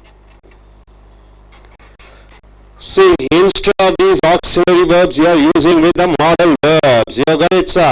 Modal verbs can, may, or can't. So, see, almost every family has a television these days, and many children watch a whole range of programs every day. Some people believe that television can be harmful to children, saying that it may influence the behavior in a negative way. There are a lot of programs on television that are not educational and that contain violence and bad language. However, watching television on television may encourage or can encourage violent behavior in children. This may be true in cases of children who have already exhibited violent tendencies, but it cannot be true of all. Otherwise, we would have an epidemic of child crime. It is also argued that bad language on television may encourage the same in children. Nevertheless, overall, I believe that restricting children's television viewing to mainly educational programs shown at a time of day when there is no violence or bad language may overcome any risks of television being a bad influence. Able to understand, my dear friends? For general topic, for general things you are using, for the present day activities you are using, may, can and can't, right? For the past you want to go and possibly when you are assuming something, then you are using could, might and must plus have plus past participle. Might have been, could have been, should have been, would have been. Able to understand? When you assume in the past something might have happened, then you are using these. So we have seen the beautiful digimatas, sons, mummies, and we are assuming this is what happened. There you are using all the modal verbs, past tense modal verbs for general things in the present activities, in the present days. When you are assuming something, then you are using present tense modal verbs. Can, may, can't, and may not. You got it, sir? Are you clear about it? Yes? Thank you, sir. Dear friends, yes, American I.E.L.T.S training centருக்கு உங்களை வரவேற்கிறோம். உங்களுடைய Cambridge grammar book for I.E.L.T.S புக்கை எடுத்துக்கொள்ளுங்கள். பக்கம் 61A வருகிறீர்கள். இங்கே ஒரு கட்டுரை கொடுக்கப்பட்டிருக்கிறது, ஒரு அருமையான கட்டுரை. இந்த கட்டுரையிலே கோடிட்ட இடங்கள் கொடுக்கப்பட்டிருக்கிறது. இந்த கோடிட்ட இடம்ல 1, 2, 3, 4 என்று 5, 6 கோடிட்ட இடங்கள் கொடுக்கப்பட்டிருக்கிறது. இந்த கோடிட்ட இடங்களை நீங்கள் could have, might have, should have, must have அப்படி சொல். மாடல் வினைச்சொல் என்றால் என்ன? Can, may, shall. Present tense. Past tense என்ன சொல்லுவீங்க? குட். கேனுக்கு குட், மேக்கு மைட், ஷாலுக்கு ஷுட், வில்லுக்கு வுட், மஸ்ட் நார்மல். மஸ்ட் வந்து பாஸ்டும் பிரசன்ட் இன்னும் 2 யூஸ் பண்ணலாம். இந்த மாடல் எங்க யூஸ் பண்ணுவீங்க? இறந்த கால மாடல் வினைச்சொற்கள் எங்க யூஸ் பண்ணுவீங்க? இறந்த காலத்துல இப்படி நடந்திருக்கலாம், இப்படி நடைபெற்றிருக்க வேண்டும் என்று ஊகிக்கிற பொழுது இந்த பாஸ்ட் டென்ஸ் மாடல் வினைச்சொற்களை பயன்படுத்துகிறீர்கள். நிகழ்காலத்திலே இப்படி எல்லாம் இருக்கலாம், இப்படி எல்லாம் நடைபெறலாம் என்று சொல்கிற பொழுது பிரசன்ட் டென்ஸ் மாடலை யூஸ் பண்ணுகிறீர்கள். நன்றாக தெரிந்து கொள்ளுங்கள். இறந்த காலத்திலே இப்படி இருந்திருக்க வேண்டும் என்று சொல்லும் பொழுது பாஸ்ட் டென்ஸ் மாடல் வெர்ப், நிகழ்காலத்தில் இப்படி எல்லாம் இருக்கலாம் என்று சொல்லும் பொழுது பிரசன்ட் டென்ஸ் மாடல் வெர்ப். நன்கு தெரிந்திருப்பீர்கள் என்று நினைக்கிறேன். பாண்டிய கட்டபொம்மனை பற்றி சொல்லும் பொழுது, அல்லது ராஜராஜ சோழன் 1000 ஆண்டு காலத்துக்கு முன்னாடி அங்கே தஞ்சாவூரிலே கோயில் கட்டியிருந்தார். அவர் இப்படி வாழ்ந்திருக்கலாம். He could have lived like that. He might have lived like that. He must have lived like that. அப்படி வாழ்ந்திருக்கலாம், அப்படி வாழ்ந்திருக்க வேண்டும், அப்படி அவரால் செய்திருந்திருக்க முடியும் என்று சொல்கிற பொழுது இந்த பாஸ்ட் டென்ஸ் மாடல் வெர்புகளை இறந்த கால எச்சத்தை பயன்படுத்துகிறாய். ஆனால் இப்பொழுது நிகழ்காலத்தை பற்றி சொல்லும் பொழுது விலை ஏறலாம். The price may go up, might have gone up ன்னு சொல்லக்கூடாது. may go up, can go up, will go up என்று சொல்லுகிறாய். சோ நண்பர்களே, இந்த இறந்த காலத்தை பற்றி சொல்லும் பொழுது இந்த இறந்த கால மாடல் வினைச்சொற்களை பயன்படுத்துகிறாய். நிகழ்காலத்தை பற்றி சொல்லும் பொழுது நிகழ்கால மாடல் வினைச்சொற்களை பயன்படுத்துகிறாய். உதாரணத்திற்கு இங்கே ஒரு கட்டுரை கொடுக்கப்பட்டிருக்கிறது. த மம்மி என்றால் என்ன? மம்மி என்றால் அம்மா கிடையாது. இந்த மம்மி என்றால் இறந்து போன உடல்களை பதப்படுத்தி பத்திரமாக வைத்து பாதுகாக்கக்கூடியது. அந்த உடல்களை மம்மி என்று சொல்கிறோம். இஜிப்ட் என்றால் பிரமிட். கிளியோபாட்ராவை பற்றி தெரியும்.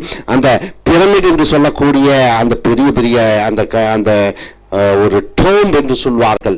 அங்கே கல்லறைகள், அங்கே நிறைய கல்லறைகள் இருக்கிறது. அங்கே அந்த பணங்களை பதப்படுத்தி வைத்திருந்தார்கள். The mummy of Didymatus sunk, a young woman from the 9th century BC. நன்றாக நாம் வைத்துக் கொள்ளுங்கள். BC என்று வருகிறது. இயேசுநாதர் பிறப்பதற்கு முன்னாடி 900 ஆண்டு காலத்திற்கு முன்னாடி பிறந்த ஒரு பெண் வளர்ந்து அவ இறந்து விட்டால் அவளுடைய உடம்பை பதப்படுத்தி வைத்திருந்தார்கள். இப்பொழுது எங்கே இருக்கிறது? Glass display in the Royal Ontario Museum. ஈஜிப்டில் இருக்கக்கூடிய ஒரு அகத்திலே அவளுடைய பணம் வைக்கப்பட்டிருக்கிறது. கண்ணாடி பிழையிலே 2800 ஆண்டு காலத்துக்கு முன்னாடி she lived in Thebes with her husband. Thames என்ற இடத்திலே தன்னுடைய கணவனுடன் வாழ்ந்து கொண்டிருந்தால் அந்த east bank of the river Nile, அந்த நைல் கடற்கரை ஓரம் கிழக்கு பகுதியிலே அவள் வாழ்ந்து கொண்டிருந்தால். தேவர் வெல் ஆஃப் உடையவர்களாக இருந்தார்கள். Although as a double income couple without children. கணவன் மனைவியும் சம்பாதித்துக் கொண்டிருந்தார்கள். ஆனால் அவர்களுக்கு குழந்தை இல்லை.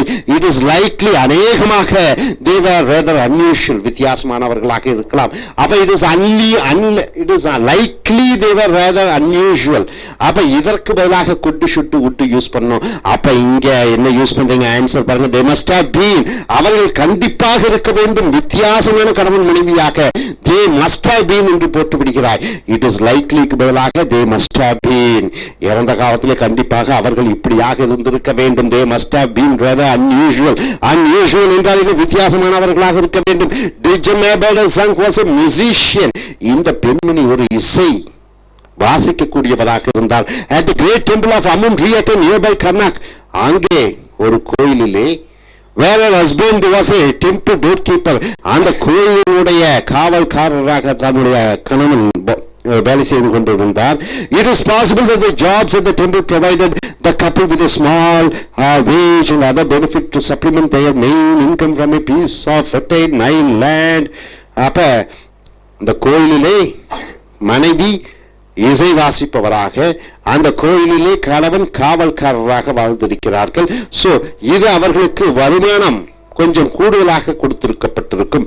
It is possible that the jobs that the temple provided, it is possible என்று சொல்லுகிற பொழுது இரண்டாவது the jobs might have provided, அந்த வேலைகள் அவர்களுக்கு கொடுத்திருக்க வேண்டும். might போட்டு விடுகிறீர்கள், இங்க must have, இங்க might have given, provided அப்படி போட வேண்டும்.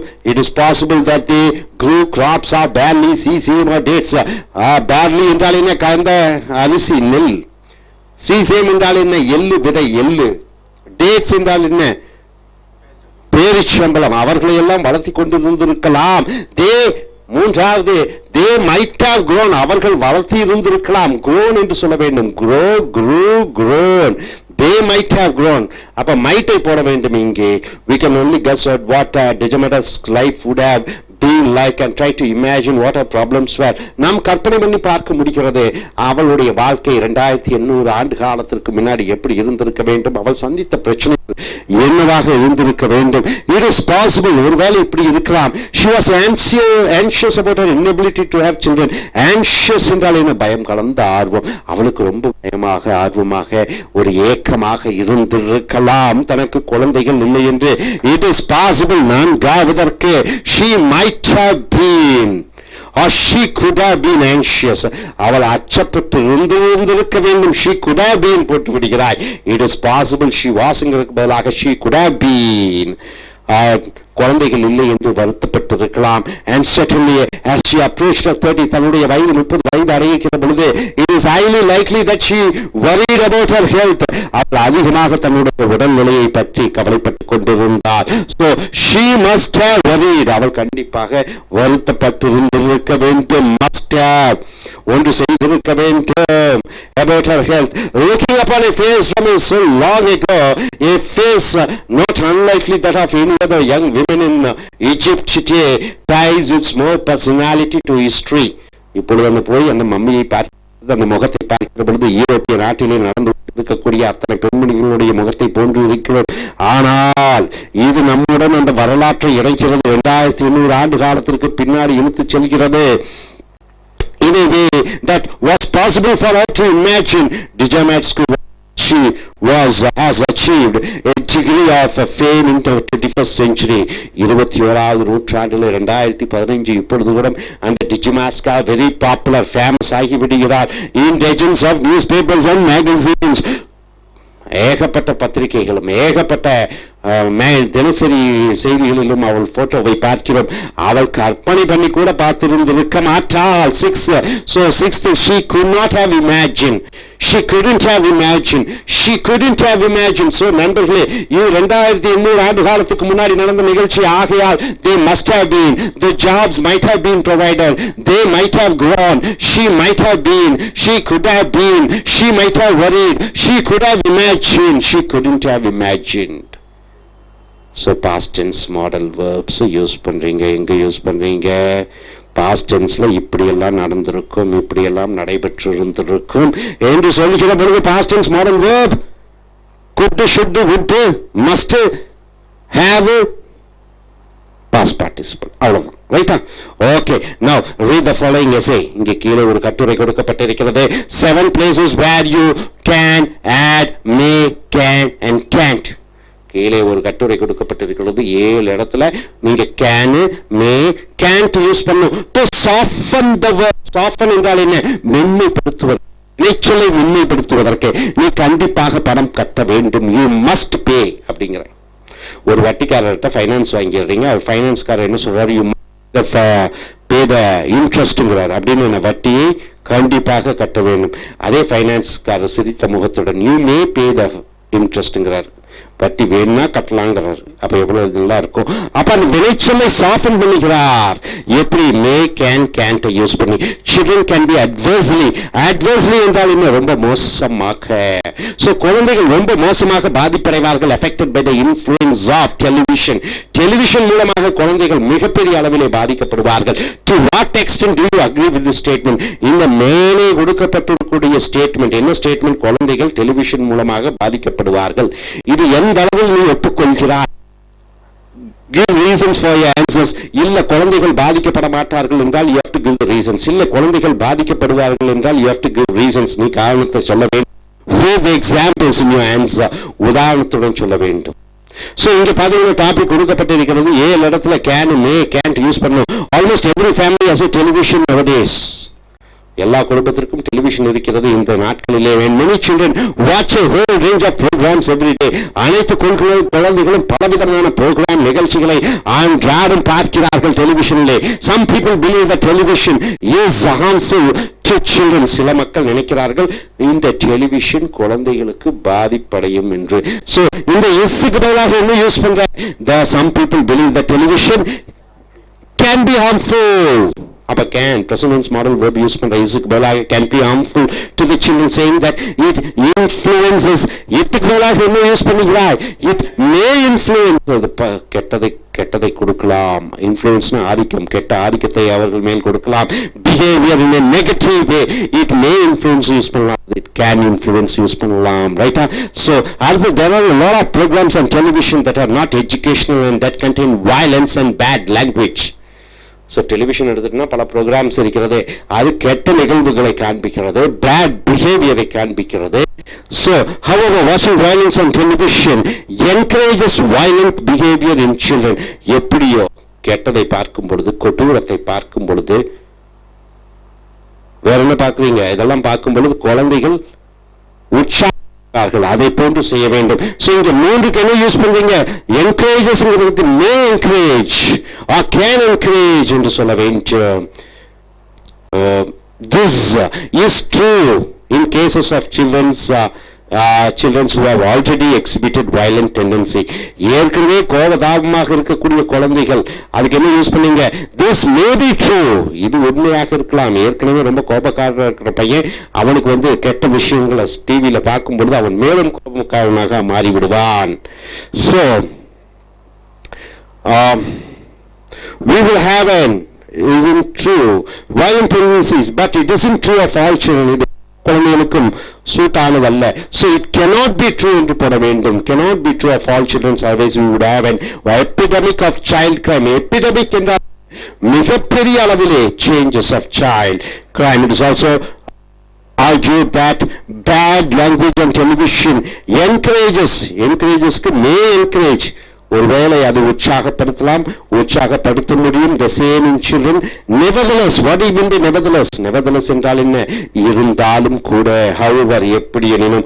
overall, I believe that restriction children's television viewing to mainly educational programs shown at a time of day when there is no violent or bad language may overcome என்று சொல்ல வேண்டும். any race of television being a bad influence. அப்ப நல்ல program நடக்கிற பொழுது குழந்தைகளை வைத்து பார்க்க வைக்க வேண்டும். News, geographical channel, educational programmes அது அவர்களை கொடுக்கும். ஸோ நிகழ்காலத்தில் ஒரு நடைபெறக்கூடிய விஷயங்களை பற்றி சொல்லும் பொழுது present tense modal verb may, can, cannot, may not, can't. past tense பற்றி சொல்லும் பொழுது past tense modal verb could, should, would, must, have, been அல்லது have past participle. hope you are able to understand. so நம்ம 3000 ஆண்டு காலத்துக்கு முன்னாடி இப்படி வாழ்ந்திருக்க வேண்டும் என்று பார்க்கிறோம். இப்படியாக வாழ்ந்திருக்கலாம், இந்த மாதிரியாக சூழ்நிலையில் அவர்கள் செய்திருந்திருக்கலாம், இப்படியாக அவர்கள் பேசியிருந்திருக்கலாம் என்று நாம் பயன்படுத்தும் பொழுது இந்த past tense modal verb use பண்ணுகிறோம். நிகழ்காலத்தில் இப்படியெல்லாம் நடைபெறலாம், இப்படியெல்லாம் நடந்து கொண்டிருக்கிறது,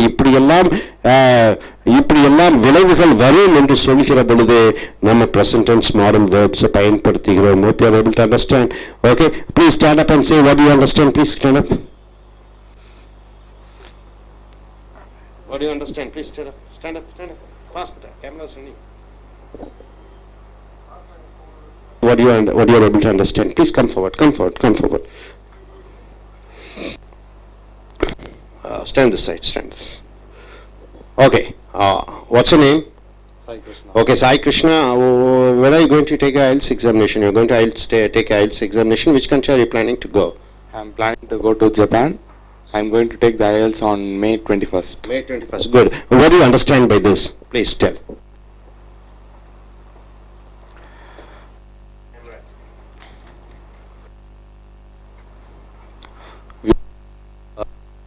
For the underlined word, using the past models. Gentlemen, introduce yourself and tell what you are able to understand. I'm Kadiravan. I'm doing engineering. Now I came here for personality development.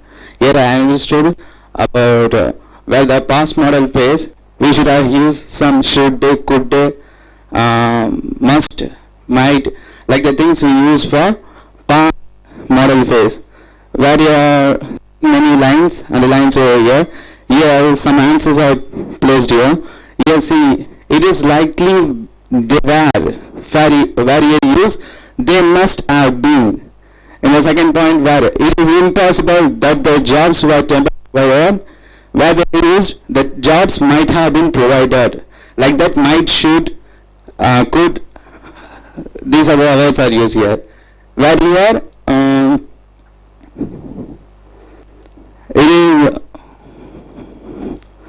is the following as a find.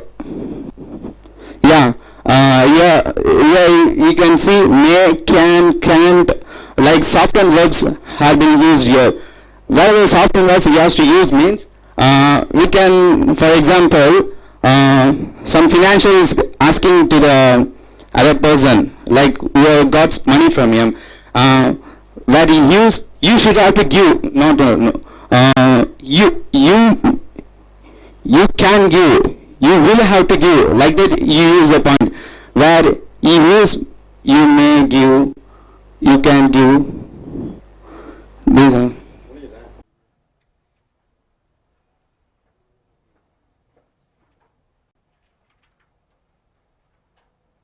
Training Center.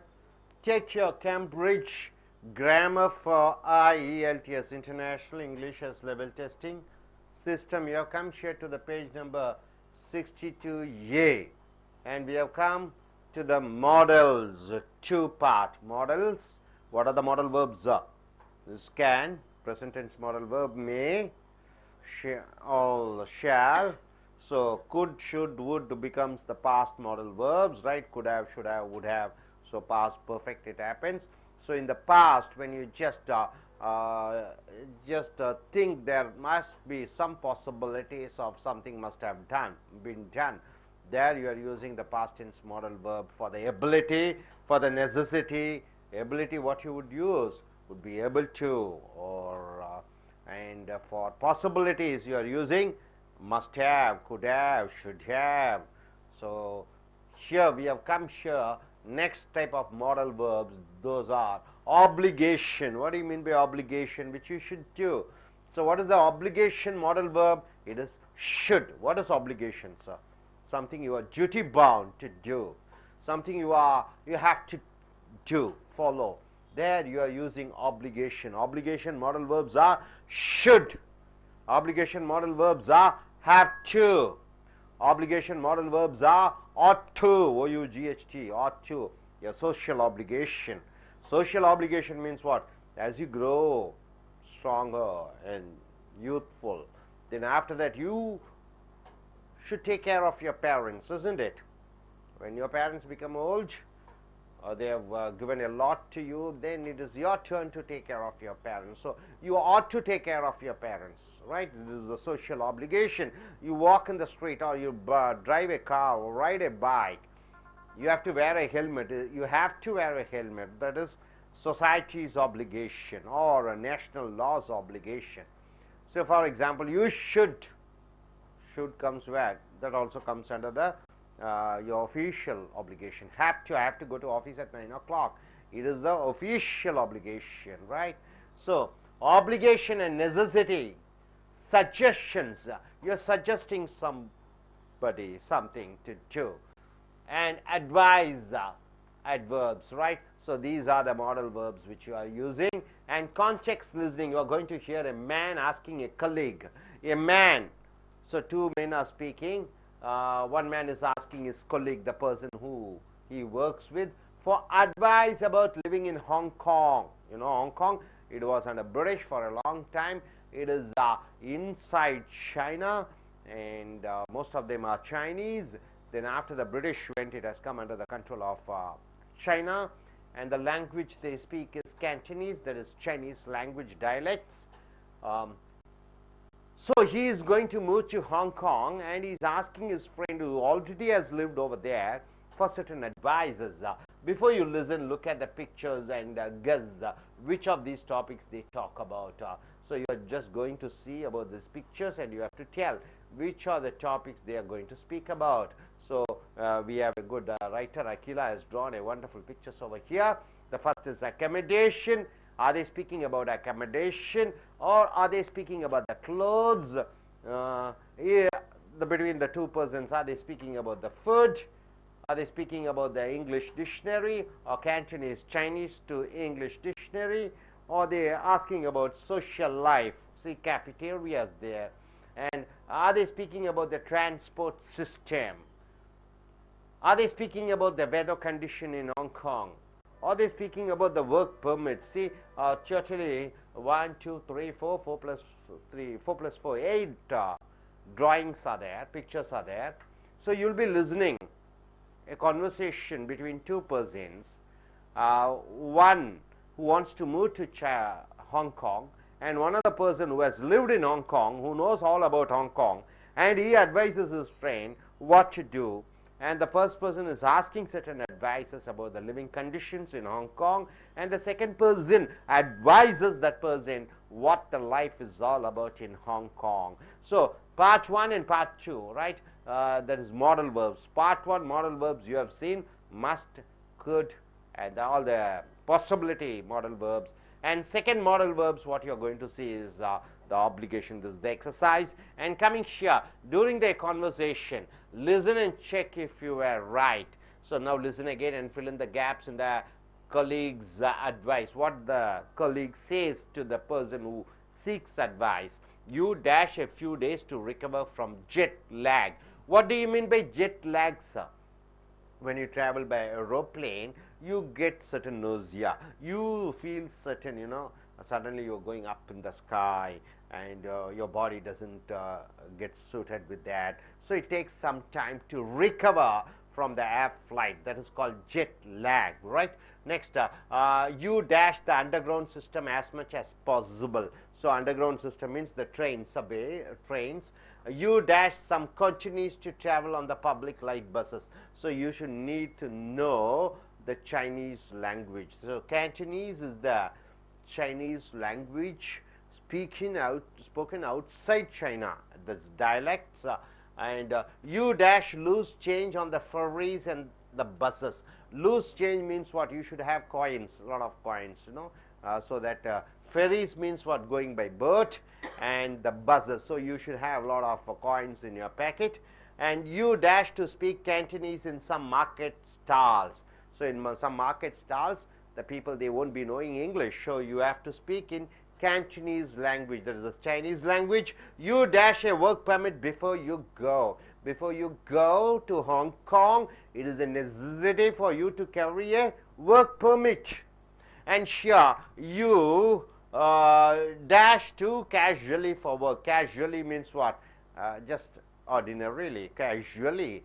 No, you have to give some special importance when you go to your office. Next, you dash any guidebooks in England. So any guidebook. So this gentleman is moving from England to Hong Kong.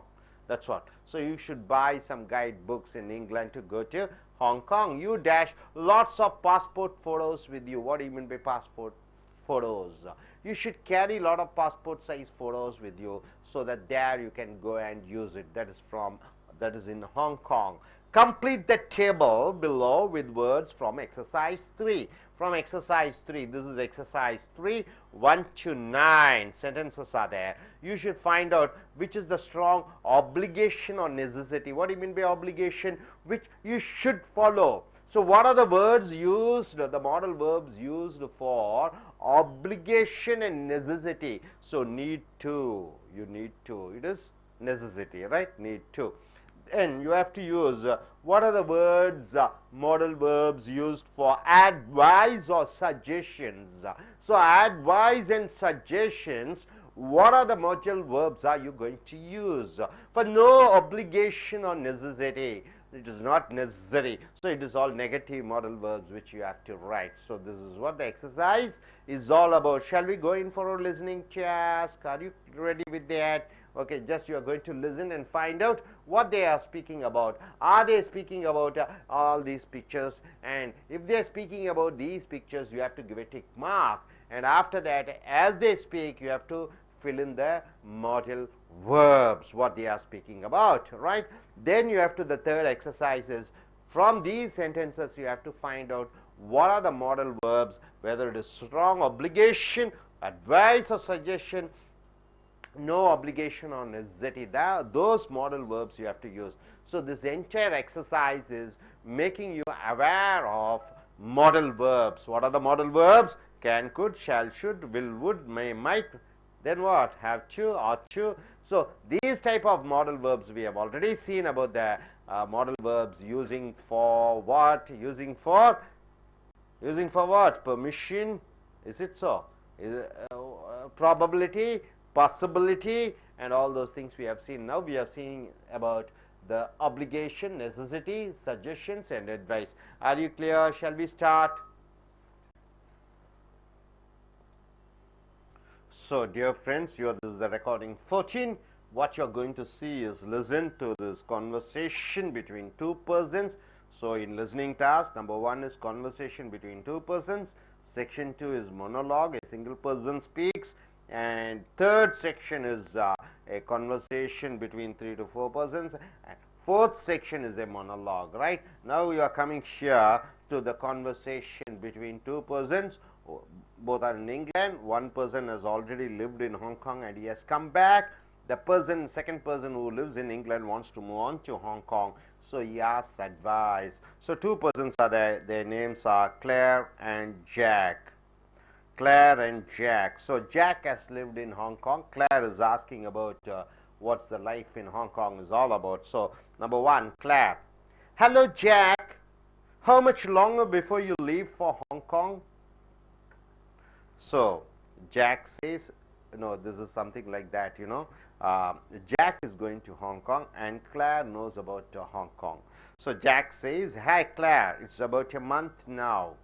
Actually, I could use a bit of advice. You used to live there, didn't you?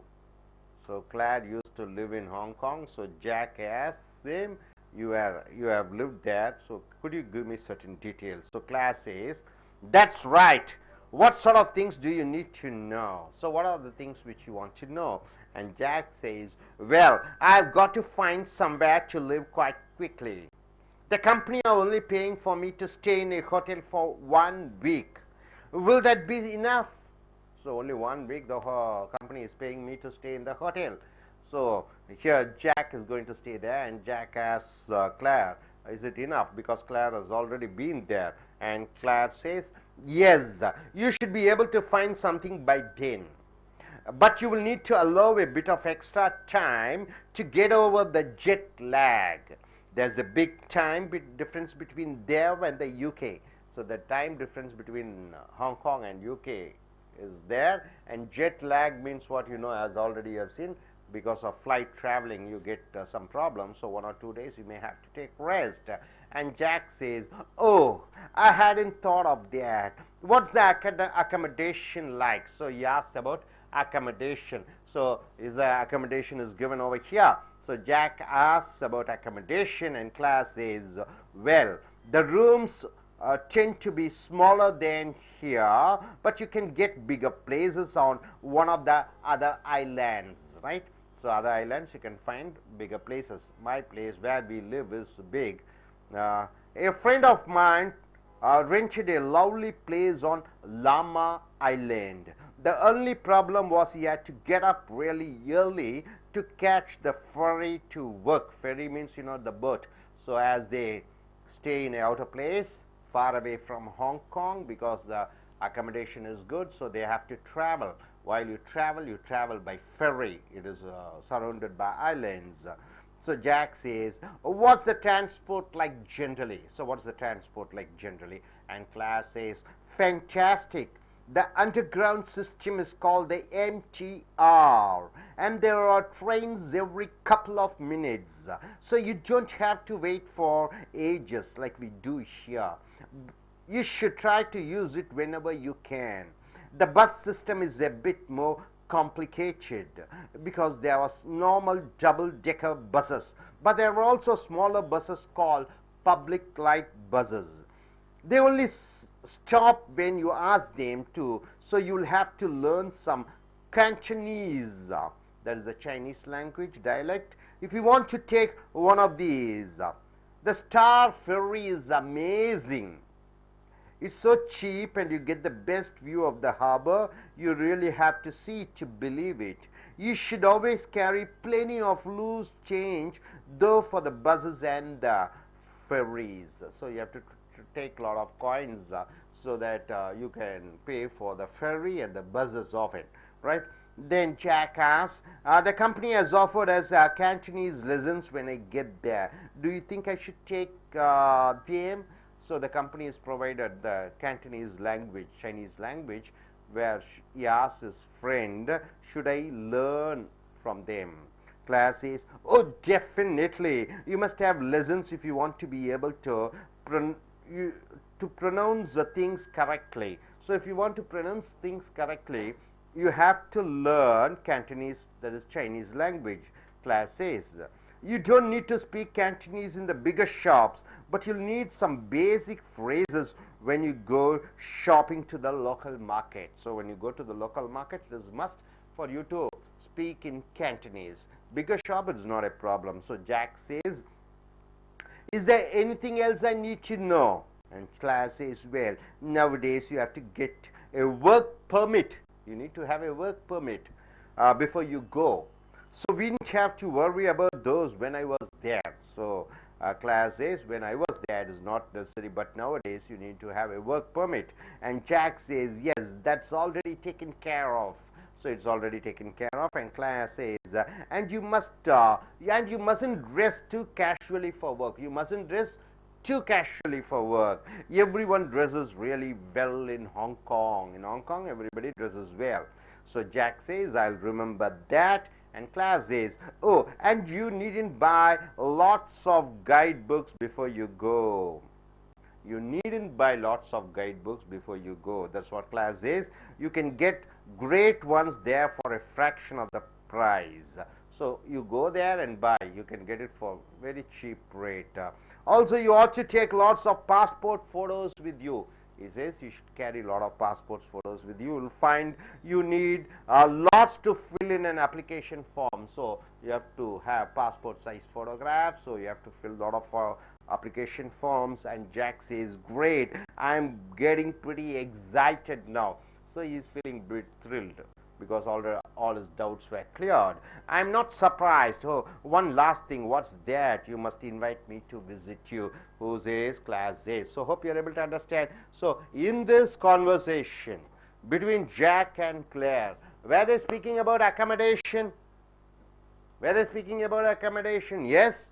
Yes, they were speaking about accommodation. Were they speaking about clothes? Accommodation, he says, what? You have to go and stay outside the island, far away, and accommodation are beautiful, and rooms are a bit smaller in Hong Kong, so you try to get a better accommodation outside, but only problem is you have to travel. So do they speak about clothes? Yes, he says Hong Kong people wear good dresses, so you have to wear neat dresses. Do they speak about food? No, they don't speak about food, so they don't speak about the food. Did they speak about the Cantonese English dictionary? Yes, they spoke about the Cantonese English dictionary. And did they speak about the social life how people enjoy club and parties and functions. Do they speak? Did they speak? No. So it is not. And did they speak about the transport system, about the buses and ferries? Yes, they have spoken about the transport system. Did they speak about the weather conditions over there? Is it cool or climate? No. No, they have not spoken, so it is not there. Did they speak about the work permits? Yes, definitely they spoke about the work permits. So this is what you will be listening, and you have to click the mark, right? Only once you will be hearing. Now, listen and check if you are right. Now, listen again and fill in the gaps in the colleague's advice. Colleague, who is the colleague? Jack and Claire. Who is going there? Jack is going there. Who is giving the advice? Claire is giving the advice. So, you.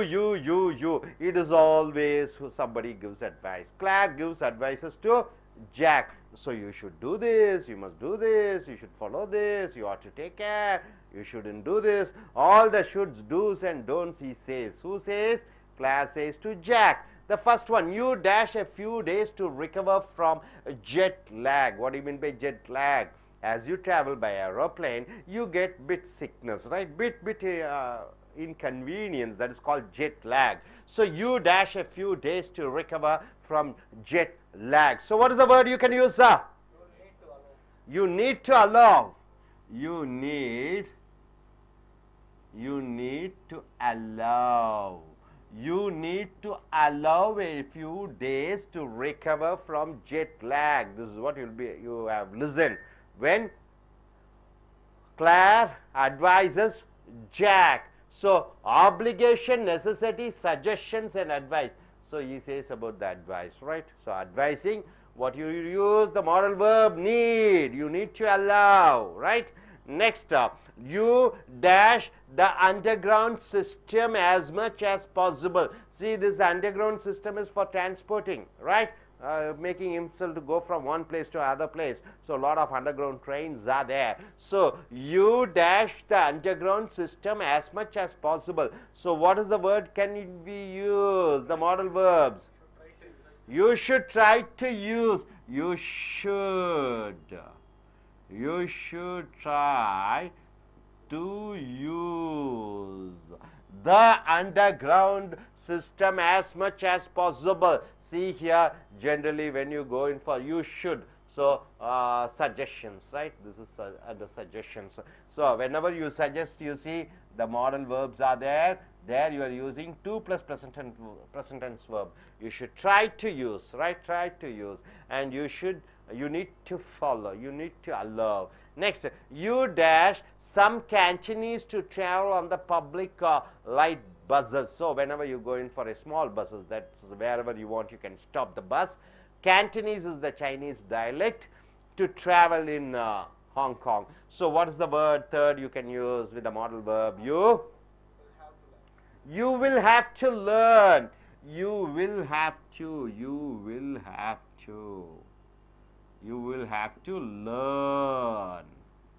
You will have to learn some Cantonese to travel on the public light buses. You will have to learn. This is the obligation. It's a must. You will have to. You will have to learn some Cantonese to travel on the public light buses. So whenever a friend is suggesting somebody, whenever a friend advising somebody, whenever a friend says to somebody, it is the social obligation which you have to do. When somebody says these are the things which are necessary for you to follow, then you are using these modal verbs plus to plus present tense verb, or you call it as infinite. Okay, you dash lose change on the ferries and the buses. So what happened? You take a lot of coins, lose currency, so that whenever you go by ferry, that is by boat or by bus, you should carry what? Coins, right? So what is the word you can use in for fourth? You dash should always. You should always carry. You should always carry loose change on the ferries. You should always carry. So this is also comes under obligation, sir. You should always carry loose change on the ferries and the buses. Now coming here to the fifth one, you dash to speak Cantonese in some market stalls. So in small shops, you should have to speak in Cantonese, that is Chinese dialect. Big shop, it is not necessary. That's what Claire says to Jack. So you dash to speak Cantonese in some market stall. So what is the word you can use? You will need to. You will need to. You will need to speak. You will need to speak. So it is a necessity. It comes under the necessity, right? Necessity.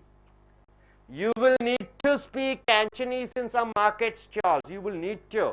So we have come here, obligation, necessity, suggestions and advice. Now coming here to the sixth one. You dash a work permit before you go. Before you go to Hong Kong, what you should have, work permit, to show the authorities that you carry a work permit. And also class says during his time it is not necessary, but now it is necessary. So what is that? You dash a work permit before you go. What's the answer? You can go, have to get a.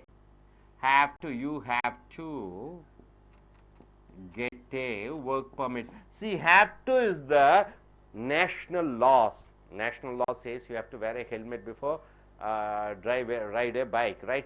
A national law says that you have to drive your car on the left hand side. The national law says that you have to pay the taxes, right? National law says you have to have a passport to go abroad, right? Have to means some obligation or necessity. Both you can come, both it comes under necessary and obligation. Now you dash to casually for work. So Claire says to Jack, dressing, you cannot dress casually and go, because Hong Kong people, they wear wonderful dresses. They give a lot of importance for dresses. So you dash to casually for work. Definitely it should be negative model. Must not dress. You must not dress too casually for work. Too casually you should not work. You should not wear. So it is a necessity. It comes under necessity. You must not dress too casually for work. Are you clear about it? Now coming here to the eighth sentence. You dash any guidebooks in England. So what is that? He says, see, mind you, he says in a negative term. He says in England, of course, a lot of books are there. So Jack asked Claire, shall I buy books from England? He says, no, you go there, go to Hong Kong. There you can buy a lot of books, are there, guides are there for very cheap rate. So it is not necessary for you to buy the guidebooks in England. During the conversation you would have heard. So what is that? We can fill it. You needn't buy. So he says you needn't buy. You need not buy any guidebooks in England. That's what he says, right? Now coming here to the next sentence. You dash lots of passports photos with you. So you are going to Hong Kong. So what do? You carry a lot of passport photos with you, he says, right? So what is the modal verb we shall use over here? You ought to take. You ought to take. So ought to means what? This is also like should. Ought to has more weightage. Ought to means it is your social obligation. You should take. So ought to stands like should. So you ought to take lots of passport photos with you when you go to Hong Kong. Claire says to Jack. So Claire says to Jack, you see, need to allow, should try to use, will have to learn, should always carry, will need, have to get, mustn't dress, needn't buy, ought to take. So he gives all the obligations, necessities, suggestions and advice.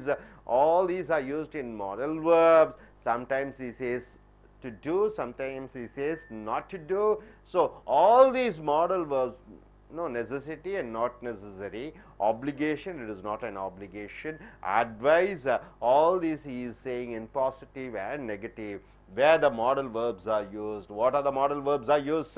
Need is used for necessity, should is used for obligation, will is used for necessity, should is used for obligation, will is used for necessity, have to, it is necessity, must not dress, it is an advice, need, necessity, ought to, it is obligation. So now the exercise here is complete the table below with words from exercise. So exercise 3, 1 to 9 sentences are there. You are dividing the modal verbs into strong obligation or necessary, must. Strong obligation means what? Very must. Something which is very important.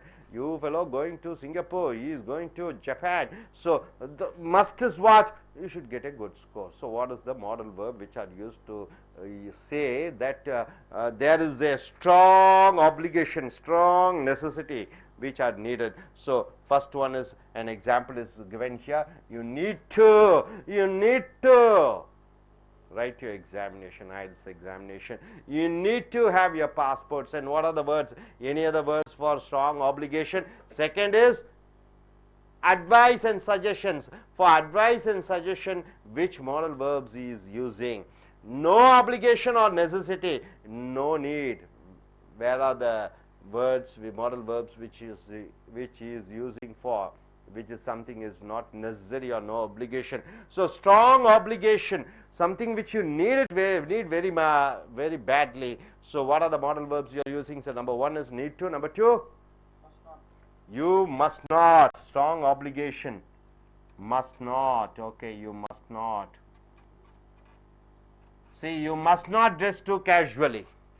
So it's a strong obligation. Any other word? Ought to. You ought to. You ought to take lots of passports. So ought to. You ought to. So it is a strong obligation. You ought to. Next. You have to. Where is the have to? See, have to is here. You have to. You have to. You have to.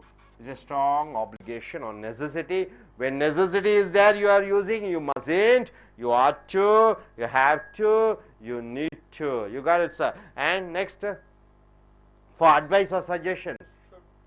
For advice and suggestions you are using, you should try to use the underground system. You are advising. Should. Should is used for advising. So for advising, what do you use? Should. You should try to behave properly. You should try to wear proper dresses. Okay. Next word. Ought to. Ought to is also used for advice. Ought to. You ought to. See, you ought to take lots of passports. So ought to is used for advice and strong obligation. Then any other word? Then for no obligation or necessity, it is not necessary at all. What is the word? Need not buy. So no obligation, it is not necessary. You need not.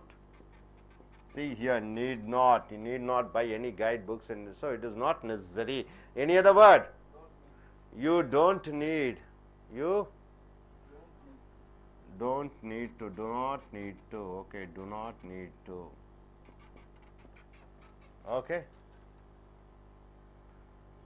You got it? Are you clear about it? So are you clear about this entire chapter, sir? This entire chapter says about what? Entire chapter says about the words used for obligation, modal verbs. The words used for modal verbs used for necessity. The modal verbs which are used for suggestions. The modal verbs which are used for advice. But earlier what you have seen, the modal verbs which are used for possibility, ability and necessity. But here you are using the modal verbs which are using for obligations, right? So this is what try to use it in your day-to-day conversation, day-to-day writing tasks also. It is not only for I.E.L.T.S practice, it is also for your day-to-day conversation. Hope you are able to get it. Are you clear? Yes. நண்பர்களே, as American I.E.L.T.S training சென்டருக்கு வரவேற்கிறோம். உங்களுடைய page number 62 எடுத்துக்கொள்ளுங்கள். Cambridge grammar for I.E.L.T.S page number 62 இதற்கு முந்தைய பாடம் என்ன பார்த்தீர்கள் என்று பார்க்கிற பொழுது மாடல் வினைச்சொற்கள். மாடல் வினைச்சொற்கள் எங்கே பயன்படுத்துகிறீர்கள்? பாசிபிலிட்டி என்றால் ஒன்று இப்படி நடந்திருக்கலாம். ப்ராபபிலிட்டி என்றால் இப்படியெல்லாம் நடந்திருக்கலாம். Possibility, probability. திறமை, ஏபிள் டு என்ற வார்த்தையை பயன்படுத்துகிறோம். அப்ப ஏபிள் டு, பாசிபிலிட்டி, வாய்ப்புகள் அதிகம் இருக்கிறது, இந்த மாதிரி நடந்திருக்கலாம். மஸ்ட் ஹேவ், குட் ஹேவ், அப்புறம் வுட் ஹேவ், வில், அதையெல்லாம் பார்த்தீர்கள். அப்ப நிகழ்கால மாடல் வினைச்சொற்கள் கேன் எங்க, கேன்ட் எங்க, மே எங்க, மைட் எங்க, மைட் நாட் எங்கே பயன்படுத்தக்கூடாது என்று பார்த்தீர்கள். இப்பொழுது புதிதாக வந்திருக்கக்கூடிய இந்த மாடல் வினைச்சொல் இரண்டாவது பாகத்திலே ஆப்ளிகேஷன் என்றால் என்ன? நீ கடன் பட்டிருக்கிறாய், நீ செய்ய வேண்டும். உன்னுடைய கடமை ஆப்ளிகேஷன், கடன் பட்டிருக்கிறாய், இதை செய்ய வேண்டும். ஆப்ளிகேஷன் உன்னுடைய கடமை, கடமையை குடிக்கக்கூடிய அந்த மாடல் வினைச்சொற்கள் எவை எவை? ஆப்ளிகேஷன் என்றால் கடன், கடமைப்பட்டிருக்கிறாய். நெசசிட்டி என்றால் என்ன? இது அத்தியாவசிய தேவையாக இருக்கிறது, நீ இது செய்ய வேண்டும் என்று. அடுத்து சஜஷன்ஸ் என்றால் என்ன? மற்றவர்களுக்கு நீ அறிவுரை கூறுகிறாய், சஜஷன். அடுத்தது அட்வைஸ் என்றால் என்ன? மற்றவர்களுக்கு அறிவுரை கூறுகிறாய். சஜஷனுக்கும் அட்வைஸுக்கும் என்ன? சஜஸ்ட்னா என்ன, அட்வைஸ்னா என்ன? சஜஸ்ட்னா இப்படி அப்படி அப்படி இப்படி என்று நான்கைந்து வழிமுறைகளை சொல்கிறாய், அதான் சஜஷன். அட்வைஸ் என்றால் முழு வீச்சாக ஒரு அறிவுரை கூறுகிறாய். சஜஷன்ஸ் என்றால் 4-5 மாற்று வழிகளை சொல்கிறாய். அட்வைஸ் என்றால் அறிவுரை கூறுகிறாய். சஜஷனுக்கு அட்வைஸுக்கும் புரிஞ்சதுங்களா வித்தியாசம்? ஸோ நண்பர்களே, இதுதான் இந்த மாடல் 2 14வது அந்த பயிற்சியினுடைய இந்த பாடத்தினுடைய பயிற்சி. ஸோ இப்போ கான்டெக்ஸ்ட் லிஸ்னிங். ஸோ பிரிட்டிஷ் ஆங்கிலம், கெனடியன் ஆங்கிலம், ஆஸ்திரேலியன் ஆங்கிலம், அமெரிக்க ஆங்கிலம், தாய்மொழியை ஆங்கிலமாக கொண்டிருக்கக்கூடியவர்கள் பேசுகிறார்கள் ஆங்கிலத்திலே. அது எந்த அளவு நீங்கள் புரிந்து கொள்கிறீர்கள் என்பதற்காகத்தான் I.E.L.T.S பார்ட் 1 லிசனிங் டெஸ்ட் என்று வைத்திருக்கிறார்கள். லிஸ்னிங் டெஸ்ட் என்றால் என்ன? அவர்கள் பேசக்கூடிய அந்த ஆங்கிலத்தை காது கொடுத்து கேட்டு சரியான விடையை எழுத வேண்டும். 4 பிரிவுகளாக பிரித்திருக்கிறார்கள். முதல் பிரிவிலே 2 நபர்கள் பேசுவார்கள், அது கான்வர்சேஷன். 2வது பிரிவிலே 1 நபர் பேசுவார். 3வது பிரிவிலே 2க்கும் மேற்பட்ட நபர்கள் பேசுவார்கள். 4வது பிரிவிலே 1 நபர் பேசுவார். அரை மணி நேரம் காது கொடுத்து கேட்கிறாய். 10 நிமிடங்கள் விடைகளை சரியாக எழுத வேண்டும். 9 மார்க்குகள் உங்களுக்கு கிடைக்கிறது. ஸோ கான்டெக்ஸ்ட் லிஸ்னிங்க்கு வந்திருக்கிறாய். இங்கே you are going to hear a man asking a colleague. Colleague என்றால் என்ன? சக வேலைக்காரன். உன் ஆபீஸ்ல வேலை செய்து கொண்டு இருக்கிறாய், உன் சக வேலைக்காரனை கொலீக் என்று சொல்கிறாய். ஃபார் அட்வைஸ் என்றால் என்ன? ஒரு அறிவுரை வேண்டும் என்பதற்காக. About living in Hong Kong. So 2 பேர் இங்கிலாந்தில் இருக்கிறார்கள். ஒரு நபர் ஹாங்காங் செல்ல இருக்கிறார். அவர் ஹாங்காங் செல்லக்கூடிய நபர் தன்னுடைய நண்பரிடம் கேட்கிறார், ஹாங்காங் வாழ்க்கை எப்படி இருக்கிறது? ஏனென்றால் அந்த நண்பர் ஏற்கனவே ஹாங்காங்கிலிருந்து வந்திருக்கிறார். ஸோ அந்த ஹாங்காங் சென்று வந்தவரிடம் அவர் நண்பர் கேட்கிறார், நானும் ஹாங்காங் செல்ல இருக்கிறேன், கொஞ்சம் சில அட்வைசஸ், அறிவுரைகளை கூற முடியுமா என்று கேட்க, before you listen, look at the picture and guess which of these topics they speak about. They speak about, talk about, they speak about. அப்ப எதை பற்றி பேசுகிறார்கள் என்பதை நீ சொல்ல முடியுமா என்று கேட்கிறார்கள். ஸோ 2 நபர்கள் பேசுகிறார்கள். இங்கே வரைபடம் வரையப்பட்டிருக்கிறது. இந்த வரைபடத்திலே அவர்கள் பேசக்கூடிய விஷயங்கள் எவை எவை இருந்தது? ஒன்று அக்கமடேஷன், எங்கே தங்குவது, அதை பற்றி பேசினார்களா? கிளாத்ஸ், உடைகளை பற்றி பேசினார்களா? உணவு, சாப்பாட்டை பற்றி பேசினார்களா? கண்டனீஸ் என்றால் சைனாவினுடைய மொழி, அந்த சைனீஸ் லாங்குவேஜை பற்றி பேசினார்களா? அல்லது சோஷியல் லைஃப், அங்கே வாழக்கூடிய மக்களுடைய சமுதாய பழக்க வழக்கங்களை பற்றி பேசினார்களா? டிரான்ஸ்போர்ட், போக்குவரத்தை பற்றி பேசினார்களா? வெதர், அங்கு இருக்கக்கூடிய சீதோஷண நிலைமையை பற்றி பேசினார்களா? அல்லது ஒர்க் பெர்மிட்ஸ், அங்கே வேலை செய்யக்கூடிய அனுமதிகளுக்காக பேசினார்களா என்று பார்க்கிற பொழுது அந்த 2 நபர்கள் ஜாக் அண்ட் கிளார் அங்கே தங்குவதற்காக பேசினார்கள். ஹாங்காங்கிலே தங்குவதற்கு இடமில்லை. சிறு ரொம்ப விலை அதிகமாக இருக்கும், ரொம்ப சிறு அறைகளாக இருக்கும். அது பக்கத்தில் இருக்கக்கூடிய தீவுகளுக்கு சென்று தங்கலாம். கிளாத்ஸ், ஹாங்காங் மக்கள் நன்றாக உடை அணிவார்கள் என்று சொல்லப்பட்டிருக்கிறது.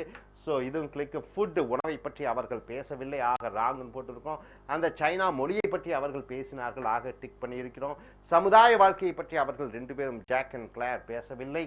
டிரான்ஸ்போர்ட், போக்குவரத்தை பற்றி பேசினார்கள், படகுகளை செல்ல வேண்டும், சிறு பஸ்ஸுகளிலே செல்ல வேண்டும். ஸோ அதனால கிளிக் பண்ணி இருக்கிறோம். வெதர், சீதோஷ்ண நிலைமை பற்றி அவர்கள் பேசவில்லை, அதனால ராங் போட்டு விட்டுறோம். ஒர்க் பர்மிட், அங்கே வேலை செய்வதற்கு அனுமதி, அதற்கு பேசினார்கள், ஆக நாம டிக் பண்ணி இருக்கிறோம். அடுத்தது, நீங்கள் அவர்கள் பேசி கொண்டிருக்கும் பொழுது இந்த ஜாக் என்பவன் ஜாக் கிளார்க் யாருக்கு அறிவுரை கூறுகிறார்? கிளார் வந்து ஜாக்கு அறிவுரை கூறுகிறான், அப்படித்தானே? அப்ப கிளார் என்ன சொல்லுகிறார்? You a few days to recover from jet lag. Jet and lag என்றால் என்ன? விமானத்தில் பயணம் செய்வதால் உடல் சோர்வாக இருக்கிறது, அதுதான் ஜெட் லேக். அப்ப இவர் என்ன அறிவுரை கொடுக்கிறார்? இங்க பாருங்க, எல்லாம் யூ யூ யூ என்று சொல்கிறார். அப்ப கிளார் ஜாக்குக்கு அறிவுரை கொடுக்கிறார், நீ இப்படி செய்ய வேண்டும், அப்படி செய்ய வேண்டும், இதை பின்பற்ற வேண்டும், அதை பின்பற்ற வேண்டும் என்று பல அறிவுரைகளை கூறும் பொழுது, you need to allow a few days to recover from jet lag. உன்னை நீயே அனுமதி அளித்துக் கொள்ள வேண்டும். இங்கிருந்து இங்கிலாந்திலிருந்து ஹாங்காங் பயணம் செய்கிறாய், உடல் சோர்வடைந்து விடும் விமான பயணத்தின் மூலமாக. ஆக உனக்கு நீயே ஓய்வெடுத்துக் கொள்ள அனுமதி அளிக்க வேண்டும். யூ நீட் டு அலோவ் என்ற அவர்களுடைய பேசக்கூடிய சம்பாஷணையிலே வருகிறது. ஸோ நீட் டு அலோவ் என்பது தேவை மாடல் வினைச்சொல்லாக வருகிறது. You should try to use the underground system or as much as possible. அந்த போக்குவரத்து சாதனங்களிலே அந்த ட்ரெயின் அண்டர் கிரவுண்ட் நிலத்துக்கு அடியிலே சென்று கொண்டிருக்கிறது. அதை எவ்வளவு தூரம் பயன்படுத்த முடியுமோ பயன்படுத்த வேண்டும். ஷுட் ட்ரை, இது ஆப்ளிகேஷனாக வருகிறது, ஒரு சமுதாய கடமையாக இருக்கிறது. You will have to learn some Cantonese to travel on the public buses. அப்போ பஸ்ஸஸில் செல்லும் பொழுது சைனா மொழிகளை சில கற்றுக்கொண்டாக வேண்டும். யூ வில் ஹேவ் டு, இதுவும் ஆப்ளிகேஷன், கண்டிப்பாக நீ தெரிந்திருக்க வேண்டும் என்று இந்த கிளாஸ் சொல்கிறார். You should always carry loose change on the ferries and the buses. Ferries என்றால் படகு பயணங்கள். படகு பயணங்களிலும் பஸ்ஸில் பயணம் செய்யும் பொழுது பேக்கெட்டில் நாணயங்களை நீ வைத்திருக்க வேண்டும். யூ ஷுட் ஆல்வேஸ் கேரி, எப்பொழுதுமே நீ எடுத்துச் செல்ல வேண்டும். You will need to speak Cantonese in some market stalls. அங்கே இருக்கக்கூடிய சிறு சிறு கடைகளிலே அந்த கேண்டனீஸ் மொழியை நீ பேச வேண்டிய தேவை இருக்கும். வில் நீட் என்று போட்ட வேண்டும். You have to get a work permit before you go. அரசாங்க சட்ட திட்டத்தை பின்பற்றும் பொழுது ஹேவ் டு என்று போட வேண்டும். ஹேவ் டு கெட், அப்போ வேலை அனுமதி பெற்றாக வேண்டும். You must not dress too casually for work. ஹாங்காங்கில் நன்கு உடை அணிந்து கொண்டு வேலைக்கு செல்வார்கள். ஆக நீ நல்ல உடையை உடுத்த வேண்டும். யூ மஸ்ட் நாட் ட்ரெஸ், அப்போ ரொம்ப கேஷுவலாக உடை உடுத்தக்கூடாது. You need not buy any guide books in England. இங்கிலாந்தில் நீ புஸ்தகம் வாங்க தேவையில்லை, அது ஹாங்காங்கில் சென்று வாங்கலாம். நீட் நாட் பை என்று போட்டு விடுகிறார்கள். You ought to take lots of passport photos with you. போகும் பொழுது நிறைய பாஸ்போர்ட் ஃபோட்டோக்களை நீ எடுத்து செல்ல வேண்டியது உன் கடமையாக இருக்கிறது. Add to. ஸோ இங்கே பார்த்தீங்கன்னா need to, should, will, have to, mustn't, need, ought to போன்று மாடல் வினைச்சொற்களை போடுகிறாய். அடுத்து ஸ்ட்ராங் ஆப்ளிகேஷன், கண்டிப்பாக ஒன்று செய்ய வேண்டும் என்ற பிரிவிலே, அட்வைஸ் அறிவுரை சொல்லும் பொழுது அந்த பிரிவிலே, இங்கே தேவையில்லை என்று சொல்லக்கூடிய என்னென்ன வார்த்தை என்பது இந்த 1லிருந்து 9 வரைக்கும் நீங்கள் எடுத்து அதை போட்டு விடுகிறீர்கள். இங்கே must not, ought to, have to, இவையெல்லாம் கண்டிப்பாக நீ ஒன்றை செய்ய வேண்டும் என்று சொல்கிற பொழுது, ஒருவருக்கு அறிவுரை சொல்லும் பொழுது should, ought to, தேவையில்லை என்று சொல்லும் பொழுது need not, don't need to. So நண்பர்களே, இந்த மாடல் வினைச்சொற்கள் மற்றவர்களுக்கு அறிவுரை சொல்லும் பொழுது, மற்றவர்கள் இப்படித்தான் நடந்து கொள்ள வேண்டும் என்று சொல்கிற பொழுது, மற்றவர்களுக்கு கருத்துக்களை கூறும் பொழுது இந்த மாதிரி மாடல் வினைச்சொற்களை பயன்படுத்துகிறாய். இதை உன்னுடைய எழுத்தாங்கிலத்திலும் பேச்சாங்கிலத்திலும் IELTSல மிக மிக முக்கியமான ஒரு பாகம் இந்த மாடல் வினைச்சொற்கள். இதை நன்கு அறிந்து தெரிந்து நீ அடுத்து வரக்கூடிய வீடியோக்களில் மற்றவைகளை பார்ப்போம். Thank you very much. American IELTS Training Center. Take your page number 62B, the Cambridge Grammar for I.E.L.T.S, International English Level Testing System. You have come here to the modal verb 2. Modals 2. Modals 1, what we have seen yesterday is the modals relating to possibility. What are the possibility modals? Can, could, possibility, may, can't, couldn't, may not, and the modal verb, ability modal verb, what is that? Able to. So we have seen modal verbs about the possibility, probability, ability, possibility. Now we have come here to the modal verbs 2. This is the second division of modal verb. These modal verbs deal with should, obligation, you should, what is that? You should wear the uniform, you have to come to office in time, you must obey the rules and regulations, right? So should, have to, must, shouldn't, mustn't, have not to. So these are the modal verb number 2 part which you are going to see. So grammar, we use expressions of obligation. Expressions means what? You express through what?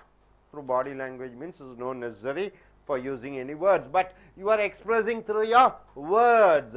The expressions of obligations and necessity. when there is a need to do something. What do you mean by obligation, sir? Obligation is you must do something. You are obliged to do that thing. Obligation comes from the verb oblige. Oblige means what? You are bound to. Your duty bound to. It is your duty. Then it is called obligation. So the obligation modal verb is should. Now, obliged, you are duty bound. It's your duty to do something. There you are using should. Necessity, it is a necessity for you to do something. There you are using the modal verb should. Obligation, necessity, have to. Necessity. When the must, it is also used for obligation and necessities. When there is a need to do something. When there is a need to do something, then you are using the obligation modal verbs. This need can be internal. What do you mean by internal? The speaker feel it is necessary. Is internal. Inside you, it is necessary. Inside you, it is necessary. It is necessary for you. I must, I have to, I should. It is the internal needs. Able to understand? Or external. What is external? Rules or the situation make it necessary. I take a car and go. I should follow the rules and regulations, right? Indian government, I have to pay the taxes. Office, they make a law that 9 o'clock I should come to the office. So external law, internal law. What is internal law, sir? I should do exercise. I should eat nice food. I should take bath daily. I must go to gym. This is internal. External means it is made by outside, right, sir? So your obligation modal verbs you are using for internal and external users, right, sir? Now coming here, obligation and necessity. Obligation means what? Your duty bound. It is a necessity. The verbs must, must not, have to, have got to, have got to, have got to, and need to expresses obligation and necessary. So what are the words which are used for obligation and necessary, sir? Must, must not, have to, have got to, need to. So all these modal verbs are used for expressing obligation and necessity. Necessity. Have got to, have got to, need to, should, mustn't, must, right, sir? See, you will need to allow a bit of extra time to get over jet lag. What do you mean by jet lag, sir? You go by aeroplane, you get a bit of tiredness and you need some time to get over this, uncomfortability. So, it is, you'll need to. So, need to is the necessity, obligation. You have to. See, you have to get a work permit before you go.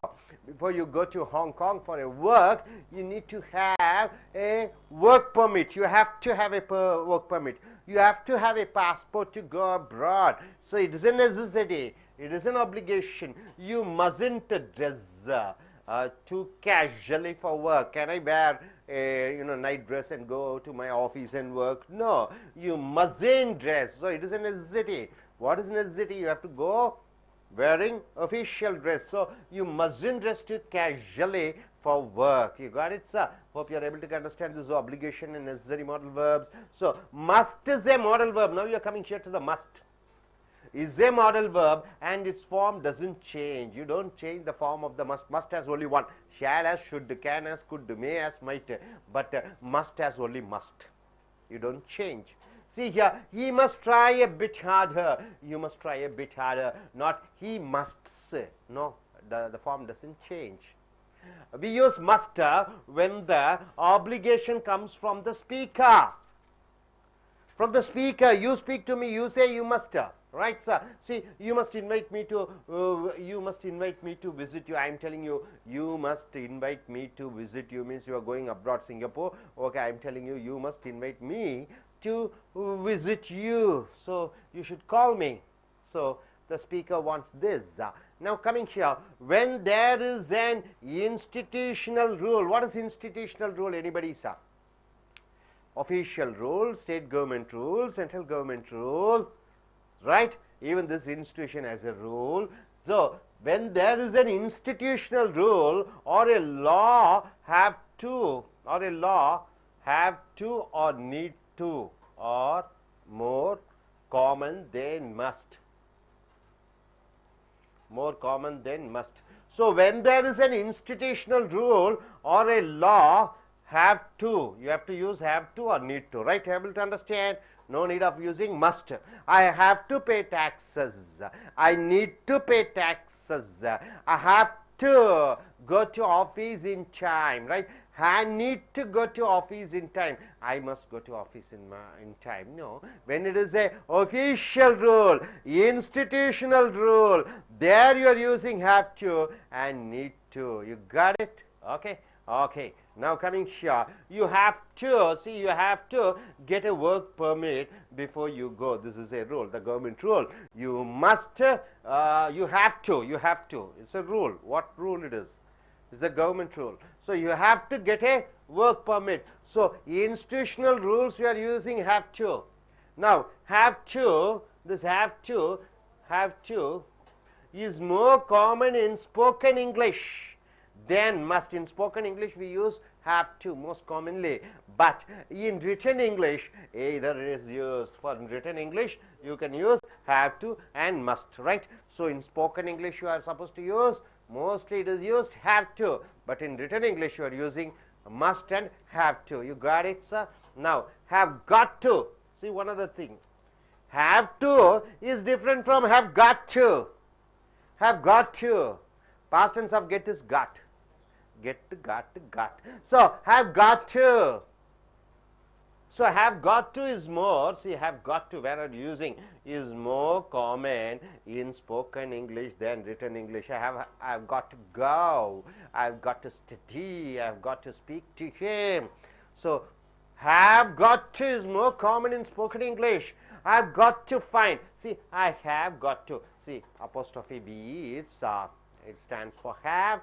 To find somewhere to live quite quickly. I have to find somewhere to live quietly. So, hope you are able to understand. I have got to. So, what you have seen, have to, I need to, I have got to, I have got to, I need to, I have to is most used in spoken English, and I must and I have to is used in written English. Whenever you are following the official laws there, you are using I have to. Institutional laws you are using I have to. Must is not commonly used. Hope you are able to understand the right side. Coming here to the left side, must. Now coming here, must. Must is usually used on signs, notices and printed information. So, you get a printed information, sir. Somebody is writing. They don't use you have to, they say you must, right? So, here all employees have to know must hold a, see, must hold a valid work permit, must. All employees must have a valid passport. All employees must have a work permit. So, must is used for what? When something is put up in the notice board, when something is given you in written form, there you are using must. Now, coming here, to talk about obligation, see, obligation and necessity. Necessity means what? Obligation, you know, it is your duty to do certain things. Necessity, it is also something very necessary in the present, not in the past, in the present. Then we can use must, have to, have got to, need to. When the obligation and necessity is in the present, now, then you have to use must, mustn't, have to, have got to, or need to. I mustn't wear this dress for a party like this. When a party is going on to a beach, I mustn't wear this coat and suit. For what? To beach. Beach for relaxation, you could just go with a casual wear. It is not necessary for you to wear coat and suit. So, I must wear coat and suit for the party. I have to wear coat and suit for today's party. I have got to wear a coat and suit for today's party. I need to wear a coat and suit for today's party. So all these verbs are used, modal verbs are used for obligation and necessity in the present. I have to take care of my family. I must take care of my family. Now we use have to or need to with past and future tenses. See, we are using have to and need to. Have to and need to with past and future present tenses. Future tenses. See, for present tenses you are using must, mustn't, have to, have got to, need to. For the past you are using have to, need to with the past and future. For the past and future you are using only these two, have to and need to. For present you are using must, mustn't, have got to, need to. For past and future you are using only these two, have to, need to. See, you will have to, for future, you will have to learn some Cantonese. What do you mean by Cantonese? It is a Chinese dialect. It is a Chinese language, right? Spoken in Hong Kong and other parts, maybe even in Malaysia, Singapore. So the Chinese who speak outsiders, they speak this Cantonese. It is Chinese dialect. You will have to learn some Cantonese. Not, you don't use, you will must learn. You will must learn Cantonese. No. What do you use? You have to learn. You will have to learn. You will have to learn. You will need to learn, right? You don't use, you will must learn. You will must learn. Wrong. So for future and past tense, you are using have to and need to. For present tense, must, mustn't, have to, have got to, or need to. You got it? Okay, now coming here. He had to get up.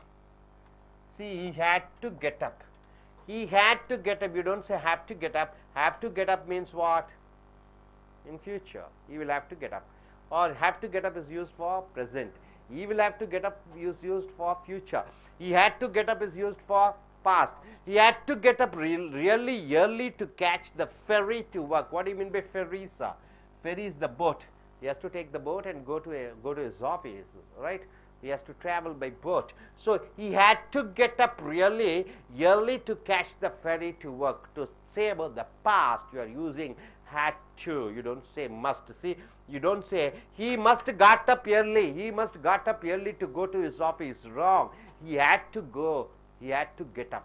Had to get up. Got it? So must is used only for the present. For future and past obligation, you have to use had to. Have to, will have to, right? Now, we don't usually make questions with must and ought to. What do you mean by ought to? Ought to means it is like should. It is your obligation. I ought to take care of my parents. So, we do not usually make questions. Questions is not used with must and ought to. You do not form a sentence using must and ought to for questions, right? See, for example, what sort of things do you need to know? What all you want to know? What all things do you need to know? What all things do you need to know? Need is coming. What all things do you must to know? What all things do you must know? No. Do you need to know? For questions, you are not using must. See, not what sort of things must you ought to know. Must you or ought you to know? Wrong. Both are wrong. Must you or ought you to know. So for questions you are not using must. For questions you are not using ought to. You have to use what? Need. What else you need to know? What else you need to know? What else you must need to know? Wrong. What else you must know? Wrong. Now, no obligation. No obligation. We use not have to. Suppose it is not necessary for you to attend the marriage. It is not necessary for you to take care of somebody. It is not necessary for you to help me. Then you are using what? That is no obligation. We use not have to. Not have to. Need, not need to. You can use not need to. Either you can use not have to or not need to. And needn't, you can use needn't. Needn't. To suggest that there is no obligation. There's no obligation or no necessity is not there to do something. When something is not necessary for you to do, something which you are not obliged to do, then you are using not have to, not need to, and need it. You are not using mustn't, right? You see here suggests that there is no obligation or necessary to do something. You needn't buy lots of guidebooks before you go. Suppose if you go according to that earlier chapter, what you have seen is two persons, one is Jack and one is Charlie. One person wants to go to Hong Kong, and one of the fellows suggests you go to Hong Kong, no need to buy any guidebooks over here in London. You go there and purchase. He says you needn't buy lots of guidebooks before you go.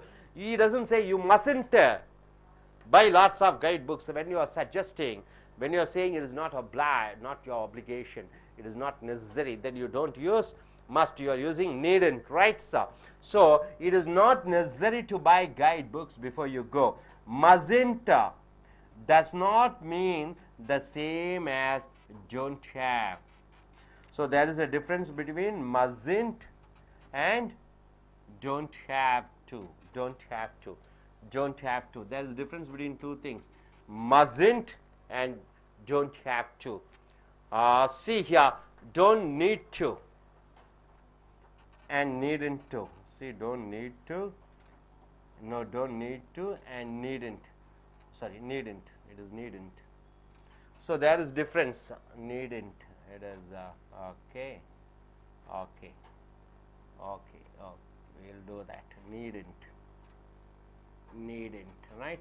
So there is a difference between mustn't, don't have to, don't need to, and needn't. See, these all three things comes under one thing: don't have to, don't need to, and needn't.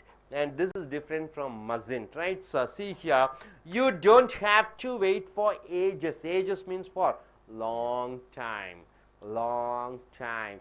You don't have to wait for ages. You don't say it is not necessary to wait. It means it is not necessary to wait. You mustn't wait here. No, it is not allowed to wait here. There is a difference between, see, you say you mustn't wait here. This is a different meaning. You mustn't wait here.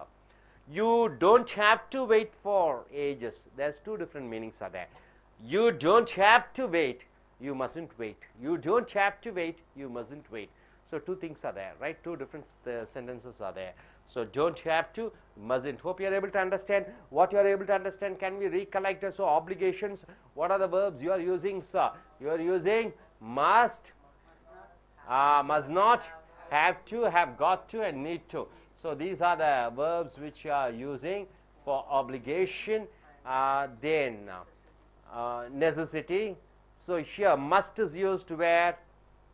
Must is used where do you use have to? Have to is used when it is something, it is the institutional laws, you are using have to. Then we have seen must is used only for present and it is not used for past and future. Must and mustn't is used only for present tense. Then you have seen have got to, it is also used. So mustn't is not equal to needn't and haven't and not have to do, not have to. Needn't have to, needn't have to, have got to. So all these differences are there. So obligation and necessity. Obligation and necessity, there are two things. One is internal obligation and internal necessity, external obligation and external necessity. For all these things you are using, what are the things you are using? Must, mustn't, have to, have got to, and need to. You are able to understand, sir? Must doesn't change in the modal verb must doesn't change. Then have to, have got to. So in written English we mostly, in spoken English mostly we use have to and have got to. Mustn't is used mostly in written English, right? And in notice boards and signs, when somebody is ordering something, there you are using must, there they don't use have to. And for present tense, you are using mustn't, needn't, or must, have to, have got to. But for past and future, you are using have to, have got to, need and need I need to, right? Able to understand? Yes, sir. நண்பர்களே, ace American ஐஎல்ஸ் வகுப்புகளுக்கு உங்களை வரவேற்கிறோம். உங்களுடைய Cambridge grammar for ஐஎல்ஸ் புக்கை எடுத்துக்கொள்ளுங்கள். Page number 62B வந்திருக்கிறீர்கள். Model வினைச்சொற்கள் 2வது பாகம். முதல் பாகத்தில் என்ன பார்த்தீர்கள்? முதல் பாகத்தில் கேன், குட், அப்புறம் கேனு, குட்டு, மே, மைட்டு, அதுக்கப்புறம் மஸ்ட், அதுக்கப்புறம் வில்லு, wood, could, couldn't, couldn't, may not, இவைகள் எல்லாம் எதற்கு பயன்படுத்தப்படுகிறது என்று பார்க்கிற பொழுது, பாசிபிலிட்டி என்றால் என்ன? தன்னால் முடியக்கூடிய திறமைகளை வெளிப்படுத்தும் பொழுது மே, மைட், இறந்த காலத்திலே சொல்லும் பொழுது might, could, should, I might have, could have, should have. Rajaraja Cholan காலத்திலே, அந்த காலத்திலே ராஜராஜ சோழன் அந்த மாதிரி கட்டி இருந்திருக்கலாம். I could have, I should have, I might have. இறந்த காலத்திலே நிகழ்காலத்தை சொல்லும் பொழுது, நிகழ்காலத்திலே பாசிபிலிட்டி சொல்லும் பொழுது can, may, will. Possibility, ability திறமை, ப்ராபபிலிட்டி ஒருவேளை நடக்கக்கூடிய தன்மை. அதற்கு நாம் அந்த மாடல் வினைச்சொற்களை பார்த்தோம்.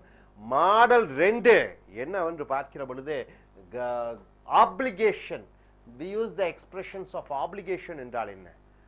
உங்களுடைய ஆப்ளிகேஷன், கடன் பட்டிருக்கிறீர்கள், ஒன்று செய்வதற்கு நீங்கள் கடன் பட்டிருக்கிறீர்கள், அது செய்வது உங்களுடைய கடமையாக இருக்கிற பொழுது ஆப்ளிகேஷன். நெசசிட்டி என்றால் என்ன? அது செய்ய வேண்டியது உங்கள் தேவையாக இருக்கிறது, நெசசிட்டி. அப்ப இந்த ஆப்ளிகேஷனும் நெசசிட்டியும் நீட் டு டூ சம்திங், ஏதோ ஒன்று செய்ய வேண்டும் மற்றவர்களுக்கு அல்லது உங்களுக்கு. This need can be internal, இந்த தேவை. அப்ப தேவை, நீடு பாருங்க, நீடுனா தேவை. இந்த நீடு வந்து இன்டர்னல் என்றால் என்ன? உங்களுக்குள்ள ஒரு தேவையாக இருக்கலாம். காலையில் எந்திரிச்சு பல்லு விளக்கணும், I need to brush my teeth, I must take bath, I have to go to my office. இதெல்லாம் உங்கள் இன்டர்னல் தேவையாக இருக்கிறது. எக்ஸ்டர்னல் தேவை என்ன? எக்ஸ்டர்னல் என்றால் rules are the situations make it necessary. Bike எடுக்கிறீங்க, அது எக்ஸ்டர்னல் ரூல்ஸை ஃபாலோ பண்ணணும். என்ன எக்ஸ்டர்னல் ரூல்ஸு? ஹெல்மெட் போடணும், I have to wear the helmet. Left சைடில் தான் டிரைவ் பண்ணணும், I have to drive on the left side of the road. இது வந்து எக்ஸ்டர்னல் லா. இன்டர்னல் லாவுக்கும் எக்ஸ்டர்னல் லாவுக்கும் நீங்கள் செய்ய வேண்டிய தேவைகளை பற்றி சொல்லும் பொழுது இந்த மாடல் வேர்புகளான எவை எவை என்று பார்க்கிற பொழுது மஸ்ட் கண்டிப்பாக, மஸ்ன்ட் கண்டிப்பாக தேவையில்லை. ஐ ஹாவ் டு, ஹாவ் டு என்றால் என்ன? அது பிறகு பார்க்கலாம். Have got to, need to தேவையாக இருக்கிறது ஒன்று செய்ய. ஹாவ் டு என்று பார்க்கிற பொழுது சட்ட திட்டங்களை பின்பற்றுகிற பொழுது ஹாவ் டு.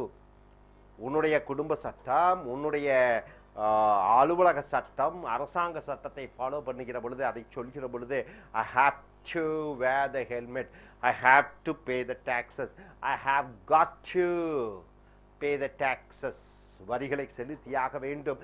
அப்ப எக்ஸ்டர்னல் லாஸை பற்றி சொல்லும் போது have got to, need to express obligation. Obligation என்றால் என்ன? கடன் பட்டிருக்கிறாய் ஒன்று செய்வதற்காக. நெசசிட்டி, அது ஒரு தேவையாக இருக்கிற பொழுது இந்த மாடல் வினைச்சொற்களை பயன்படுத்துகிறார். You will need to allow a bit of extra time to get over jet lag. Jet lag என்றால் என்ன? ஏரோப்ளேனில் பயணம் செய்கிறீர்கள், பயணம் செய்கிற பொழுது சோர்வடைந்து விடுகிறீர்கள், 2 நாள் ஓய்வு தேவை அல்லது 5 மணி நேரம் ஓய்வு தேவை, அதான் ஜெட் லேக் என்று சொல்லுகிறோம். ஜெட்னா ஏரோப்ளேன். ஏரோப்ளேனில் செல்வதனால் கிடைக்கக்கூடிய உடல் சோர்வை jet lag. You will need to, இன்னொருத்தர் அறிவுரை சொல்றார், உனக்கு தேவையாக இருக்கிறது. என்ன தேவையாக இருக்கிறது? ரெஸ்ட் எடுக்கணும். You need to take rest. அடுத்தது you have to get a work permit before you go. வெளிநாட்டுக்கு போகிறார், ஹாங்காங்கிலே போய் வேலை செய்வதற்காக போகிறார், அங்கே ஒர்க் பர்மிட் தேவை, அது அந்த நாட்டினுடைய சட்டம். அப்ப என்ன சொல்லுகிறான்? மற்றவர்களிடம் சொல்லும் பொழுது அது சட்டமாக நீ பின்பற்ற வேண்டிய தேவையாக இருக்கிறது என்று சொல்லும் போது you have to get a work permit, you have to get a passport, you have to get a licence, you have to attend the interview. அப்ப சமுதாய சட்டமாக இருக்கிற பொழுது, அரசாங்க சட்டமாக இருக்கிற பொழுது நீ பின்பற்ற வேண்டும் என்று சொல்கிற பொழுது have to, need to, have to. அடுத்தது you mustn't dress too casually for work. இங்கே வருகிறீர்கள், லுங்கியுடன் வந்தால் தவறு. You mustn't dress too casually for work. வேலைக்கு செல்கிற பொழுது நீ யதார்த்தமாக சௌகரியமான உடையை அணியக்கூடாது. ஒஃபிஷியல் வேர் அதை பயன்படுத்த வேண்டும். ஸோ இதை புரிந்திருப்பீர்கள் என்று நினைக்கிறேன். Application and necessity, must, mustn't, have to, have got to, need to. புரிந்து கொண்டீர்களா? அடுத்தது பார்த்தீர்கள் என்றால் must. Must is a modal verb and its form doesn't change.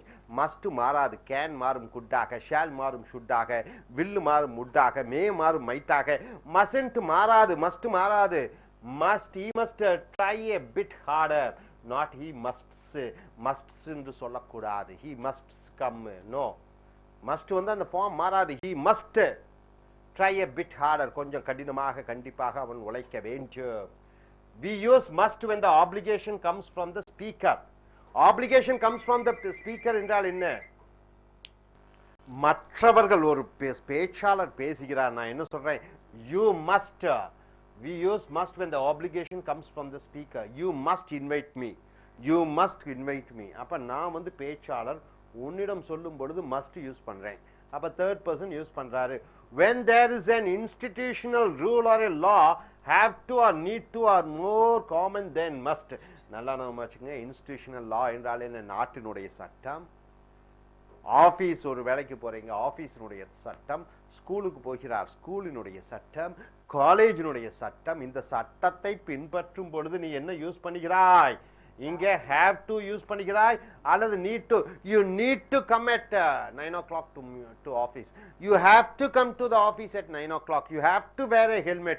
you need to wear a helmet. you must wear a helmet. வராது. Spoken English வராது. Return இங்கிலீஷ்ல வருகிற பொழுது must பயன்படுத்த வேண்டும். பொதுவாகவே ஸ்போக்கன் இங்கிலீஷ்ல have to, need to தான், must பயன்படுத்துவது இல்லை. ரைட்டுங்களா? so have to or need to are more common than must. you have to get a work permit before you go. this is a rule. அப்ப நீ ஜப்பானுக்கு போகிறாய், அமெரிக்காவுக்கு போகிறாய், ஒர்க் பெர்மிட் வேண்டும். you have to, you must என்று சொல்வதில்லை. Return ஸ்டேட்மெண்ட்ல வரும்போது you must have a passport, you must have a permit என்று வருகிறது. ரைட்டுங்களா? ரிட்டனுக்கு போடும் பொழுதே must, பேசும் பொழுது ஸ்போக்கன் இங்கிலீஷ்ல have to, you need to have a permit. you have to have a permit. you must எங்க யூஸ் பண்றோம்? only for written. நோட்டீஸ் போர்டில் போடுகிறார்கள் must. you must submit the application form by 20th. விண்ணப்பத்தை எல்லாம் 20ஆம் தேதிக்குள்ள நீ ஒப்படைக்க வேண்டும். அங்க must யூஸ் பண்ற. ஆனா ஸ்போக்கன்ல வரும்பொழுது have to என்று பயன்படுத்துகிறாய். have to, you have to get a work permit before you go. have to is more common in spoken English than must, but in written English either is used. Written இங்கிலீஷ்ல have to போடலாம், must போடலாம். ஆனா spoken இங்கிலீஷ்ல அநேகமாக have to தான் பயன்படுத்த வேண்டும். so have got to, இங்க got உள்ளே நுழைந்து விடுகிறது. இங்க பாருங்க, got உள்ளே நுழைந்து விடுகிறது. have to, you have to have a permit. you have got to, got உள்ளே நுழைந்து விடுகிறது. இது ஸ்போக்கன் இங்கிலீஷ்ல அதிக காமனாக யூஸ் பண்ணிக்கப்படுகிறது. I got, அந்த காட்டுங்கிற வார்த்தை you have got to, you have got to, காட்டை போட்டு விடுகிறாய். இதுவும் சட்டத்தை பின்பற்ற வேண்டும். இதுவும் இன்ஸ்டிடியூஷனல் லாஸை பின்பற்ற வேண்டும். இதுவும் ஸ்போக்கன் இங்கிலீஷ்ல அதிகமாக பயன்படுத்தப்படுகிறது. மஸ்டுக்கு பதிலாக you have got to is more common in spoken English than written English. I have got to find somewhere to live quietly. I have got to find somewhere. I have got to find somewhere. got to. அடுத்ததாக next பாருங்க, must is usually used on signs. signs என்றால் என்ன? ரோட்ல போற, you must take a left turn சொல்லுவாங்க. you have to turn a left turn ன்னு சொல்லுவோம். must take a left turn. must. சயின்ஸுக்கு நோட்டீஸ் போர்டுல சயின்ஸ் நோட்டீசஸ் உனக்கு மேலதிகாரிக்கு உனக்கு கொடுக்கிறார்கள். you must come at right time to the office. tomorrow you must come in formal dressed அப்படின்னு சொல்லுவாங்க. so written Englishல நோட்டீசஸ்க்கு must பார்க்கிறாய். printed information, அச்சிடப்பட்ட அந்த காகிதங்களிலே must யூஸ் பண்ணுகிறாய். ரைட்டா? so written Englishல all employees must hold a valid work permit. அனைத்து வேலைக்காரர்களும் work permit என்றால் என்ன? அந்த வேலை செய்வதற்கு உண்டான அந்த சான்றிதழை கண்டிப்பாக வைத்திருக்க வேண்டும். ரிட்டன்ல வருகிறது, சர்க்குலர்ல வருகிறது. சர்க்குலர்ல வருகிற பொழுது must. ஸ்போக்கன் இங்கிலீஷ்ல வரும்போது have to, have got to, need to. ஆனா must இல்ல. So here to talk about obligation and necessity in the present. அப்ப இப்ப நான் செய்யணும், இப்ப நான் செய்வது என்னுடைய கடமையாக இருக்கிறது. இந்த present, இந்த present obligation என்னுடைய கடமையாக இருக்கிறது. இந்த present இப்பொழுது எந்த necessityயாக இருக்கிற பொழுது we can use must அல்லது mustn't. இப்ப செய்ய வேண்டிய தேவையாக இருக்கிறது presentல. அப்ப must mustn't. I must speak, I mustn't speak. I must speak in the meeting, I mustn't speak in the church. Right? I must speak, I mustn't speak. ரெண்டும் சொல்லலாம். presentல I have to speak, இப்ப நான் பேசணும். அப்புறம் I have got to speak, I don't have to speak. I don't have to speak. I need to speak, I needn't speak. So இப்ப I don't need to speak அப்படின்னு சொல்லலாம். So இங்க we can use must, mustn't, have to, have got to, need to. நிகழ்காலத்திற்கு சொல்லுகிற பொழுது we use have to or need to with the past and future tense. இறந்த காலத்துல செய்ய தேவையில்லை, எதிர்காலத்தில் ஒரு செய்ய தேவையில்லை என்று சொல்கிற பொழுது நீ என்ன யூஸ் பண்ணுகிறாய்? எதிர்காலத்தில் ஒரு காரியத்தை செய்ய வேண்டும், இறந்த காலத்தில் ஒரு காரியத்தை செய்ய வேண்டும். எதிர்காலமும் இறந்த காலமும் வருகிற பொழுது have to, need to பயன்படுத்துகிறாய். உதாரணத்துக்கு you will have to learn some Cantonese. Cantonese என்றால் என்ன? Chinese மொழி. You have to learn Hindi language. You have to learn karate. You have to learn swimming. You will have to learn computer course. You will have to learn French. You will have to. And the will have to போட்டு விடுகிறாய். Not இங்க you will must learn. You will must learn French. You will must learn French. Wrong. You will have to learn. You will have to learn. You will have to learn. Not you will must learn. You will must learn French. தப்பு. So futureக்கு என்ன use பண்றோம்? will have to. must use பண்ணுவதில்லை. must எங்க use பண்றோம்? presentக்கு. pastக்கு பாருங்க, he had to get up really early to catch the ferry. ferry என்றால் படகு. to work, அவன் வேலைக்கு போவதற்கு படகை நேரத்திலே தினமும் காலையிலே நேரத்தில் எழுந்திருக்க வேண்டும். past tense daily. he had to get up. he had to get up என்றால் என்ன? தினமும் காலையிலே 6 மணிக்கு நேரத்தில் எழுந்து படகை பிடித்து வேலைக்கு செல்ல வேண்டும். had to get up. நீங்க இறந்த காலத்துல கண்டிப்பாக செய்ய வேண்டும் சொன்னா he must got up early daily morning. he must got up early daily morning and go to office by ferry. தப்பு. என்ன சொல்றீங்க? he had to get up. So pastக்கும் futureக்கும் he will have to, he had to get up. he will have to, he had to get up. So pastக்கும் futureக்கும் என்ன use பண்றீங்க? will have to, had to. ஆனா presentக்கு என்ன use பண்றீங்க? must, mustn't. We do not usually make questions with must and ought to. ought to என்றால் என்ன? இது சமுதாய கடமையாக ஒன்று செய்கிற பொழுது I ought to take care of my parents. பெற்றோர்களை பார்ப்பது என்னுடைய கடமையாக இருக்கிறது. I ought to. ought to என்பது சமுதாய கடமை. must இது ஒரு பர்சனல். ஸோ பொதுவாகவே கேள்விகளுக்கு மஸ்டும் ஆட்டும் யூஸ் பண்ணுவதில்லை. must you study? தப்பு. அந்த must பயன்படுத்துவதில்லை. கேள்வி தேவையாக இருக்கிற பொழுது must பயன்படுத்துவதில்லை. கேள்வி தேவையாக இருக்கிற பொழுது ought to பயன்படுத்துவதில்லை. இங்க பாருங்க, what sort of things do you need to know? What sort of things do you need to? need to போட்டு விட்டோம். need to. என்னென்ன விஷயங்களை நீ அறிய தேவையாக இருக்கிறது? என்னென்ன விஷயங்கள் நீ அறிய தேவையாக இருக்கிறது? what sort of things do you need to? இங்க not what sort of things must you know. what sort of things ought you to know. தவறு. what sort of things do you need to know? do you need to know? do you need to know? அங்க must வராது. questionக்கு must வராது. past tenseக்கு must வராது. futureக்கு must வராது. present tenseக்கு மட்டும்தான் must வரும். able to understand? questionsக்கு வராது, pastக்கு வராது, futureக்கு வராது. only for present tense must வரும். able to understand? So no obligation. obligation என்றால் என்ன? it is not your duty. உனக்கு தேவையில்லை, necessity இல்லை, உன்னுடைய கடமை இல்லை. it is not my duty. it is not your duty.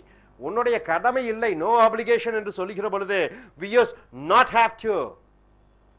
I not have to, not need to, not need to. I don't have to, I don't need to, I needn't. to suggest that there is no obligation or no necessity to do something. ஒன்று செய்வதற்கு கடமை இல்லை, ஒன்று செய்வதற்கு தேவை இல்லை என்று சொல்கிற பொழுது not have to, not need to, needn't என்ற வார்த்தைகளை பயன்படுத்துகிறாய். அங்க mustn't வரக்கூடாது. See here, you needn't buy lots of guide books before you go. You needn't. நீ நிறைய புத்தகம் வாங்கணுங்கிற தேவையில்லை, தேவையில்லை. So you don't say it is not necessary to buy goods, buy guide books before you go to Hong Kong செல்வதற்கு முன்னாடி guide books எல்லாம் வாங்கணும் அவசியம் இல்லை, அங்கே போனாலே நிறைய சீப்பாக கிடைக்கும். ஸோ யூ நீடன்ட், இப்போ ஹிந்தி கற்றுக்கணும், you needn't learn Hindi to go to Delhi. Everybody speaks in English. You needn't தேவையில்லை. You needn't learn Hindi to go to North India because everybody speaks in English.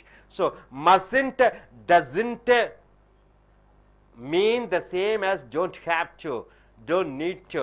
Mustn't, doesn't என்ன அர்த்தம்? don't have to, don't need to, needn't. You don't have to wait for ages. You don't have to wait for ages. ரொம்ப காலத்திற்கு நீ காத்திருக்க வேண்டிய அவசியம் இல்லை. You don't have to wait for ages. It is not necessary to wait. You mustn't wait here. இங்க பாருங்க, you don't have to wait for long. You mustn't wait here. You mustn't wait here இருக்கும், you don't have to wait here இருக்கும். ரெண்டு வித்தியாசம் இருக்கா? You mustn't wait, you don't have to wait. ரெண்டுக்கு என்ன வித்தியாசம்? You mustn't wait, you don't have to wait. So it is not allowed to wait here. So நண்பர்களே, ரொம்ப முக்கியமான கான்செப்ட். இந்த modal verb, second modal verb ஆப்ளிகேஷனை பார்த்து விட்டீர்கள். இந்த ஆப்ளிகேஷனுக்கு must, mustn't, have to, have got to, need to. So must பொதுவாகவே இந்த ஸ்போக்கன் இங்கிலீஷ்க்கு have to, have got to use பண்ணுறோம். மஸ்ட் பொதுவாகவே ரிட்டன் இங்கிலீஷுக்கு யூஸ் பண்ணுறோம். நோட்டீஸ் போர்டு சயின்ஸ்ல எல்லாம் மஸ்ட் பயன்படுத்திக்கிறோம். நிகழ்காலத்தில் சொல்லும் பொழுது மஸ்ட் யூஸ் பண்ணிக்கிறோம். இறந்த காலத்தை பற்றி சொல்லும் போது, ஃபியூச்சரை சொல்லும் பொழுது நீட் டு அல்லது have to பயன்படுத்தி, have got to என்று பயன்படுத்திக்கிறோம்.